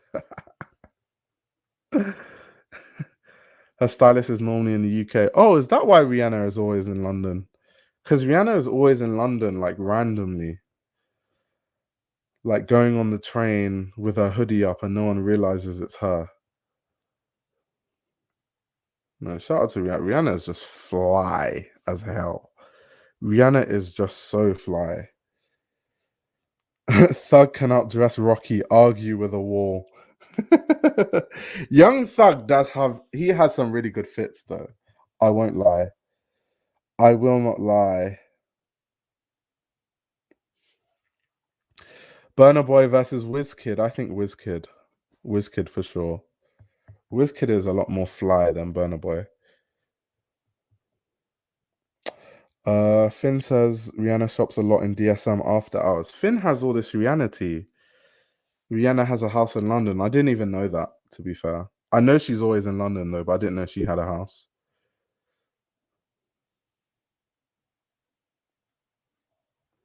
And before she was in London, since she was dating the Saudi guy. Ah. See, this is how you know I don't know much about Rihanna outside of the fashion stuff. I didn't even know she was dating a Saudi guy. Don't really know about these things. Pull up the evidence because that's a damn lie. She said it in an interview once, I swear, where she was like, sometimes she moves around in London and people don't realize because she has her hoodie up. And she said during COVID, it was really easy because you just wear a face mask. Like she's literally said that in an interview. Because to be fair, no one is going to assume that Rihanna is just in the underground. So if she wears a face mask and her hoodie is up, you're just gonna think of her as, oh, she's just a light-skinned woman. You're not going to think, oh my god, that's Rihanna right in front of me on the like train in the underground. So makes sense. Or people just be like, oh my god, you look like Rihanna. And then she'd be like, yeah, I get that a lot. Although I don't think Rihanna will be able to do that because her voice is so distinctive. But wait, hold on, you sound like Rihanna too. Wait, hold on, are you Rihanna?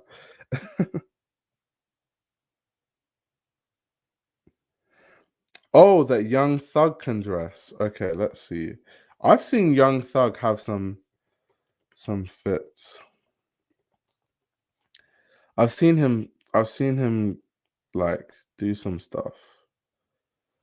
I've seen him pull some stuff off. It's just not very consistent. It's just not very consistent. How to dress like Young Thug. There's whole articles of how to dress like Young Thug. That's funny.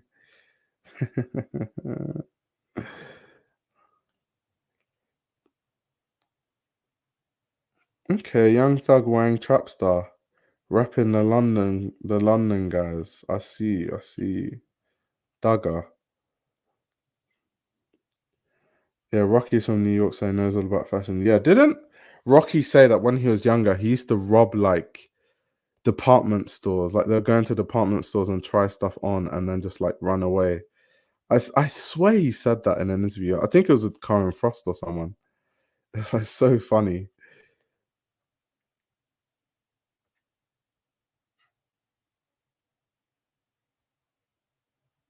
This moment was so funny when Young Thug started fixing someone's outfit mid runway show. Like, who do you think you are? This man thinks that he's a fashion lord. He thinks he's the fashion overlord. Best dressed UK. To be fair, a lot of UK artists are a bit behind on fashion, so they're not really that well dressed. I would say Stormzy has become well dressed because of Mel. Um, so Stormzy is more so because of his stylist. I don't think Stormzy has that much understanding or interest of fashion. Skepta, of course, Lancey Foe. I think, to be fair, the most stylish UK artists are the underground guys, the guys like Len, the guys like, because they're all kind of involved in fashion. They all go to fashion week. So the underground guys coming up, the new scene of London rappers, those guys are all really stylish. Like Sam Rex, Len, all those guys are really stylish. Those, so if they become mainstream, I think that the London music landscape will be like really, really fashionable soon. But for now, we just don't have a lot of them. We don't have a lot of them. Stormzy's still not dressing like that, no, okay. But I think Stormzy dresses better than most. But once again, it's not him at all. It's definitely his stylist. Like Stormzy is not. Like I've watched enough interviews and seen enough documentaries with him in it to know that every single thing he wears damn near is informed by Mel. Melissa's wardrobe. Len is shirtless or wearing sheer tops 89% of the time.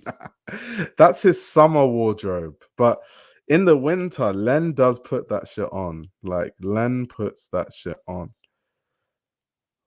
He puts it on, like, in the winter. Like, people don't even know who I'm talking about. Let me, because now we're talking about underground UK rap. Let's see. What's his thing? Is it Len Lucci or something? Let's go. I don't even know what his Instagram is. What's his Instagram? No, it's definitely not that one.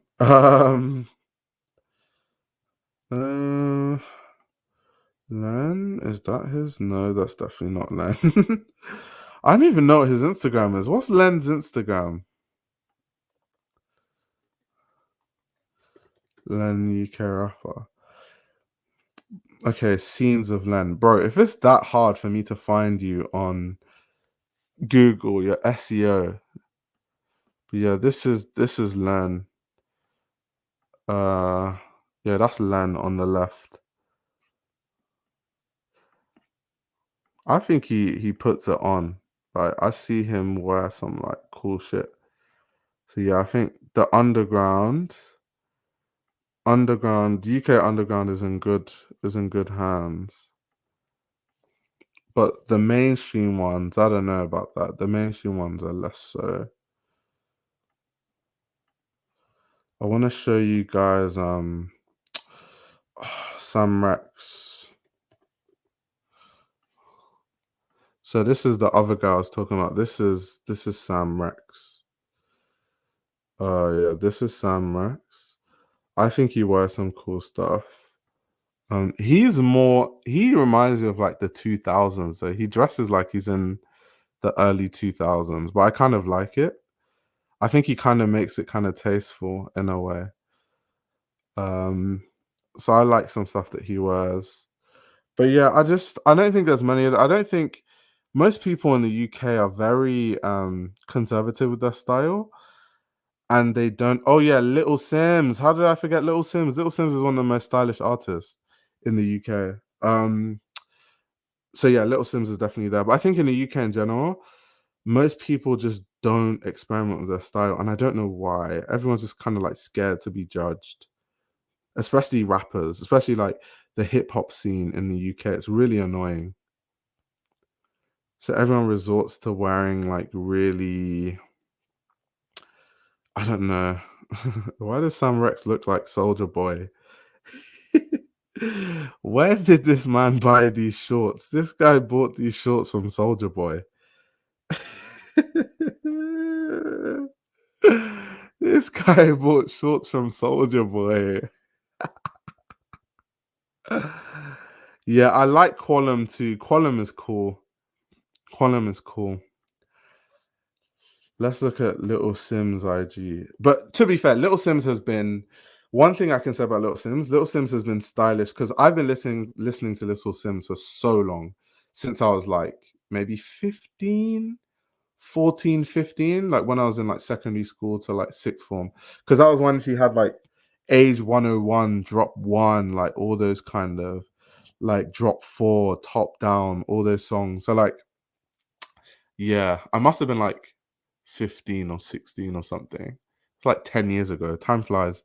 But she's been stylish from back then. I actually remember her being like me thinking to myself when I used to see her music videos or like her appearances back then that like she dresses so much better than most artists, but because most UK artists, especially back then, now I think UK artists are more integrated in the whole fashion scene. But back then, I feel like the UK people just would not understand what she was on at all. I feel like now it's a good, like the scene is there and the people coming up kind of like get it. But before, I just don't feel like people, I feel like she was too ahead of her time, which is why I think it took us so long to like become mainstream. It took us so damn long to become mainstream because of that. I just think people in the UK didn't get it. They didn't get it at all. But no, shout out to Little Sims. I love Little Sims. I've like been listening to her music for so long. I was so happy when she started going mainstream because she deserves it. And she's been working hard for like so many years. So it's amazing to see. But no, Little Sims, since back then, she's been like putting that shit on, like for sure. She's been, yeah, she's fly as hell.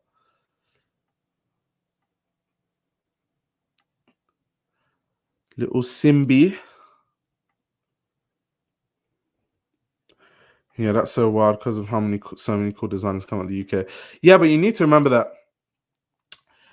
only now is the music scene kind of integrated with the fashion scene. For the most part, they're kind of separate things. It's kind of not like the US. Obviously, the US is like way ahead of the UK in terms of fashion in every like sense. Like you guys have been fighting for hip hop artists to be involved in high fashion since the days of Dapper Dan, Lil Kim, all that sort of stuff. We don't have that history here.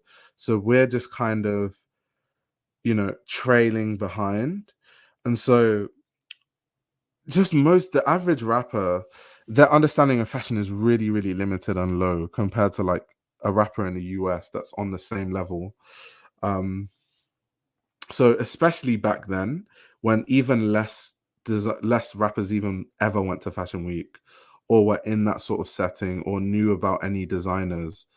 Like these people don't know about Vivienne Westwood. Like they know about the brand. They don't know what she's done or really why she's famous or what's interesting about her work. They don't have a clue. They just know about the brand and know it's expensive. So they might buy it because it's like they want to rap about I've got the Westwood shoes or the Westwood hat or whatever, but they don't actually know what they're wearing. So yeah, I just feel like Little Sims was just ahead of most of them, to be fair.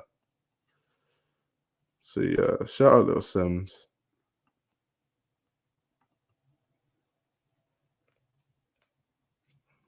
Yeah, that's true. Lil Kim used to eat everyone up. Like Lil Kim is a fashion icon to the max.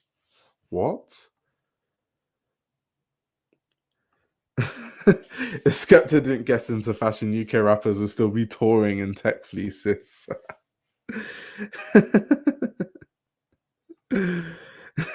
Exactly. Nas was talking about Vivienne Westwood in '08. See what I'm saying? Like, I just feel like the rappers, because in London we have a fashion scene and then a rap scene, and now it's starting to become intertwined. But before they were very separate, very very separate.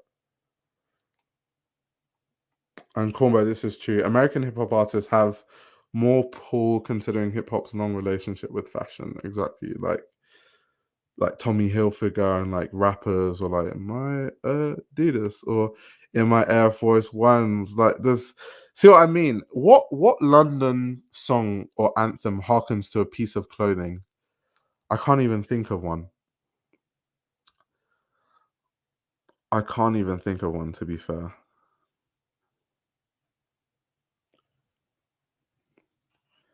I think Rihanna is the best dressed female artist if we consider her one. Oh, that's deep because there's a lot of female artists that have good style. Rihanna, the best dressed female artist. Hmm. Yeah, who did I say the Air Force One song is from? Did I thought I said Nelly? Maybe I said someone else by mistake.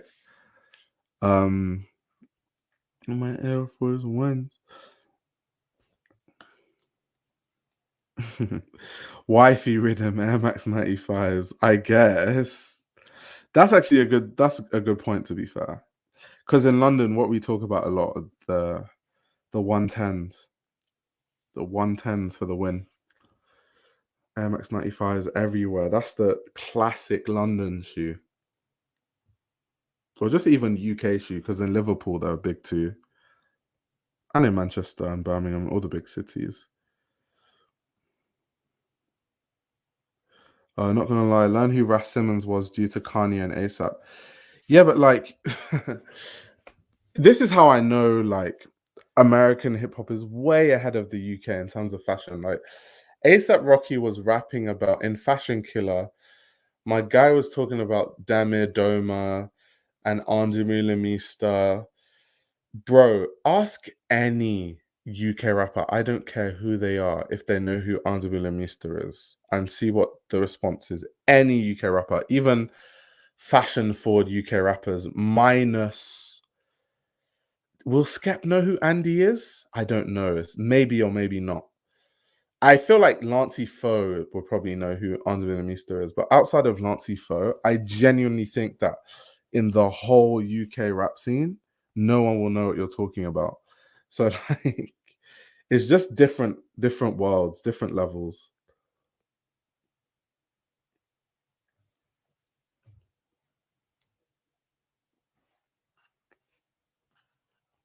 Yeah, the famous BET dress was Andy. It was with the Air Force Ones. Yeah. That was definitely Andre Mista.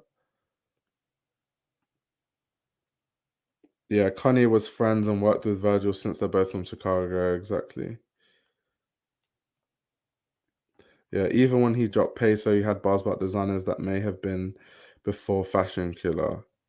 Yeah. Benson says they only know Nike Tech.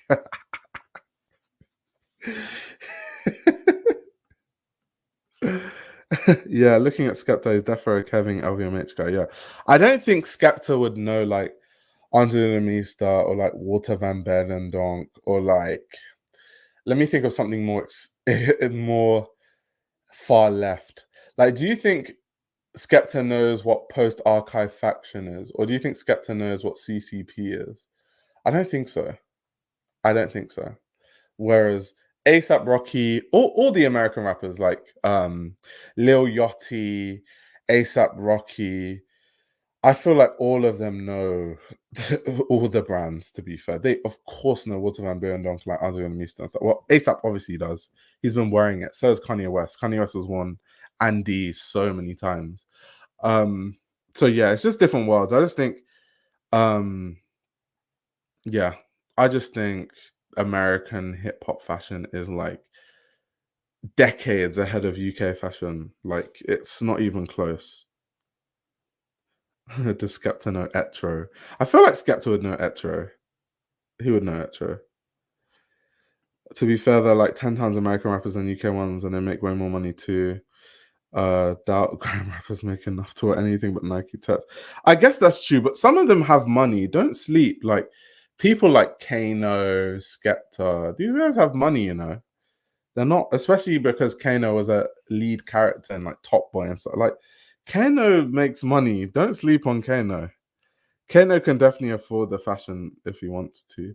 And these guys, they buy this stuff. Like look at what's his name? Digger D. Digger D makes so much money. And he's always wearing like LV and like Dior and like wearing £200,000 watches and stuff. So he can afford it. It's just the taste level isn't there. That's all. The UK, okay, Tosin is saying UK rappers having money is recent. It is kind of recent, but the taste level's not there though. You can see it. Oh, this is I think we can thank the 90s for fashion designers being obsessed with dressing the music industry. Yeah, that's true. Digger D has side hustles.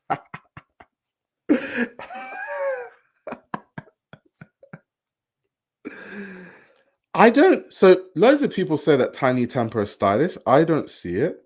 I think people say Tiny Temper is stylish because he dresses slightly different from the norm, so it stands out. But I don't. I wouldn't put Tiny Temper anywhere close to the level of a Lancey Foe, a Little Sims, or Skepta. I don't think he's anywhere near that, to be fair.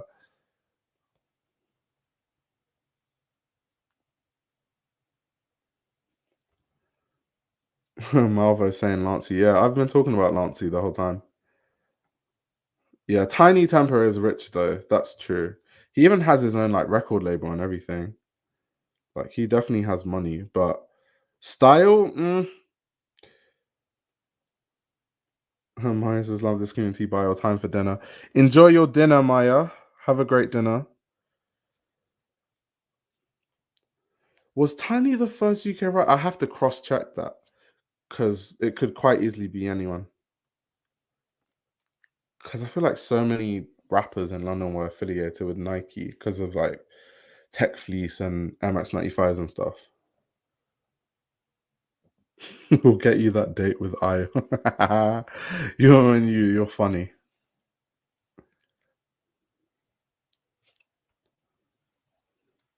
Yeah, because Dizzy Rascal, I would have thought it would be Dizzy Rascal. Because Dizzy Rascal had those like Air Maxes. Because Dizzy Rascal is literally like the reason why he had a good relationship with Nike is because the Boy in the Corner art album art cover. Let me just as I keep doing this because I know we've got a lot of Americans, so I don't want to be speaking gibberish, but this is the album art to Boy in the Corner, which honestly I think is one of the most important like UK rap, grime, hip hop albums just historically. Um and like the album art is literally Dizzy Rascal wearing like Air Maxes. So because that became iconic, he started like doing stuff with Nike and then he like became really good with them. Wait, Tiny had a limited run blazer. Okay, I need to look into that. I need to look into that. It was Dizzy that had the Air Max 90. Dizzy Rascal, UK rap is so unserious. Americans, I do find it funny. I think everyone is entitled to their opinion. So I do find it funny how like Americans don't like UK rap. Like I was watching this what's his name? This comedian, Ari Spears, I think is his name, on Vlad TV, and he was talking about how much he hates UK rap because he said like he said like UK rap is just something like to the up, to the pop, to the pop, to the pop pop, to the got, to the pop, to the up, to the up, to the up, to the side of mate. And I was like, we don't rap like that, but I get it. Like, I get it. I get it. I understand. I think it's just the accents that make non-American rap hilarious. Yeah, I think that's why outside of outside of the US, I think everyone is more like I listen to Italian rap, for example. Like there's a guy called Caldo, is that his name? Caldo? But he's like this like British Italian guy and he raps in like English and Italian and I just love the sound of it. Like the way he switches from English to Italian and the sound of it is just so hard. But like I just feel like Americans will not warm to that. I just feel like everyone will warm to it, but Americans just yeah, they they won't warm to it. But I'm not mad at it though, because at the end of the day, hip hop comes from the US. So if there's people that are going to police it, I guess Americans can police it if they want to. I'm not mad at it. If it was like someone from Canada being like, UK rap sounds weird, I'd be like, oh, hold your horses, mate. Yours sounds just as weird as us. Hold on, mate. Your best rapper is Drake. Pipe down. The corniest guy in hip hop. Chill out. French rap is also hard as well. French rap is also really, really good. Like really, really like French rap. Don't sleep on French rap. French rap is good. Dave fashion? I don't think so. I think Dave just has a cool, understated style, but I wouldn't look to Dave for fashion in any way. But I like Dave though. I think his music is amazing. And I like his style, but it's not he just wears like Bapesters and shorts with like a Stone Island sweater, or like that's kind of how he dresses.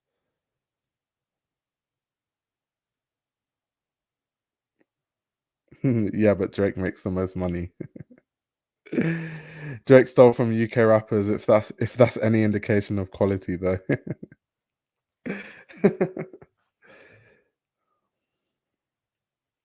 I enjoy the production more, but Japanese hip hop is pretty good. I haven't actually heard any Japanese hip hop. That would be interesting. I listen to Korean hip hop, but not Japanese. I've not heard any of that. You know, Yusuf actually really like Skepta. So that's the only UK rap you can listen to.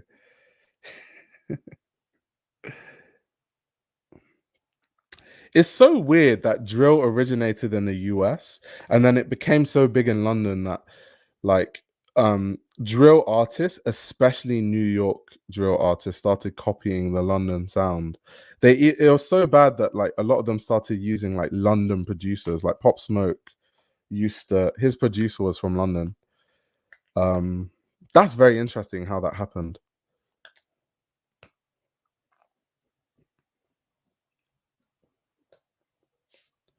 I almost went to a Skepta show in 2016. I had a ticket and everything, but I was afraid to go alone. Why are you afraid to go alone? Why? Oh, Alyssa's tapped in. 9 strands, Dave. You're tapped in. Alyssa's tapped in. I tried getting into Tiny Temper, but I couldn't manage it. Tiny Temper is a tall order.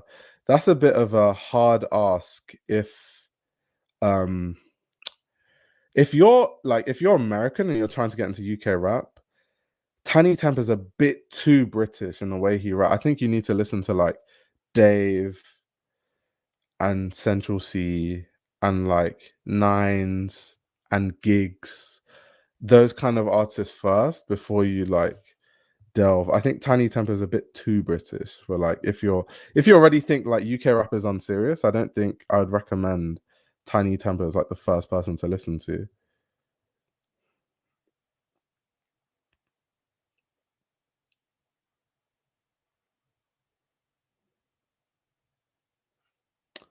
I just had a convo with a friend the other day about how the US is the most critical and hard market to tap into as an artist. I know because we only deal with familiar things. Yeah, but I don't know why that is because things always get to the US last. Like even if we talk about Afro beats becoming mainstream, I remember that how they did it was, and there's a really good documentary about it on Netflix. I don't know if it's still on Netflix, on like how Afrobeats went from like Fela Kuti all the way to like what it is now. And they were talking about how US artists didn't take African music seriously at all. So they had to come to like the UK and they were like collabing in the UK and then doing concerts in the UK. And then some guys from the US kind of went to some of their concerts in the UK and then they kind of understood what was going on. And then they had to only do it in like New York and I think Atlanta. Those are the only two places that it would have worked. And then they had to slowly like slow burn get around the US. I think the US is just not very open to like new sounds, which I guess is just I don't even know why that is. I'm not American, so I don't really know what the temperature is in terms of like music there.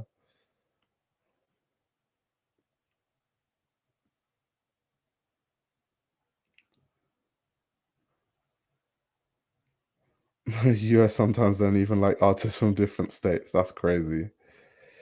It's because you think who be better than everyone else. Yeah, exactly. Now the labels are signing Afrobeats artists and I'm a piano. I know, right?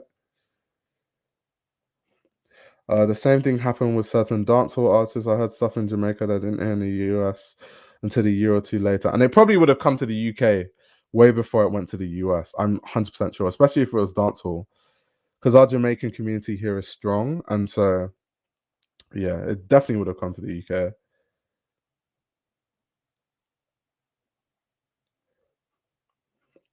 Well put. I think the music business in the US is no longer profitable, so they're going international for money. Music is very insular here, especially when you're outside the main cities. That's just how the US is. They forget music. They think they're the best in the world. Oh my god, we never forget the African beauty scratcher jokes. I've heard about those. That's crazy.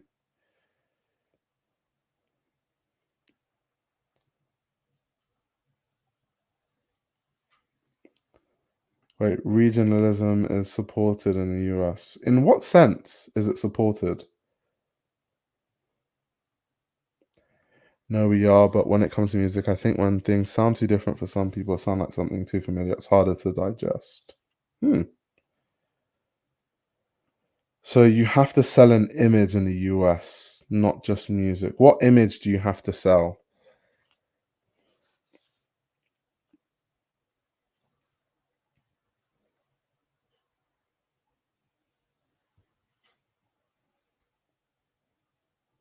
It's interesting though. I mean, that's why as a UK artist, we always talk about this thing like when a rapper is able to enter the US market, they've gone clear. Or any artist like Adele, when Adele did it, she like skyrocketed. Or but it's easier for singers because singers sing in like a low-key American accent. Adele is probably one of the most British sounding singers because you can actually hear her British accent sometimes when she sings. But most UK artists that sing, they sound American anyway. So it's easy to cross over. It's a lot harder for the rappers. That's why rappers used to like pretend they were American. Like when I was younger, you'd hear all these London rappers with their weird ass fake American accents. Like we go to the car and I turn on my Ferrari and it's just weird. At least now rappers in London are more authentic. Like they rap with their own accent. The only UK rapper to break into the US market did it on gimmicks. Are you talking about Central C? The funniest thing that Central C did, I know it's good, I guess, for the Americans to understand UK slang, but that freestyle he did, was it on LA Leakers where he was like, when I'm paranoid, that means I'm pranked. That thing was just weird. It's just like the UK slang alphabet. It was so it was so weird. So weird. Okay, Retro Snow White says you have to sound aesthetic along with the music. The singing is honestly the least important, but typically you have to have a whole team writing your songs and a stylist who makes your persona. Damn. When I first heard Adele, I was blown away. I was like 10 years old. I mean, Adele is amazing. She literally went to like performing arts school though. Like she's a she's a talented girl. And yeah, Adele was meant to be a household name. I mean, Adele's voice is insane though. So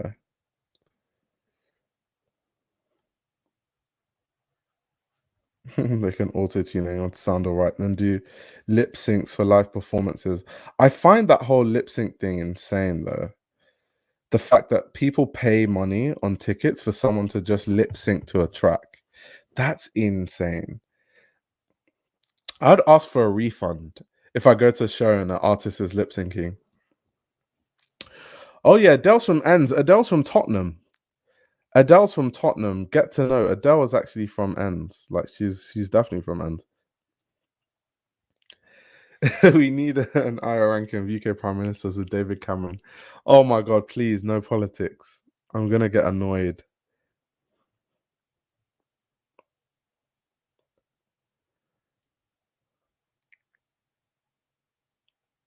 I'm trying to think, apart from Central C though, what other artist has broken into the American market? I feel like other UK artists have tapped into the American market in touches. Like Skepta has, you know, entered the American market in touches, Lancey Foe in touches, um mm, Digga D in touches, Dave in touches, Gigs in touches, a few. And we have Adele drop a rap album. Yeah, I guess Pink Pantheress counts, I guess, if you call that rap, I guess. I don't know if you can class that as rap. Is Heady One big in the US? I didn't know that. I didn't know people in the US knew who Heady One was. People don't normally talk about him as like someone who has crossed over successfully.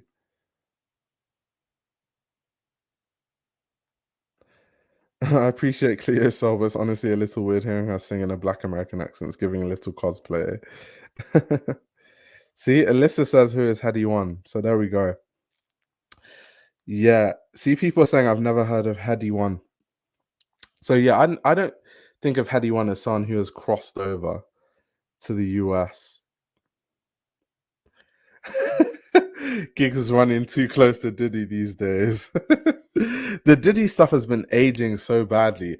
I remember Gets had this like song about being black, is old song, and one of the songs, as one of the lyrics in the song, he was like, "I want to be black and successful like Jay." Um, he was like Jay Diddy, and he said a few other like black successful people. And since obviously all the Diddy stuff has come out, everyone just flocked to the comments and was like, "Ah, bro, you shouldn't have said Diddy, bro. You need to update the song and remove Diddy, bro. Like you shouldn't have said Diddy." Like he knew what Diddy was up to 15 years ago. Yeah, I said Skepta has crossed over and touches. I think the problem with Skepta though is that Skepta is known by people in New York and people in LA, like tapped in people, maybe Atlanta, and that's about it. I'm not gonna go to like, I don't know, some random part of the Bay and expect them to know who Skepta is. But like they would know who Central C is. Like they've all been singing that. What's that song? So many Americans sing that song with Dave and Central C. Sprinter. That all of them. Sprinter did the rounds in the US in a way that I haven't really seen a UK rap song do in a long time. A lot of people were listening to Sprinter.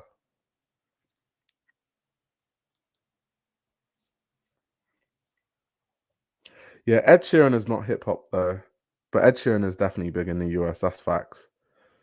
Like I said, singers have it easier because it's easier to take in singing because the accent is not so distinctively British. So like Ed Sheeran, Harry Styles, like all these people cross over easily because it's not, when you sing, it's just not the same. It's not the same.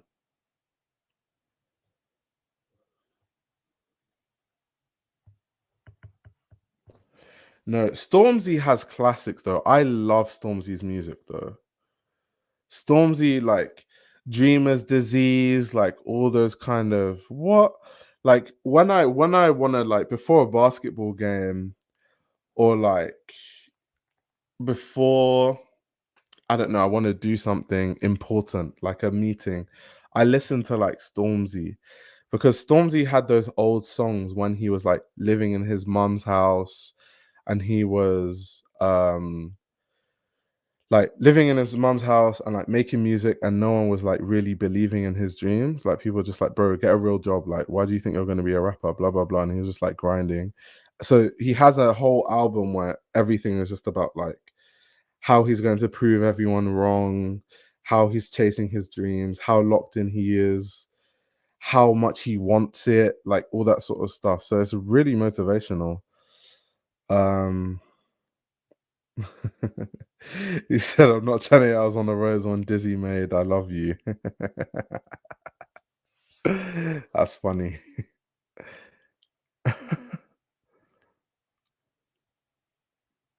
Let's see. Also, most people in the US didn't start listening to hip hop until the Kendrick and Drake beef. Probably, especially like people in middle America.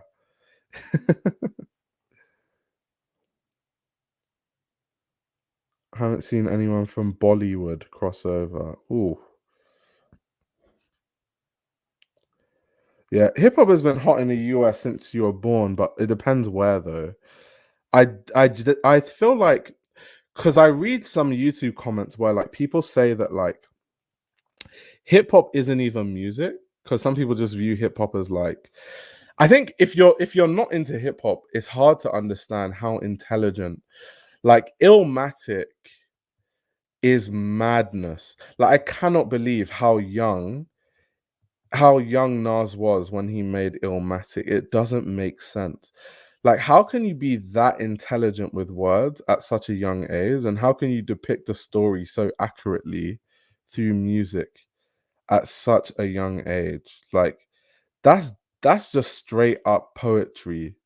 But like, I think people just see it and just see criminals, and so they don't take in any of the like artistic merit of hip hop. So that's like a big issue, which is why I feel like, you know, places like Middle America or wherever, they probably don't listen to hip hop because that's probably how they view hip hop. Just a bunch of criminals making music or whatever. But like if you listen to like the wordplay is insane with some of these, especially the early, like I've been listening to a lot of earlier hip hop recently. Insane. Insane. But then once again, I people like hip hop for different reasons. I like the deep hip hop. That's why I like the, rappers like Mick Jenkins or like Nas. I don't all this like yippity yap rap. It's cool if you like it, but it's not for me personally, which is fine.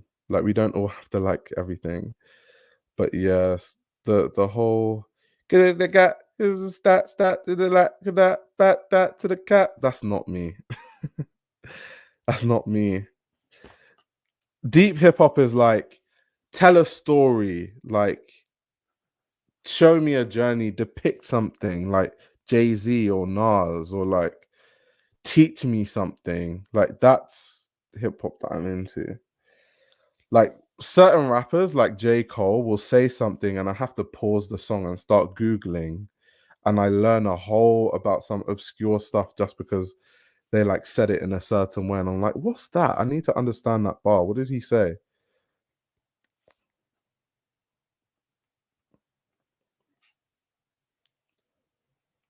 Exactly. Yeah, I see Drake's music as pop. To be fair,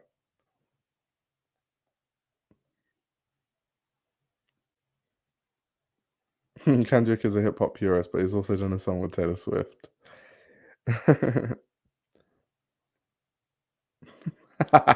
Deep hip hop is "Stupid Ho" by Nicki Minaj. Open your third eye.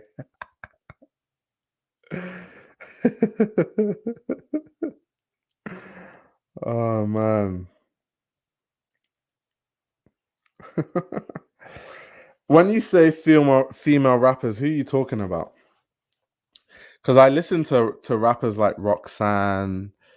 Um, I listen to more like 2000s female rappers though. I'm more like a Missy Elliott kind of person. So when you say from the 90s, like who are you talking about? I'm just curious. Add them to my list. I will say though that these days women are starting to have way more rap skill than men, like by far. Like people like Rhapsody would rap circles around most of the male rappers these days. Like they're so weak. Um Unity, is a unity. I love that song by the way. Um Lauren Hill. Yeah, okay, yeah. Obviously everyone listens to Lauren Hill. Lauren Hill is classic. Classic.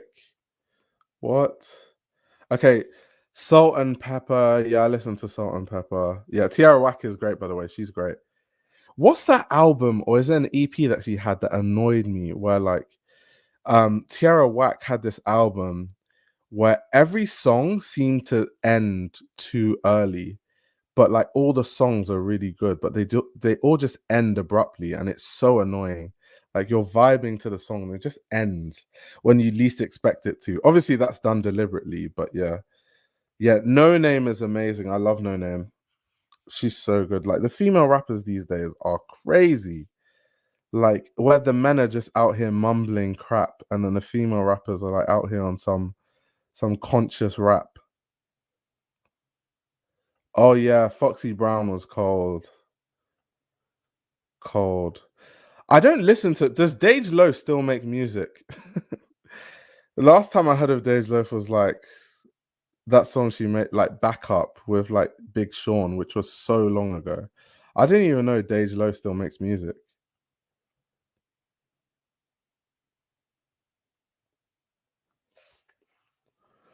But yeah, like Lauryn Hill. Oof.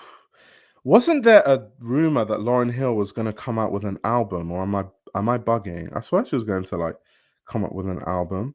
And also like the Fugees. I actually listened to what's the name of the Fugees album, like the classic one? I listened to it recently again. The Score, that's it. The Score. I listened to The Score again recently and I was like, wow, this is so good. Like so good.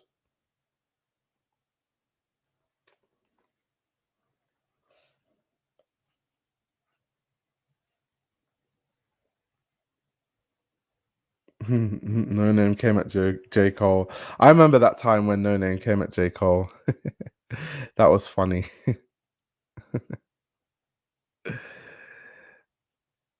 I said Lauryn Hill works. Lauryn Hill just came, dropped two classic albums and dipped. Dipped. The Score and Miseducation of Lauryn Hill, like arguable like top 20 albums of all time in hip hop, and just dipped. Like absolutely dipped. She was like, I've given you guys classic music. Now leave me the F alone. That's funny.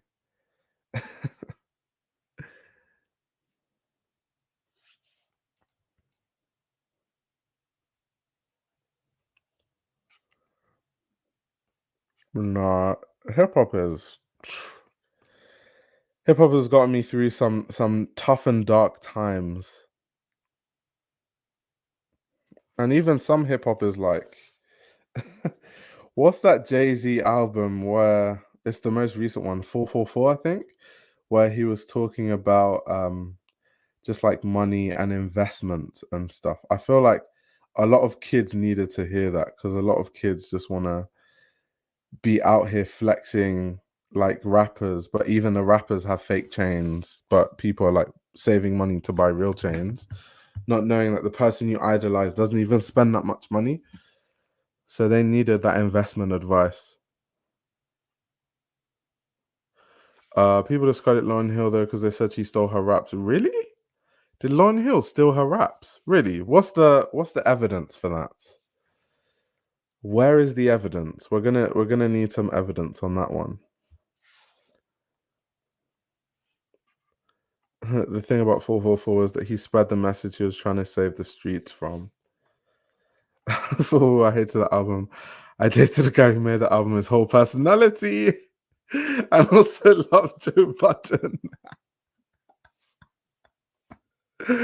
You just associates 444 with some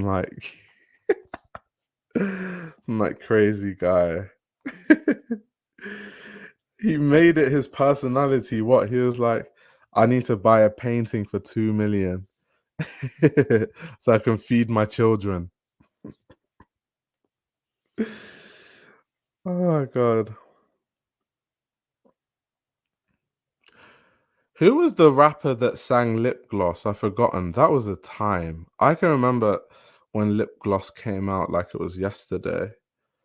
That was so also because I'm so into like hip hop in general and I've been following it for so long. There's so many artists that like pivoted that's like really interesting. Yeah, it was Lil Mama that sang Lip Gloss. That was iconic time.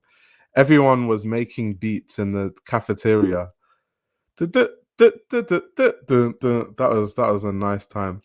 But anyway, what was I saying? Yeah, so like YG, for example, I remember because I was like a jerking kid. And people don't actually know that YG used to make jerk music before he was on this whole like gangster thing. That must have been one of the craziest pivots in hip hop history. This man was making Shiamado, Watch me get my word, she a model.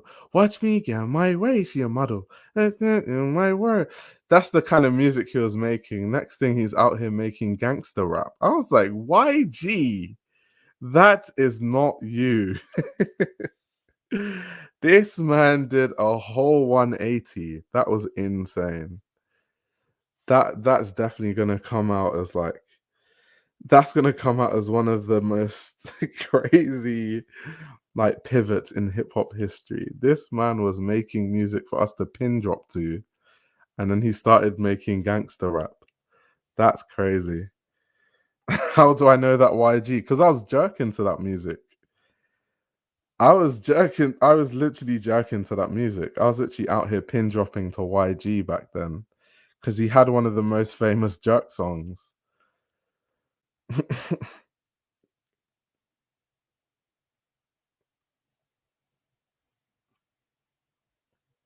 The lecture man said, "You're what?" I don't know what he thinks jerking is. I promise you, jerking is not as bad as you think it is. Oh yeah, do people not know I was jerking? Oh, I used to be a jerk kid. That was me. Guys, that was me. That was all me. Like, where do you think let me show you guys a picture of when I was younger if I can find it. But that picture, and I've shown it before, is when in my jerking days. That's why I used to dress like that.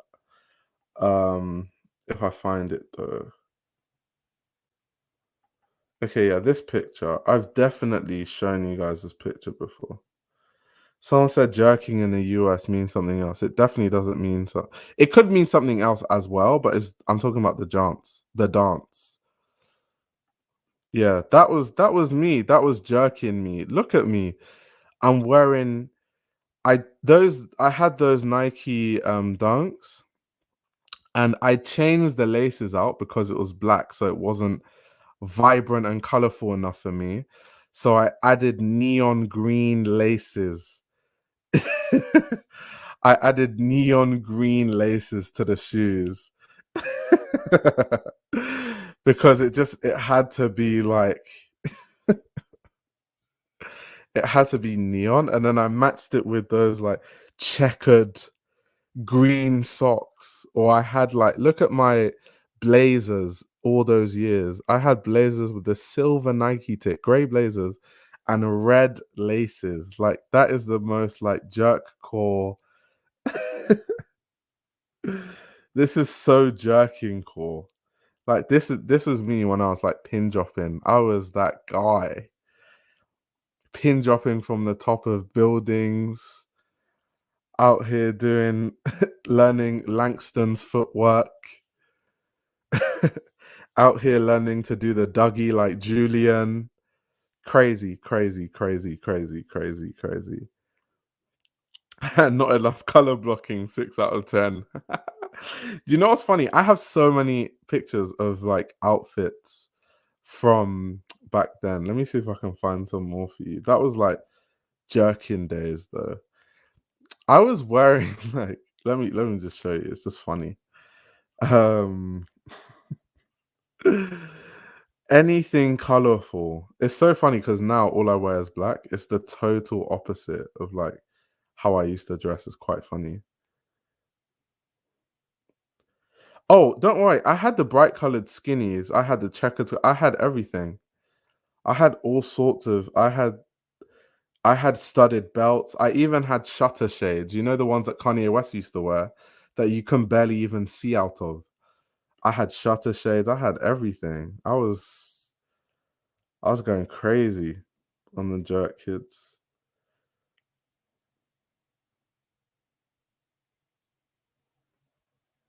2009 Tumblr jerkers. It's so funny because I was just definitely on Tumblr back then. Definitely on Tumblr.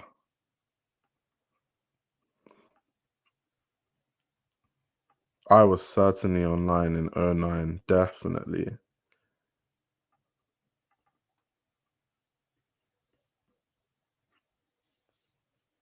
Swag era Zendaya. Exactly. Zendaya knew what was up. She was wearing snapbacks, Vans.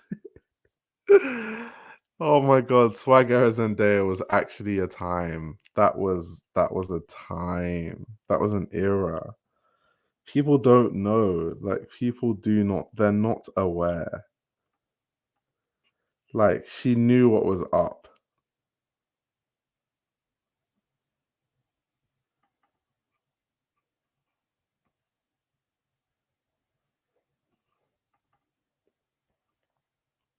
I was 11 in 2009. Then a few years later, Chill's a Solid Thing. She had Gears way back in the day. That was back then when like that's why I feel sorry for kids now because kids now it seems like everything that they have to own has to be like mad expensive. When I was young, if you had a G-Shock, you were that guy. If you had a G-Shock, you were flexing like crazy. What? G-Shocks were an absolute flex. Like G-Shocks were actually insane. Like if you had a G-Shock, you were on some different kind of swag. Especially like there was the smaller one and the bigger one. If you had the bigger one, yeah, you were like flyest guy in the room.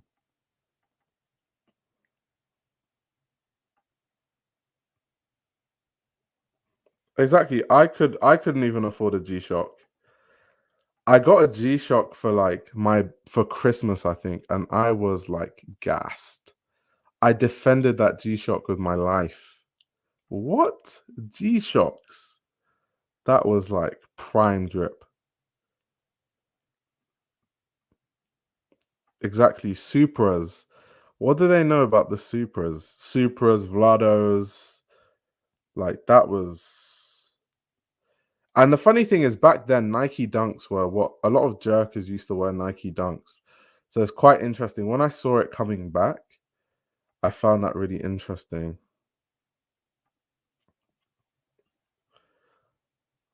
The Super Sky Tops. Let me. I found another picture of me wearing like a snapback from my jerkin era days. Where I'll show you guys. Bro, look at me. That's so funny.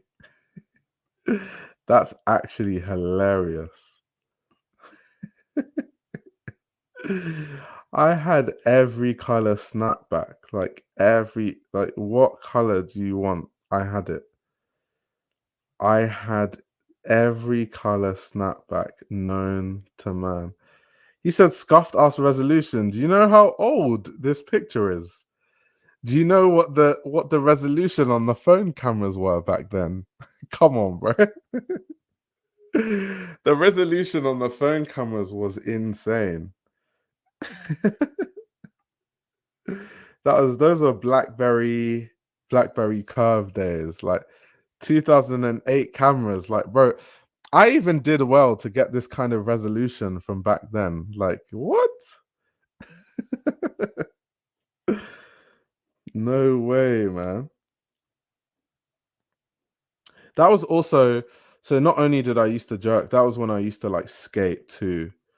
So those are like my skating days. I used to skate a lot back then. Probably got pictures of me skating on the street wearing colors that are way too vibrant.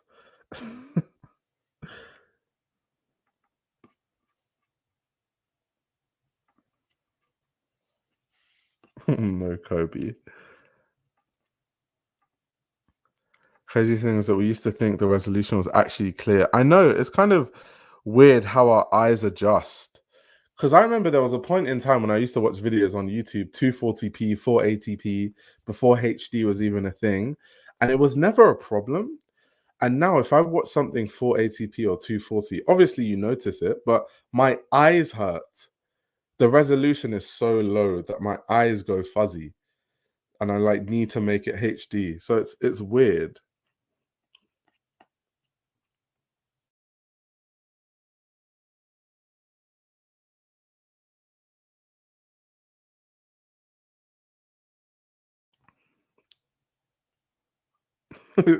HD. That's how we say it. HD. You Americans have come again. What's wrong with HD? Americans have come again with their language police, even though we made the language. But each to their own. That's like seeing pictures in black and white. You forget reality was still in color. 180p on my iCarly webcam.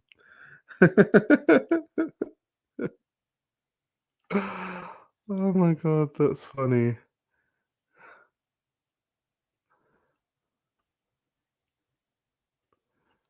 Yeah, H, just the same way we say Z. You guys are like Jay-Z. Z. No, man, it's Z.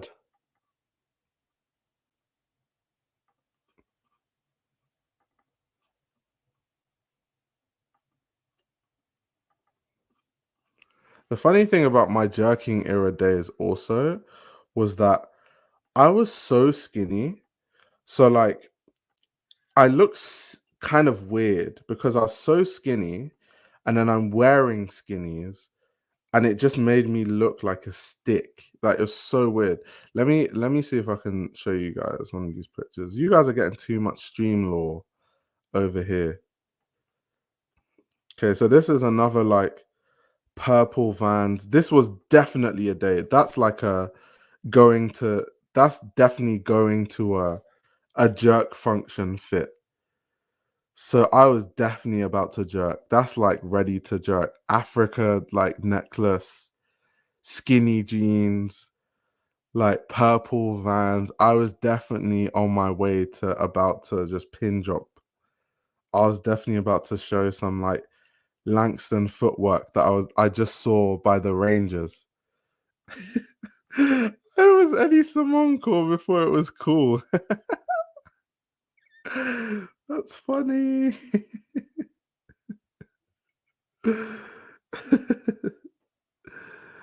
Someone said I thought that was a good wood chain. Your legs are long as hell. You look like SpongeBob when he took Pearl to prom. I told you guys I have really long legs. People didn't believe me. My legs are super long. It doesn't make sense. Oh my god, that's funny. In this image, I was probably like 6 feet tall. So I wasn't as tall as I am now, but I was like 6 feet, maybe. Yeah, about 6 feet. But that's like young me, like skinny as hell. So the skinny jeans, like in hindsight now, I don't know, it just looks weird. When did I stop growing? I stopped growing early, actually. I stopped growing when I was maybe like 16 or 17. So when I was 17, I just stopped at like 6'2" and I never grew after that. So I stopped growing quite early. I feel like when you're that thin, you shouldn't wear flat shoes.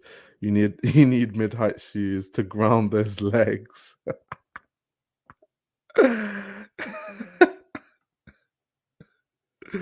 This is dead ass how Frank Ocean dressed Silwood shows. Oh my god. Yeah, Hanan is tall. Hanan is like 6 foot or like 6'1". Hanan is close to my height. So yeah, he's definitely tall.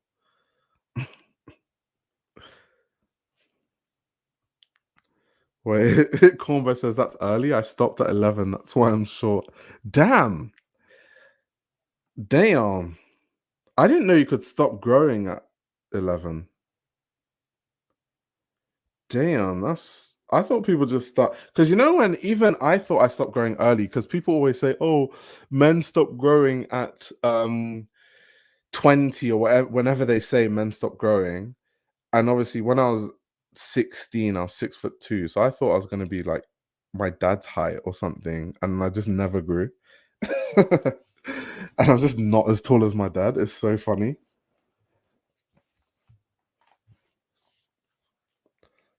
I could legit defend that tree in a 1v1 game of 21. Oh god, that's funny. Yeah, women definitely stop growing earlier than men, but I thought women stopped growing at like maybe 16 or something. Tosin says, watching the stream, I'd assume only Finn is tall. I mean, Finn is tall too. All of us are tall, to be fair. Finn, Hanan, me would be the best fox in the box striker. Oh my word, that's funny. That is hilarious.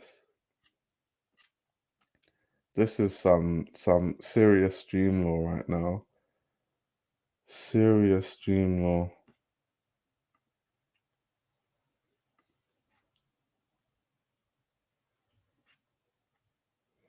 The resolution on these pictures is scaring me. It's so bad. And back then, this resolution was sensational. Like, what? The resolution back then was... Let me show you guys my BlackBerry era. This was still in the jerkin days when I was still wearing every single snapback under the sun. Let me show you.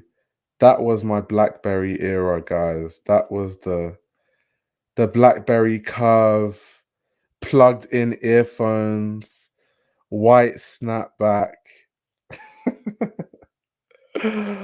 Oh my god. I'm actually getting such memories from back then.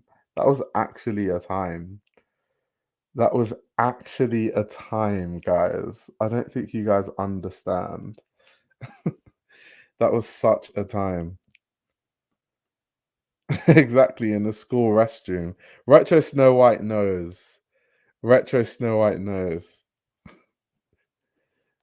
8520 because you're...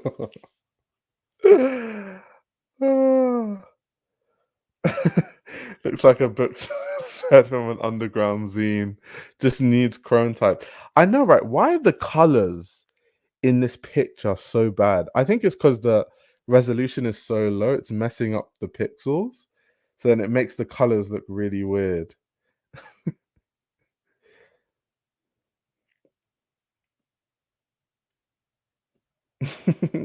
This wasteland era of fashion is actually very important and needs a documentary. Oh gosh, that's funny.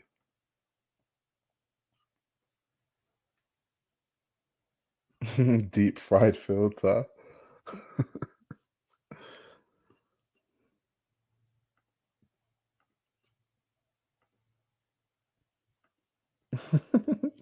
You still had a 3.5 millimeter jack on your phone in this pic. That's how you know this shit old. The 3.5s, like that was the 3.5s. Don't sleep. Don't sleep. Wait, someone's saying I'm wearing a bangle. That's not a... Tosin knows. Tosin, you're tapped in. Tosin is tapped in. Yes, it's the rubber wristbands. Exactly. The rubber wristbands with the 3.5 millimeter jack. That Tosin is tapped in. Rachel says, I can't believe I missed the after hours dating talk. You have to catch up. You can watch it back, Rachel. It's going to be a long stream. It's already 5 hours and 17 minutes. So there we go. Exactly. The live strong. You just had to be there. You just had to be there. The live strong rubber bands. Come on now. You guys. What do the kids know about that era?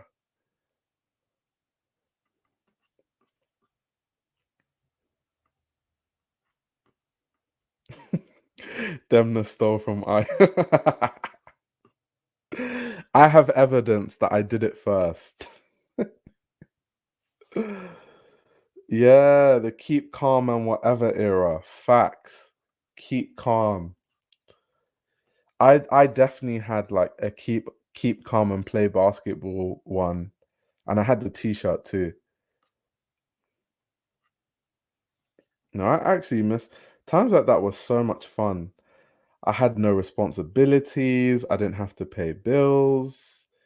Didn't have to pay rent. I didn't have to stress about things. You just leave your house, go jerking, you come back. There's food in the fridge. Like, oh my gosh, what a time. being an adult is actually a scam. Like when I was young, I wanted to be an adult so bad, and now it's just like, bro, that's crazy. I was like, leave the house to go jerk. Not in whatever way you guys mean it to be. Not in that way. However you guys are making it seem, not that way. Go jerking in the streets, innit? Whatever way you guys are intending for it to be like, it's not that. It's not that.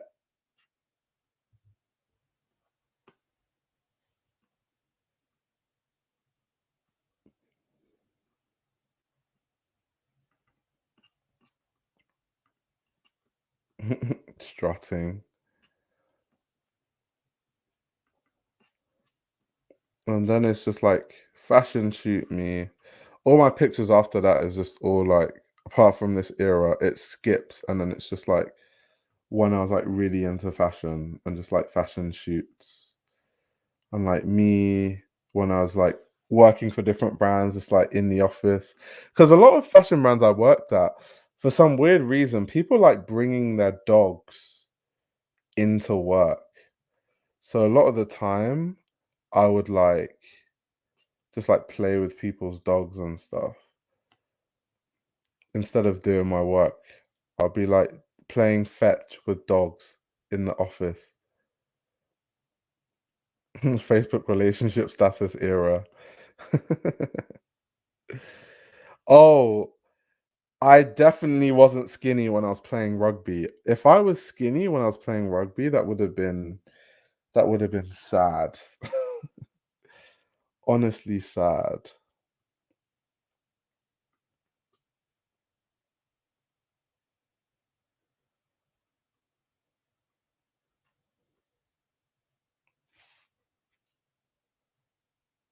It's complicated. Relationship status, it's complicated. Can't believe people actually used to say that, that's crazy. It's complicated. Such a cop out.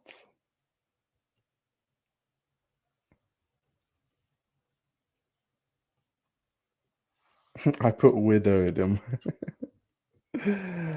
Oh man.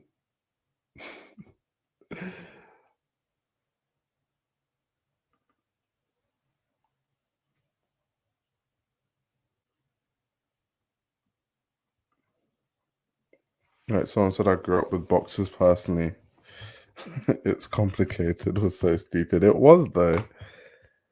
It's so funny that people used to take that seriously. Like it's a rite of passage. You get into a relationship and then you update your status like so and so is in a relationship with this person. It's like, okay. Um we all kind of knew that. Oh, I literally found a picture of me in the office terrorizing someone's dog. Wait, let me show you guys this picture.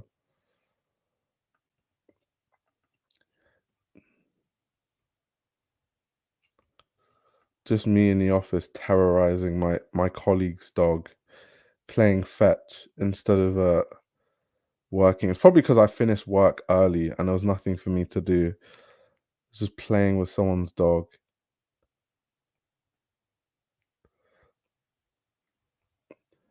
Wait, poke wars. Oh, when you guys used to do the whole poking thing. I remember that. I remember that. I remember that whole poking era of things. That was all that I remember. That was so annoying. People just be like poking people and stuff. That was so annoying.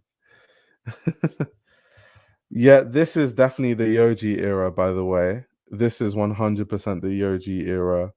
I mean the jacket is Y3. Um, the boots are definitely from Arket. I can't remember where the pants are from.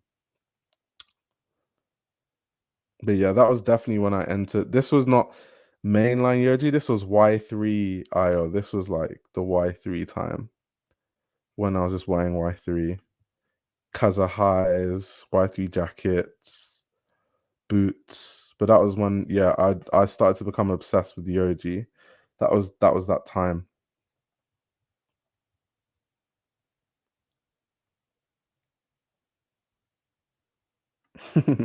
Matcha and Pilates core era is lucky that inflation is a thing. Otherwise, it would be raw in these streets. That dog is so happy with you. Yeah, I'm good with dogs. I love dogs. I grew up with a German Shepherd and a Rottweiler. I think I've said that um in the past before. So yeah, yeah, I love dogs. I want to get one when I get my own house. I want to get like a German Shepherd. I like German Shepherds.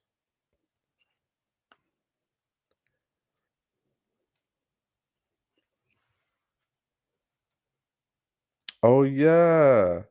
When people used to tag friends in a random character and like none of their friends are even in the image, and like people would tag you. It's so annoying, right?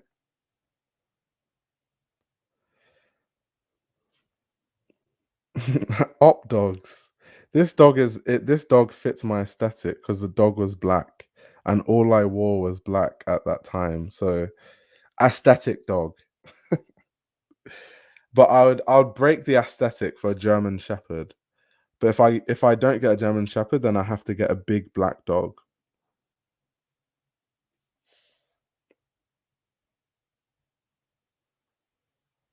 Oh yeah, the horoscope link on Facebook. No way. Some of you have lived the same childhood. That's actually insane. Yoji would approve. Andy dog. That was my colleague's dog. But yeah, it fit the aesthetic though.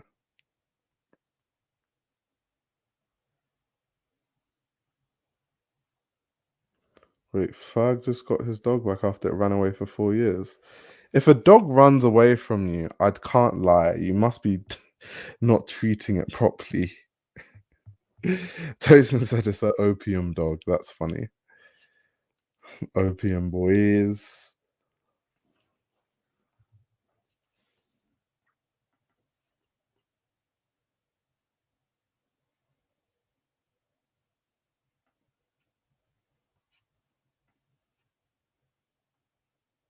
Oh yeah, Omegle.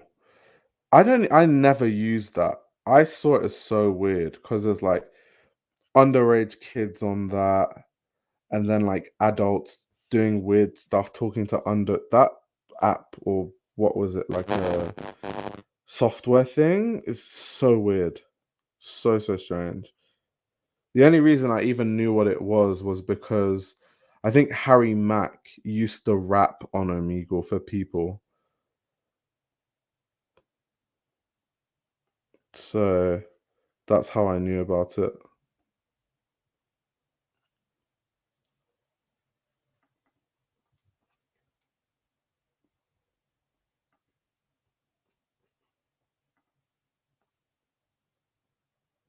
Yeah, I don't use Snapchat. I didn't know people still use that. Although I never really used Snapchat. I kind of skipped Snapchat and went straight to Instagram. I wasn't really a Snapchat person. I had it, but I never really used it.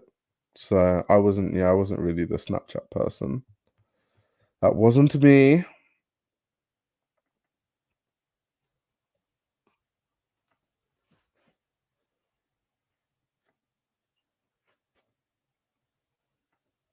Teens use Snapchat and men who cheat. You woman you has a lot of life experience. She said men who cheat do that. Oh man.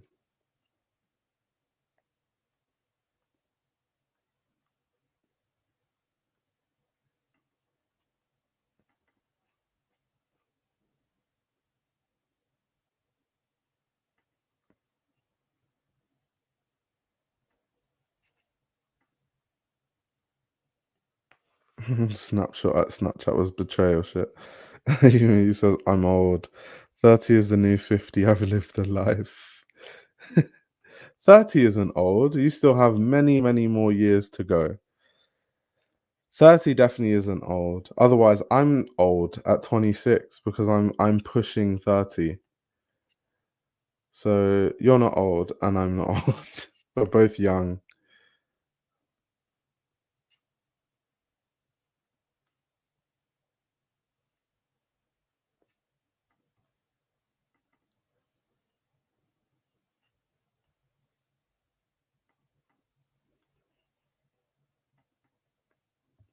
30 is peak. Yeah, you're not even kind of old until 40. Yeah, I agree with all you guys. It's not you and you. You're not old. Enjoy your youth while it's still here.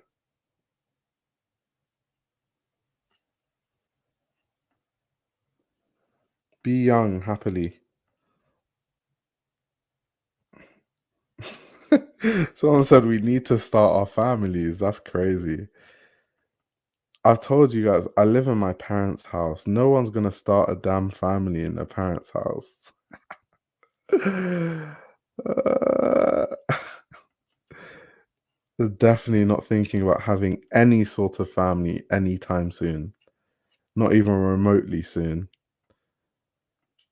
Hell no.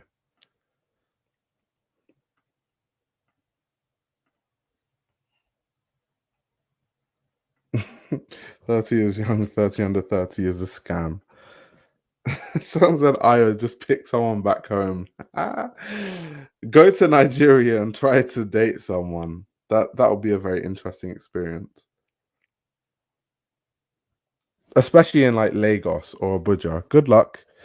Good luck.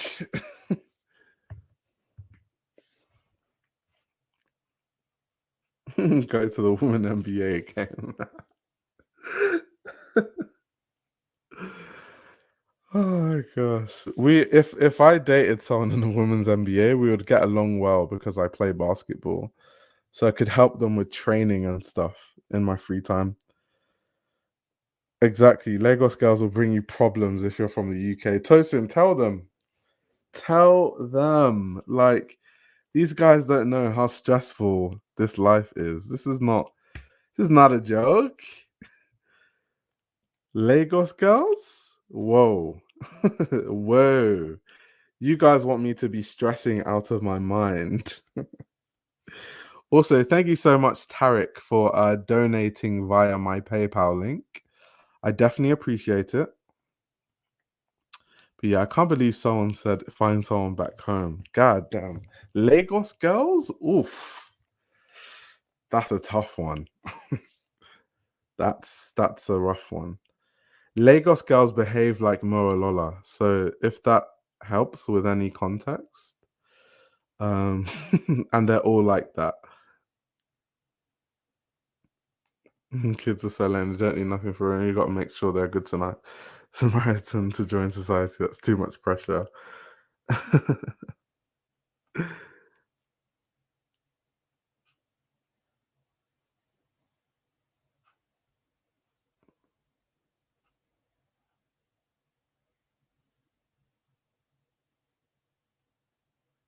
Wait, did someone say like aunties? No, not like aunties. Just like I don't know, man. It's because I lived in Nigeria, so I don't know. It's just yeah, Lagos women are not for me. Not for me. Like I feel like culture in Nigeria puts too much emphasis on things that I don't value as important. So Nigerians like to flex. I don't care about stuff like that. Nigerians want to prove to everyone that they have money. I don't care about stuff like that. So yeah, I just feel like if you date someone from Lagos, they're just gonna make you spend money, but not even on anything good.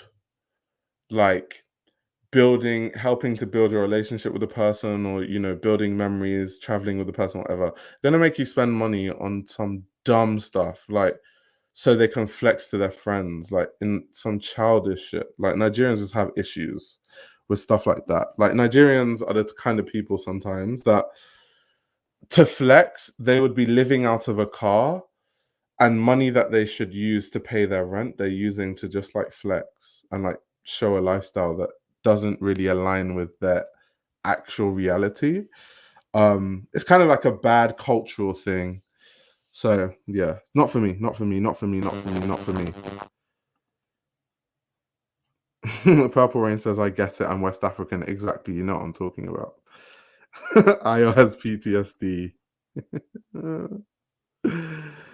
It's so funny, Leo. I've actually dated more South Africans than I've dated Nigerians. Fun fact.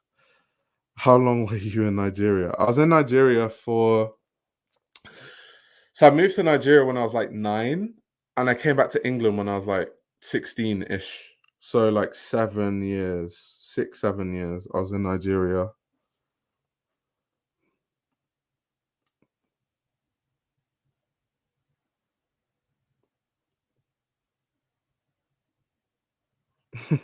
That's a general sign of immaturity in every culture. Whites do this too.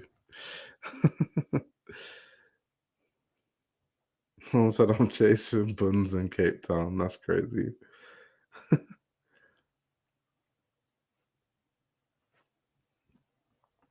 And that's always so sad to me. On 4th of July, someone was like, I can't post any of these videos. Like, bro, like, bro, enjoy the fireworks and no one cares anyways. Yeah, like people just don't want to just like live. Just like, why do you care so much type thing.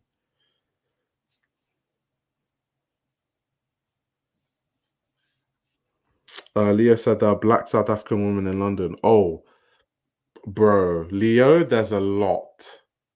There are a lot of black South African women in London. Let me tell you, sir. There's a lot. There are actually a lot.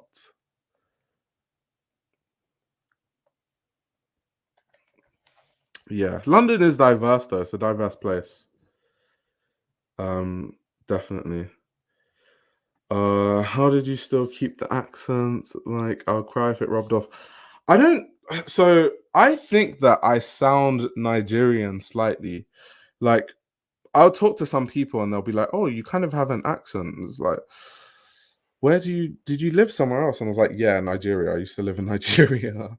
So I personally think that I have a Nigerian accent. To be fair, maybe like when I say certain words, for sure.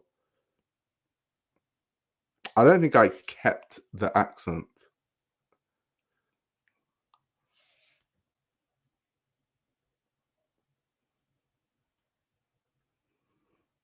Oh, someone is saying South Africa. Yeah, South Africa. South Africans are baddies, like straight up, just baddies. South African women are thick in the most unimaginable ways. You woman, you are so funny. Oh man, in the most unimaginable ways. Oh. You got the type of build you draw as a child because you don't know what proportions are.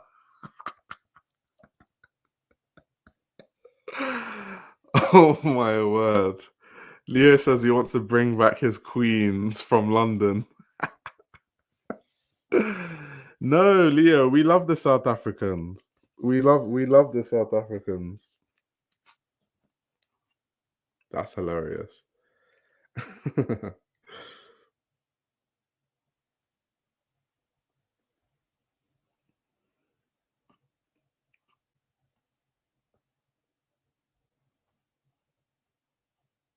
Yeah, I love that Rachel said being an adult is saving a decent amount of one's paycheck, unfortunately. Okay, Tyler is really good looking, but Tyler once again is not my type. Tyler is too light skinned for someone like me, but yeah, Tyler's cool. Tyler's cool. And I do find it interesting the whole discourse around Tyler and being colored and how that was so controversial in the US. I found that really interesting and fascinating. That was very fascinating.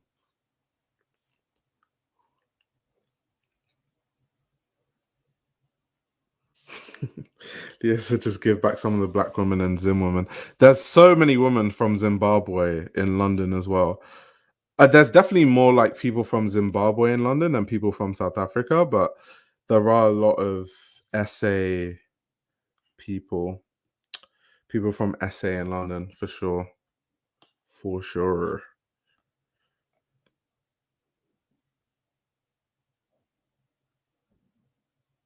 Victor said Tyler just be saying shit.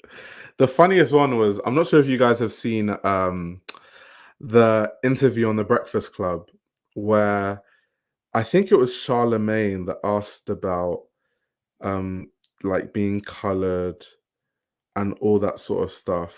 And then her publicist or whoever it was like, okay, can we not talk about that? Can we not talk about that? Like, no.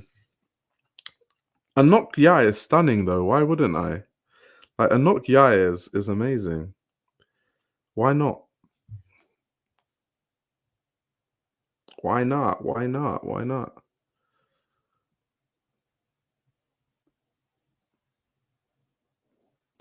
But yeah, I don't know. I don't want to get too deep into South African politics, but there's something I understand where African Americans are coming from in the sense that there's something twisted in the way that Tyler goes about saying she's colored. Because obviously, some of you might not know, some of you might know, but like during apartheid, there was like a lot of classification of people, colored being one classification of people. But in the pecking order, obviously, black people are seen as the bottom, and then you have the coloreds, and then you have the whites. Yeah, so if you're discussing essay politics, I got to stand for my people. So as much as someone that looks like Tyler in South Africa will be considered colored, and people in South Africa are very adamant on that being the classification of like what they are. Like that's what people in South Africa will say. I'm a colored person. That being said, the way Tyler goes about like, I'm not black, I'm colored, I'm not black, I'm colored, I'm not black, I'm colored, comes across like, don't call me black because in South Africa, black is the bottom. Call me colored because I'm not black, I'm colored. Kind of. I don't know if you get where I'm going with it. So sometimes, depending on how she says it, it does make me cringe slightly. There's like an air of like elitism there. There's like a don't call me black, I'm colored type energy, which is like it makes me feel a bit uneasy. Human you says, I think that's exactly how she means it. Exactly. It's like when light skinned people say that they're mixed for white validation. There we go. There we go. That's what I'm getting at. Yeah, like colorism type of stuff. Exactly. So even though it is a classification in South Africa, it's how adamant she is on this I'm not black, I'm colored type thing is a bit it's a bit crazy. Bit crazy, bit crazy, bit crazy.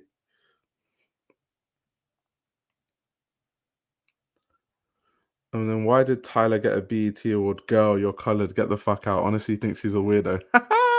That's a strong point, though, because if someone is saying I'm not black, I'm colored all the time, and then you're accepting awards from the BET, it's a bit shifty, isn't it? It's a bit shifty. But the whole I'm not black, I'm colored. There's an elitist energy there for sure. Cornbread says it is elitism, similarly to when Dominican Americans say they aren't black because they hate blackness. There we go. People, the urbans are tapped in. The urbans are tapped in. I recently saw somebody actually who was mixed had to pretend that they were on the phone and I say I don't know why. Maybe they want to get beat up or abducted or something. It's crazy out there. Damn. Damn. They be giving BT awards to anybody. Oh man. At this rate, like Jack Harlow is gonna win a BET.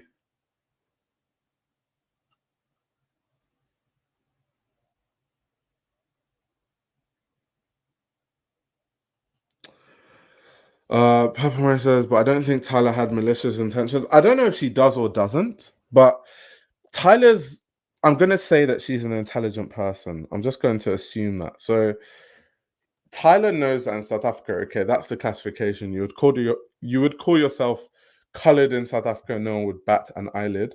But if we look at historically how they classified people, colored people are classified technically higher than black people. So if someone says you're black, they're saying you're black because you come from an African country and you're not white. So they're just going to be like, you're black.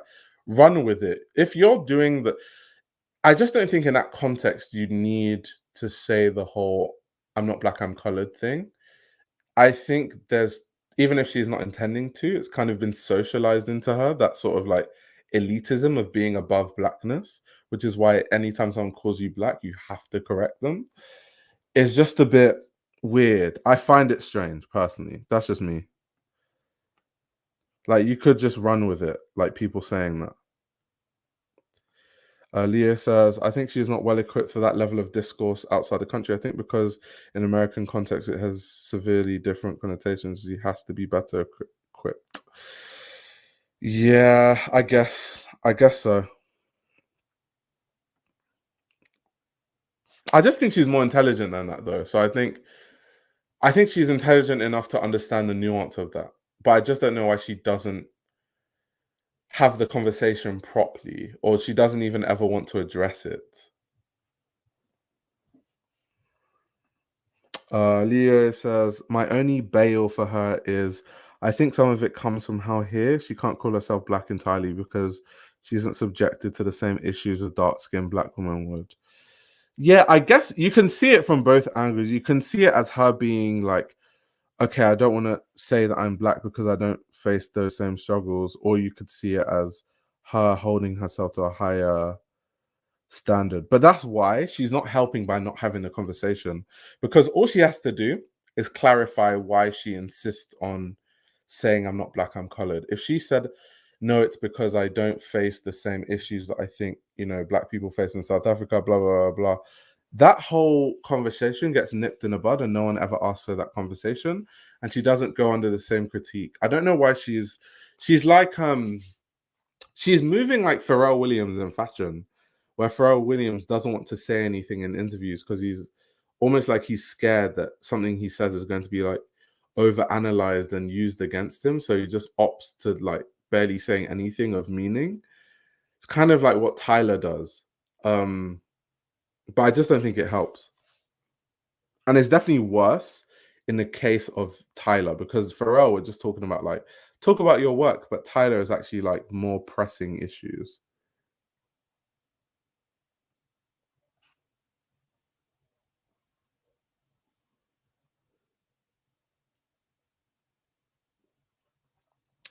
But I also think Americans need to stop expecting everyone to follow our culture. Yeah, I mean, obviously, the her using the word colored is not, because that's genuinely what people say in South Africa. But that was what I found weird, that obviously people are like trying to hold her to the standard of the classification that people use in different countries. But I'm more critiquing like the use of the word in that context of, are you trying to hold yourself on a higher level or not? Like, what is the reason why you totally insist on no one calling you black? Leah says, I'm not calling her dumb when I say this, but I don't think she's entirely equipped to have these conversations in rooms like the Breakfast Club that looks for headlines. Okay. Okay. So she can't have that conversation and not say anything that could be used. Okay, Faz. That would still be a lot of room for discourse in America, because the counter argument is that she's then being put in black spaces in America because we consider her a black woman, which is also a very good conversation to have because it's really true. It's really, really true.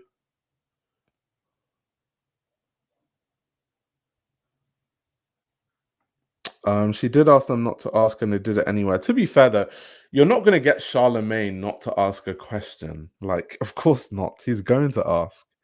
I think her team knows that answering any of it would be out of depth for her. So why can't they prepare her for the conversation then? Because no matter how much she tries, it's always going to be a critique of her until she addresses it. And she's not. like she's just always going to keep meeting that hurdle until she addresses it. So why don't she just prepare to answer the question?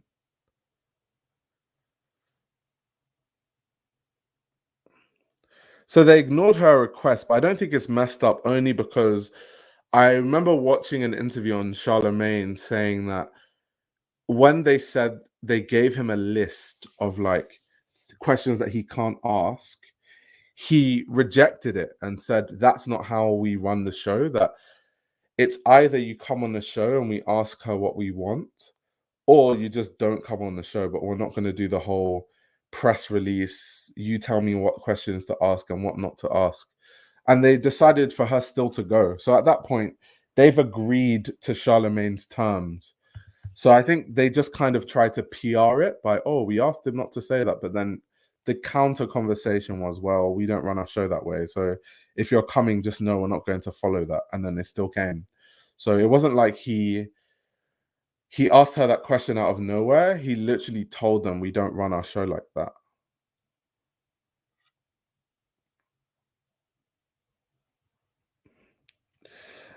Fee Van Gogh, so that's asking for her to be equipped for a conversation not even most black people, including the Breakfast Club, can fully comprehend. Damn. Tyler is also like still young. She'll need time to develop her own thoughts after her hunger for fame is satisfied, and she has to compete with another newer Tyler. How old is Tyler? Wait, let me see how old she is. 1 second. Tyler. Okay, she's 22. Oh, damn, she's young. Okay, fair enough. Honestly, they shouldn't have booked her because the Breakfast Club is irresponsible with how they introduce controversial topics. Yeah, I mean, Charlemagne is he's just an instigator. He just tries to poke the bear to see if he can get you to say anything controversial. That's all he does. Um, so yeah, that's what we expect from Charlemagne at this point. So no surprises there. You says she's a child, no frontal lobe. She's young though, 22. Damn, no life experience at all. That's probably why they're protecting her so much. I think, and based on what I've heard and seen around here in South Africa, the manner in which she is managed is a bit questionable. The rise to where she is insane. How is she being managed? Like, what are people saying about her management?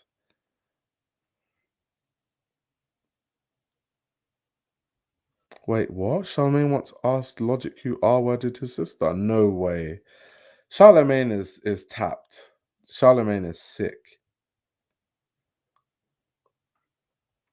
She definitely benefits from her status and is largely US based now, so she doesn't have an excuse for her using that weird terminology. Can't hang in black spaces and turn around and be like, I'm foreign. The standard I do that all the time.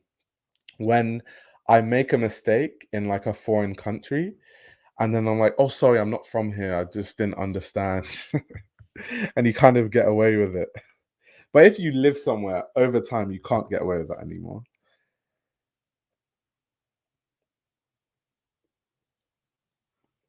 Wait, Tyler was chosen. She was picked by some industry, and the machine backing her is huge. I don't actually know how Tyler became famous, so I don't even know her story. It just seems like she came out of nowhere. It's kind of weird. It's kind of most of the like Afrobeats artists. Um, I know what their come up was. Like, I know how Wizkid came up. I know how Davido came up. I know how Burna Boy came up. But with people like, yeah, Tyler, she genuinely came out of nowhere. Like, just literally never heard of her in my life. And then she just came out of the sky. Charlamagne went to Wendy Williams School of No Chill.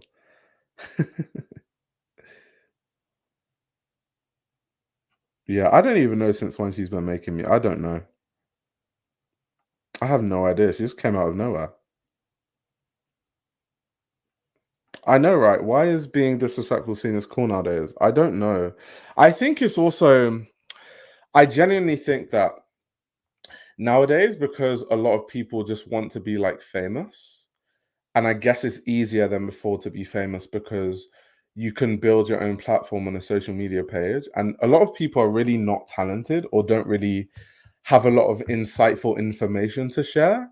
So the only kind of content they can make is like inflammatory content, just like as controversial as possible. So they insult people baselessly, they cause drama, they make videos reacting to every celebrity drama under the sun, all that kind of stuff. So I guess it pays to be rude and disrespectful, I guess, especially online.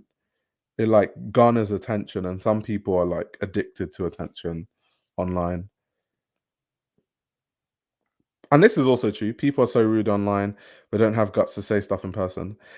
Like people people have said so many things in my comments that I don't think anyone has ever said to me in real life apart from the N word.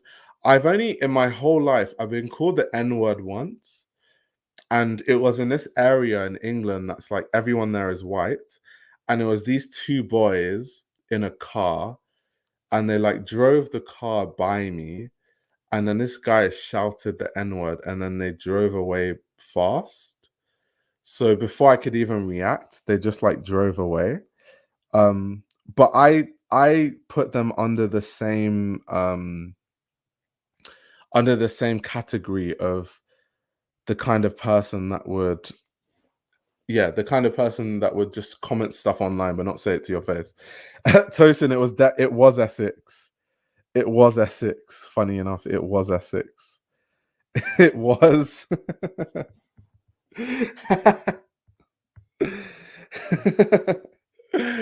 They just said it and then drove off really fast. But I guess, and they seem really young, maybe like 16, 17, so, or maybe like 18. So for them, that's their way of having fun, I guess. Being edgy. Ronnie says, yeah, been sorry, King. Shit is stupid annoying. They always want to dip out right after. I mean, there was one time when I lived in this part of Essex that was really racist, like really racist. I remember one time when on the floor they wrote like "No blacks allowed" in one part of like where I used to live. Um, and I would like practice basketball in the park, and all these racist white kids would disturb me and try to take my ball and run away, all that sort of stuff.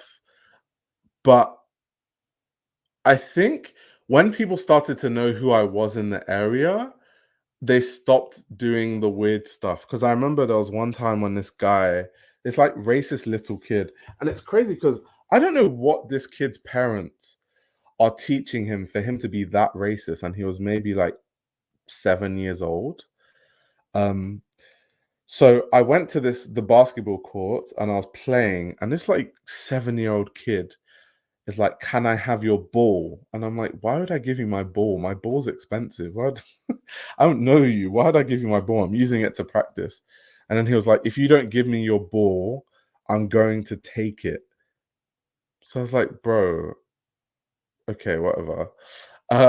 So I just continued playing. And then he actually took my ball and started running away. So I had to chase him, and then I took the ball from him, and obviously he was trying to like not give it to me, so I had to swipe it out of his hands. And then he started claiming that I attacked him and he's going to get his older brother to stab me. And in like working class, if you guys don't know, in working class British areas, especially where I lived in Essex, it's a very violent place. People just get into fights for no reason. People get when people get drunk in pubs and someone gets their head smashed with a bottle. So I was already on edge because like I don't know what's going to happen. I don't know who this guy is calling. But I think I was so angry at that point. I was genuinely ready for a fight. So I actually waited for him to call his brother and for his brother to come. And then when I saw his brother coming, I charged at his brother. And then I was like, "Are you supposed to be the person that's going to beat me up? Is this your younger brother that apparently is going to get you to beat me up?" And then he like totally denied that that was his brother. He was like, "No, mate, like, That's not my brother. I don't know him from anywhere, mate. You don't know him from anywhere. Don't know him from anywhere. And then the younger kid, who thought his brother was going to come and beat me up, I told him, if I ever see you in the park, it's gonna be problems. And then from then on, I didn't have any issues anymore. But I don't know what came over me because I'm actually not a violent person. But you know, when you're at that breaking point of enough is enough, I was ready to go fisticuffs with this guy's brother. I was ready for a fist to fist. I was ready for a punch down to the death. I was on so much smoke, and this guy just messed up the whole situation. But I said, oh, that's not my brother. Like, oh no, like I don't know him, mate. Like, nah, mate. Like, what him? I don't know him. My brother? No way, mate. I was so angry. I don't think I've ever been that angry before. It's crazy. But yeah, that's Essex for you. Racist ass place. Yeah, he fully denied his brother in broad daylight. Broad daylight, literally. Denied his blood brother. That's crazy. But the craziest thing about it though is that I wonder how many times he's used that thing before. Because for a kid to be like, oh, I'm gonna get my brother and he's gonna beat you up. I can't imagine how many guys his brother would have beaten up before me. But then obviously it's different because I was way bigger than his older brother. So it's not the same. Maybe he's used to beating up little scrawny white kids in Essex, and then he saw me and he was like, he saw me, he was like, maybe not.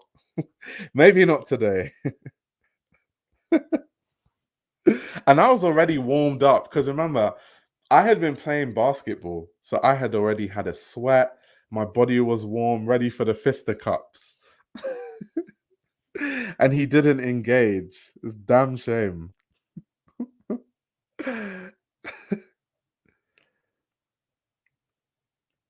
When he said seeing red and shit.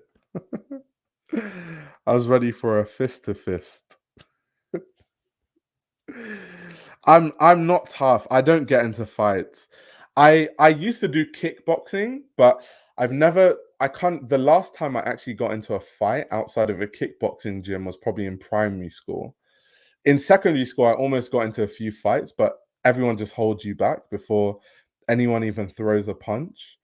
So I didn't get into any fights in like secondary school, what you guys call like high school, middle school. I didn't get into any fights. So the only time I've ever fought is like kickboxing. And the only reason I did kickboxing was because I realized that I never fight. And I was like, would I be able to handle myself in a fight? I don't know if I can fight. So I started doing kickboxing and realized very quickly I actually couldn't fight. And then I learned to fight. And sometimes I still do kickboxing now, but I don't really have the time because I work too much. And I already play basketball. So I used to play basketball and do kickboxing and some BJJ, but now I've stopped all the MMA stuff and I only play basketball. But we'll see. I might go back to it soon. But yeah, I definitely wouldn't describe myself as tough. I don't do street fights. It doesn't even make sense. It's not plausible because if you go around fighting people on the street, what if they have a weapon? What if it's just not smart? I would rather diffuse a situation. The fighting is a last when everything else has failed, it's like a last ditch effort to defend yourself. That's when I'll start fighting. Yeah, BJJ was much harder on my body than kickboxing too. I think because when you do BJJ, you stretch like so many weird parts of your body that you're just sore.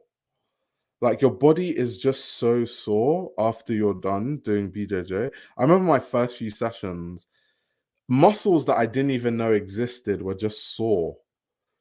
It's so weird. Do you just do pickup? No, I play for a team. I play for a team in my area. Exactly. See, I don't have cauliflower ears. If I did BJJ for long enough, maybe I'd have some cauliflower ears. But a good thing about having cauliflower ears, even though it looks horrible, is that no one would mess with you. Like if I see someone with cauliflower ears, I am not messing with that person at all. Like I do not want to mess with you at all because cauliflower ears, hell no. That guy is going to suplex me into concrete. No way. Before you get into a fight, let me give you guys some fighting tips on the street. Before you get into a fight, have a look at his ears or her ears. If they have cauliflower ears, retreat. Have a look at their knuckles. If their knuckles are like, kind of peeling off, retreat. That will save you from a lot of pain.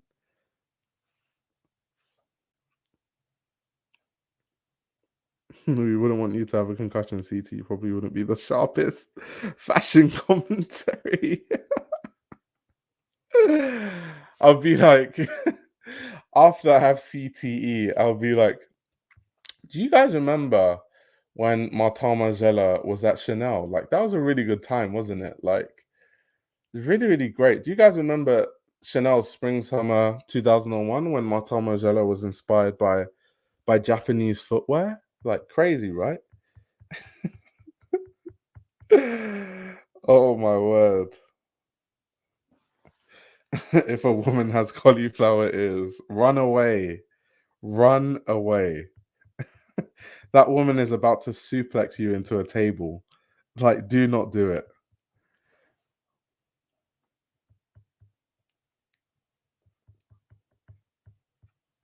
I know lots of people with those exact feature. I just assume they didn't take care of themselves. Nah, you don't have cauliflower ear by not taking care of yourself. You have cauliflower ear because you've been wrestling or doing jiu-jitsu for years. That's the only way you get cauliflower ear, because you get it from all the pressure when you're like ear to ear and those kind of positions. And then over time your blood vessels kind of constrict and dilate, and then that expands your ear in that area. So no, it has nothing to do with if you take care of yourself or if you don't. It's more to do with just wrestling all the time, like jamming your ears into someone else's ear, rolling around on mats with too many sweaty men.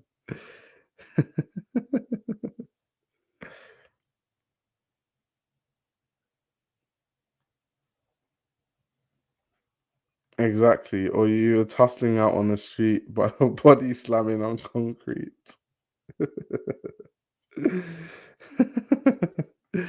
I don't really watch combat sports anymore because I don't do kickboxing anymore. When I used to do kickboxing and Muay Thai, I used to watch it because obviously you learn from the pros. So one of my favorite Muay Thai fighters is this guy, Jonathan Haggerty. He's so good technically. Like he's like the perfect technique. Like if you want to study punch, kick, elbow technique, watch Jonathan Haggerty. So I used to watch him for that. But I feel like as much as I can in a short span of time that I did Muay Thai, I've kind of gotten down the basics.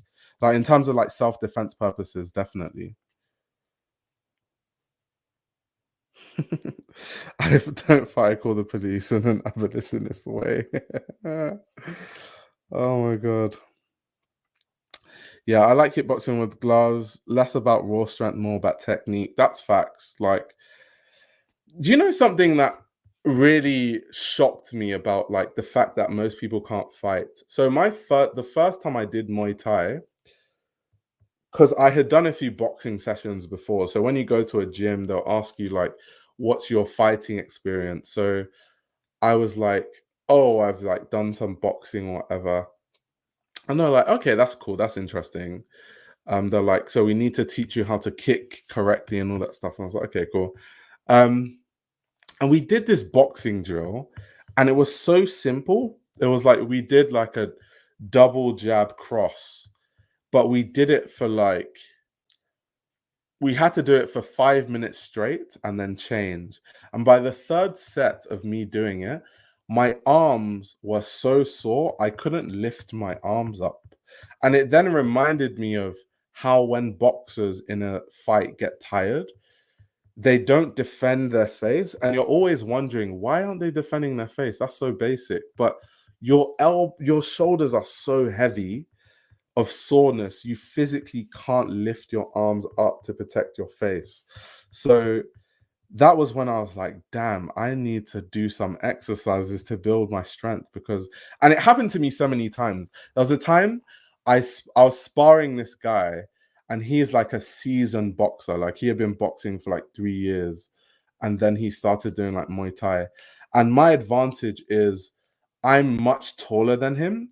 So for like the first round, second round, he didn't even touch me, I don't think. I just kicked him, kicked him, kicked him, and he couldn't ever get close enough to use his boxing. And by the third round, I was so exhausted, I couldn't kick anymore. I couldn't lift my leg to kick. So then he just had a field day, and he was just punching me all over the place. I didn't even know what was going on. Next thing I knew, he punched me to the liver, and I was just on the floor. I was just on the floor, like, damn, that's what a liver shot feels like.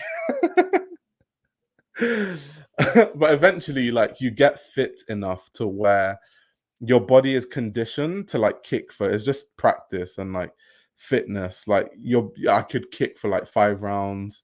So then when that happened, when I was in the condition to do that, then it became a lot easier, because then I'll just kick people all fight long, and they wouldn't even be able to touch me once if they're not as tall as me, because I have like the range advantage. But there's some very painful moments before I had that advantage, being punched to the liver and also and people love punching someone that's tall to the liver, because it's like a big target.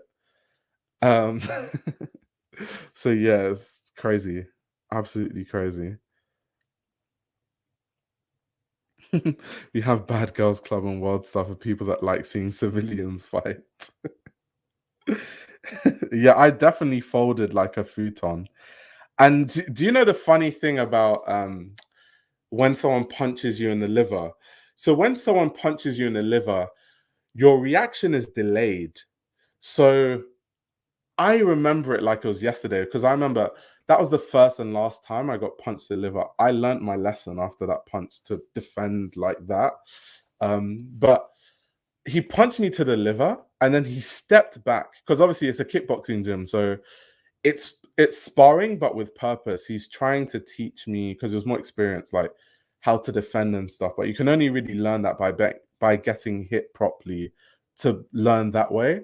So he hit me to the liver, and I think he knew that he hit me to the liver. So once he hit me to the liver, he just took a step back and waited. And then I remember in my head, I was like trying to process, like, why did he stop? Why did he take a step back? And all of this happened in like 2 seconds, but it's weird how like slow it seemed. So he punched me to the liver. He just stepped back and waited. I was like, who does this guy think he is, that he can just wait for me after punching me? And then before I knew it, my whole body just shut down. I was like, ugh. And then I fell to the ground. I was like, oh, he just knew he hit me with a nasty liver shot. He knew he caught me flush with that liver shot. So there was no need to no need to to do anything else. Exactly. He tapped the reset button and waited.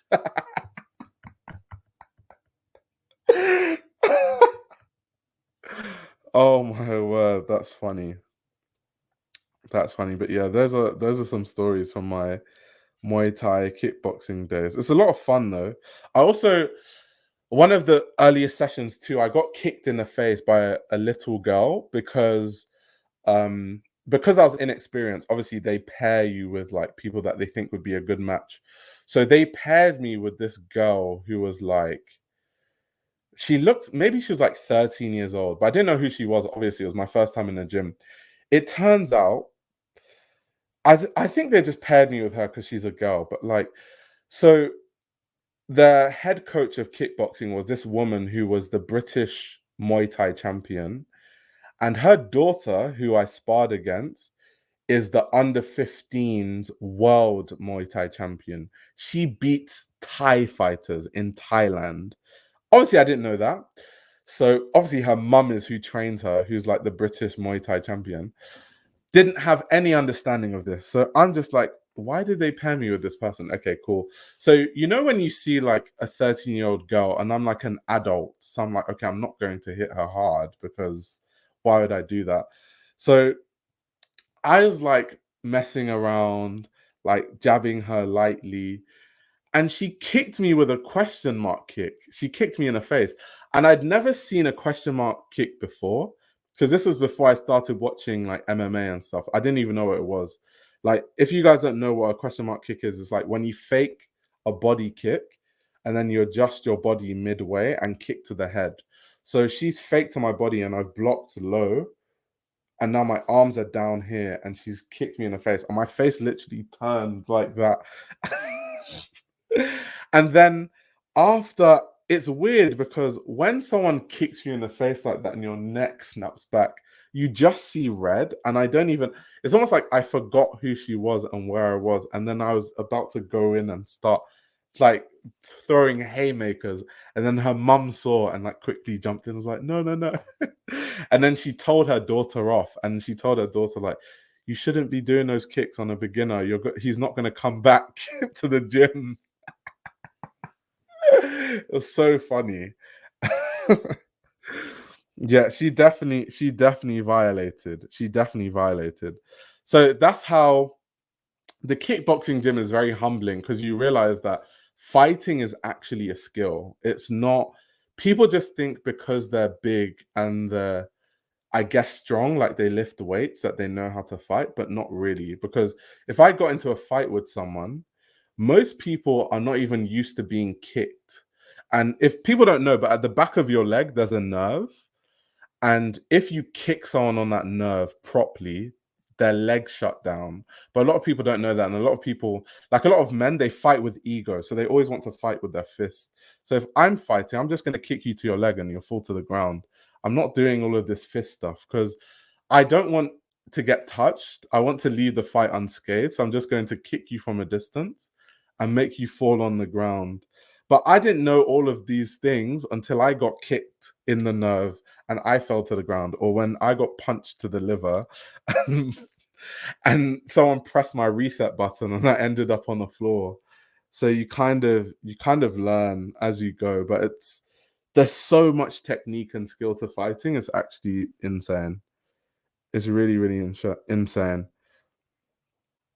Rachel says, for sure, it's a skill. If you can take a punch calmly, you can win a fight, unless someone is high on something insane. Yeah, I guess a lot of people also aren't used to getting punched, which I had to get used to doing kickboxing. Just like get used to being punched and stuff, because it's weird at first, like getting punched to the face, getting kicked to the stomach. You have to like build a resilience to it. The coach the coach was thinking about the payment plan. She did spare me. Her mum told her to spare me. She was like, don't do those kicks against the beginner. He won't come back. Don't do that. She said the same thing to the guy that punched me with the liver shot. She was like, I told you stop doing the liver shots. They're not gonna come back.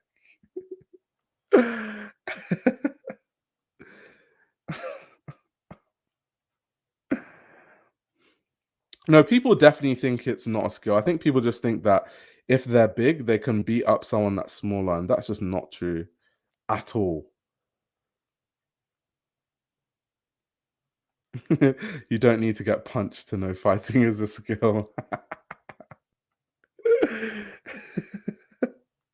Never been in a fight. I'm too pretty for all of that. I'll get my sisters to do it. Yes, Retro Snow White. I did come back. I did kickboxing and Muay Thai for 2 years, so I definitely did go back many, many times because I used to do it like 3 times a week. So I definitely came back. The male ego is a fascinating thing, truly.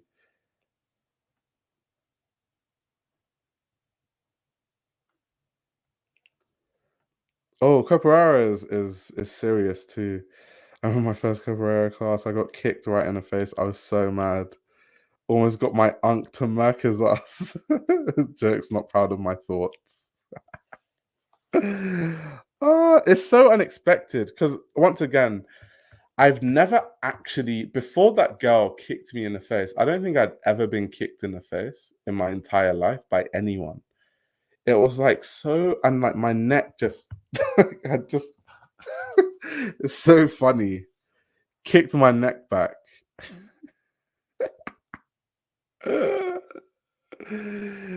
I know it definitely crushed my ego because I was just looking at her like, she's just a small girl. She looked like 13. So I was just like, let me go easy just to get my neck snapped back by a 13-year-old girl. And her mum basically jumped in to save me. Because to be fair, her mum actually saved me because when I saw red and I would have thrown haymakers, remember, I'm an untrained fighter. She's like the world Muay Thai champion under 15. So she's obviously going to give me a beat down if I start like trying to go hard and throw haymakers. She's going to hit me with some crazy stuff I've never seen before. That's probably why her mum had to run in quickly and be like, oh, don't do that. Getting humbled on beat is insane. The good thing is that I don't have much of an ego. I'm not an egotistical person. So I didn't come into the gym with any sort of ego. When I was at that kickboxing gym, I saw many people come into the gym with an ego, like the male ego thing that I'm saying, where guys are like, "Oh, mate, I can fight. Like, I can fight. Whatever, whatever. I'm a fighter." And like sparring is supposed to be light. You're working on technique and skills, and then you'd have these like crazy ass people that just start throwing haymakers, like trying to knock someone out. And basically, our rule in the gym is that if someone throws haymakers, that you have permission to knock them out because they started throwing haymakers. So I saw so many new people get knocked out because their ego gets the best of them. They get hit with a light kick. Now they think they have something to prove. They start swinging for the fences. Then against the trained fighter, and then the trained fighter just goes back and just knocks them out. I've seen that happen so many times because of people's ego. Whereas for me, I was getting saved by the instructor. The instructor's saving me. These times you have other people that come in with too much ego and they get knocked out. Oh my word.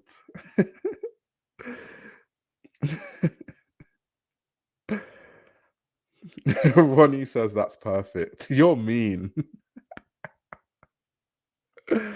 Yeah, the girl probably definitely humbled a lot of big guys. She definitely did. She certainly did.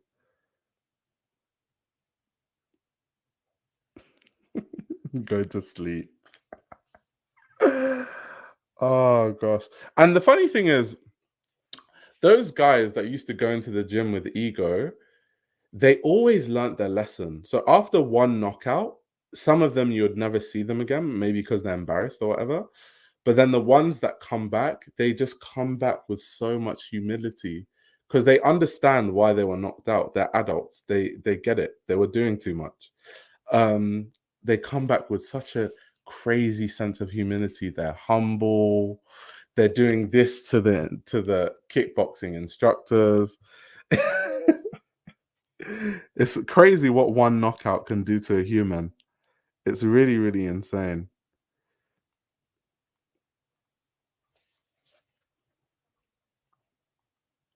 Wait, human, you says you got a flashback.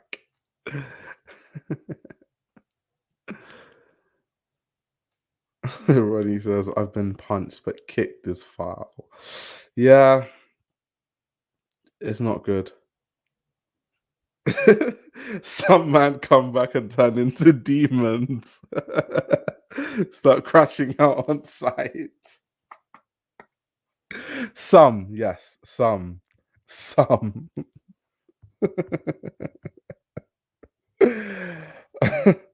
I'd have to talk myself into going back to the gym after that.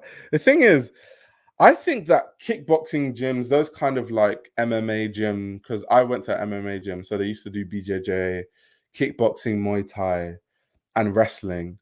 Um, and they're so supportive, actually. I don't think anyone is there with bad intentions, apart from the new people.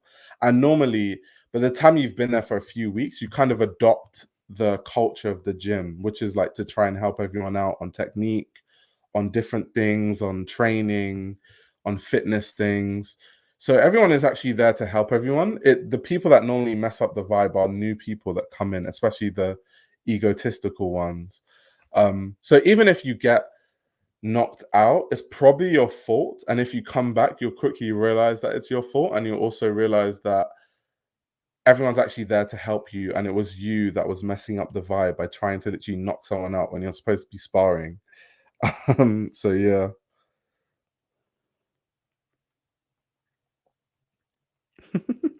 They probably get those politicians knocked out.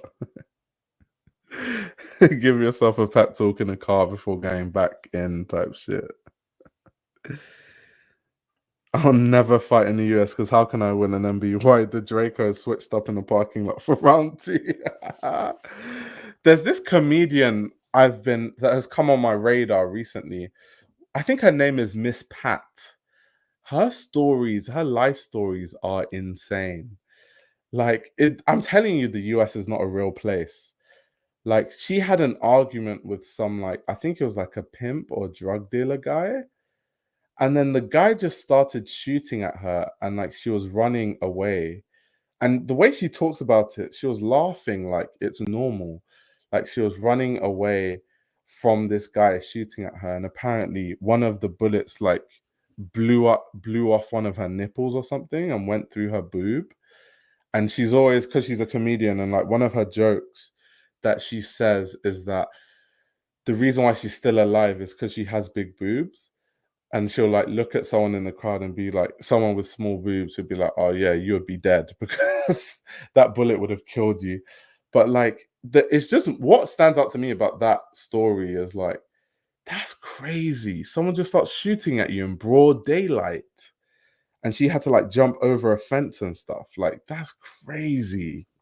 Those kind of stories, it just feels like a video game, like some GTA type of story. If I lost the nipple, he would have lost his eggplant. No, but Miss Pat's story is so sad. I find it crazy how she's so positive in life with everything that she's gone through. It makes me feel like I should definitely be more grateful for the little things in life because she's been through hell. Like, she's actually been through, like, her life is crazy, crazy story.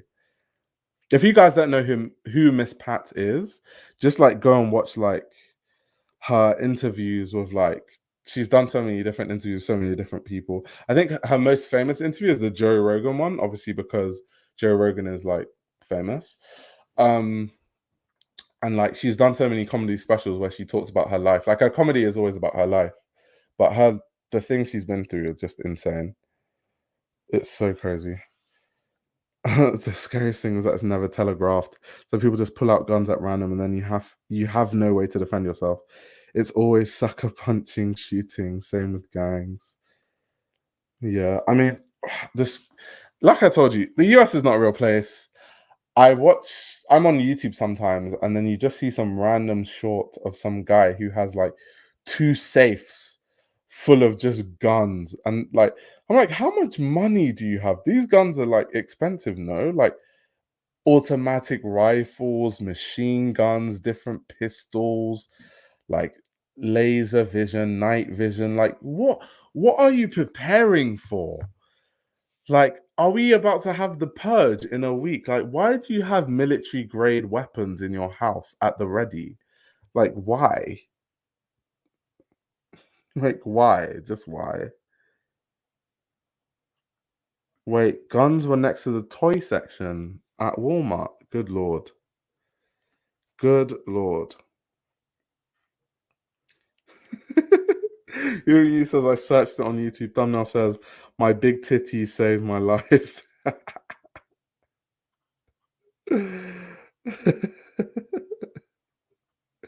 Yeah, exactly. Like they customize the guns and give them names and stuff. And it's like, why do you have guns like that? Like the kind of guns that I've never seen in person. I've only seen those guns in like Splinter Cell and Call of Duty games.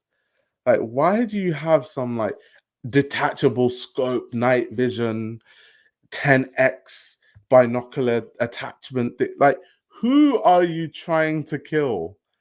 Like, the FBI needs to start keeping tabs on these people because why do you have a house full of like these guys literally have an armory in their house? It doesn't make any sense. Exactly, trying to play Call of Duty Modern Warfare 2 in real life. I can understand having one or two in case of an intruder, but they be doing too much. Like, you can't even use all those guns. Like, what, you're gonna have one machine gun here, one like sniper rifle here. Like, what are they doing? What are they doing? The FBI is friends with those people, their cousins. Ah.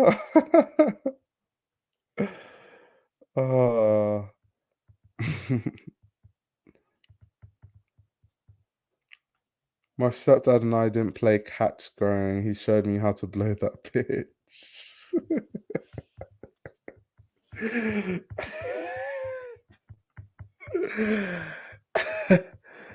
Before anything, fear Americans. Ask them where they were on January the 6th. My parents' neighbor has a huge gun collection because someone could rob his house. Like, bro, people just rob your guns while you're at work. Like, what? Someone's going to rob your house. So what are you going to do? Grow 50 arms and hold all your 50 guns at once? Like, come on now. That's just really weird. I think it's to impress, like having a Birkin collection in a walk-in closet, but instead of bags, they're guns. The only difference is that Birkins don't kill people. You can't hit someone with a Birkin and kill them the way that you can shoot someone. Like, guns are actually deadly weapons.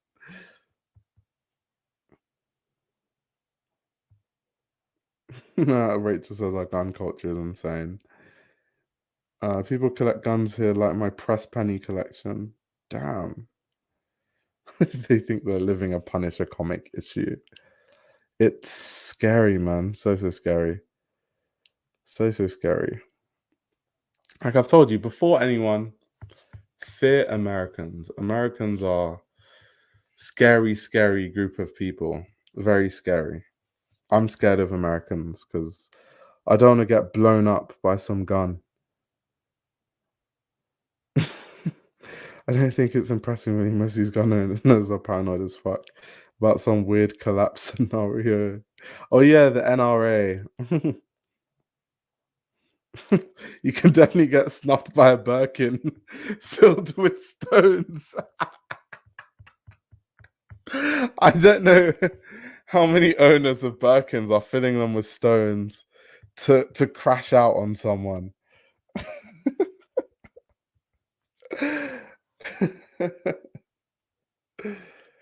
Oh my word.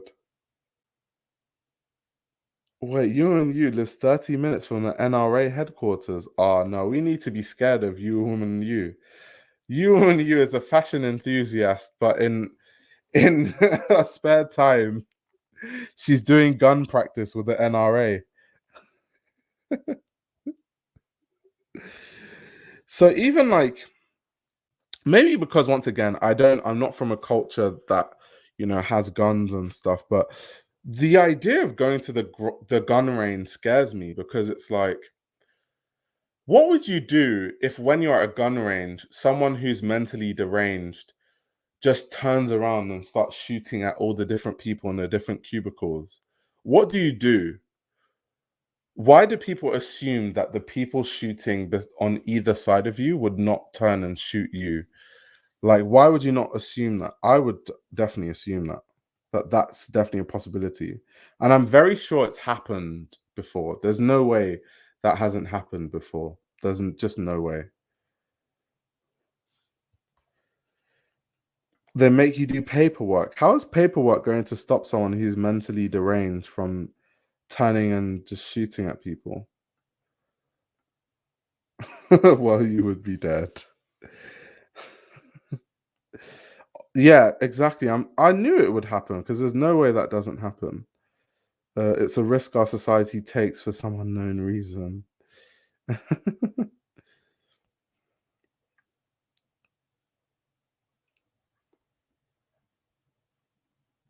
The paperwork is bulletproof.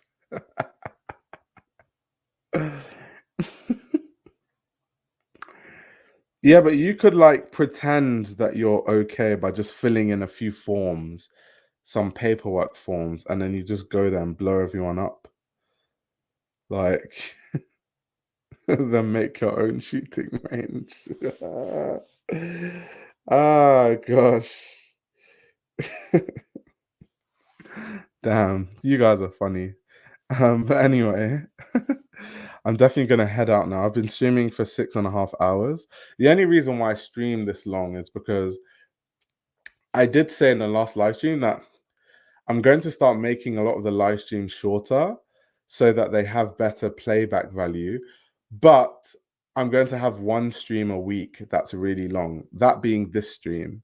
So yeah, hopefully you guys enjoyed the ultra extended after hours, and I'll see you guys in the next stream, probably tomorrow. But don't hold me to it because, like I said, we're doing renovations in the kitchen. So something might happen and then I might not be able to stream tomorrow and it might have to be another day. So please bear with me. But I'll see you guys when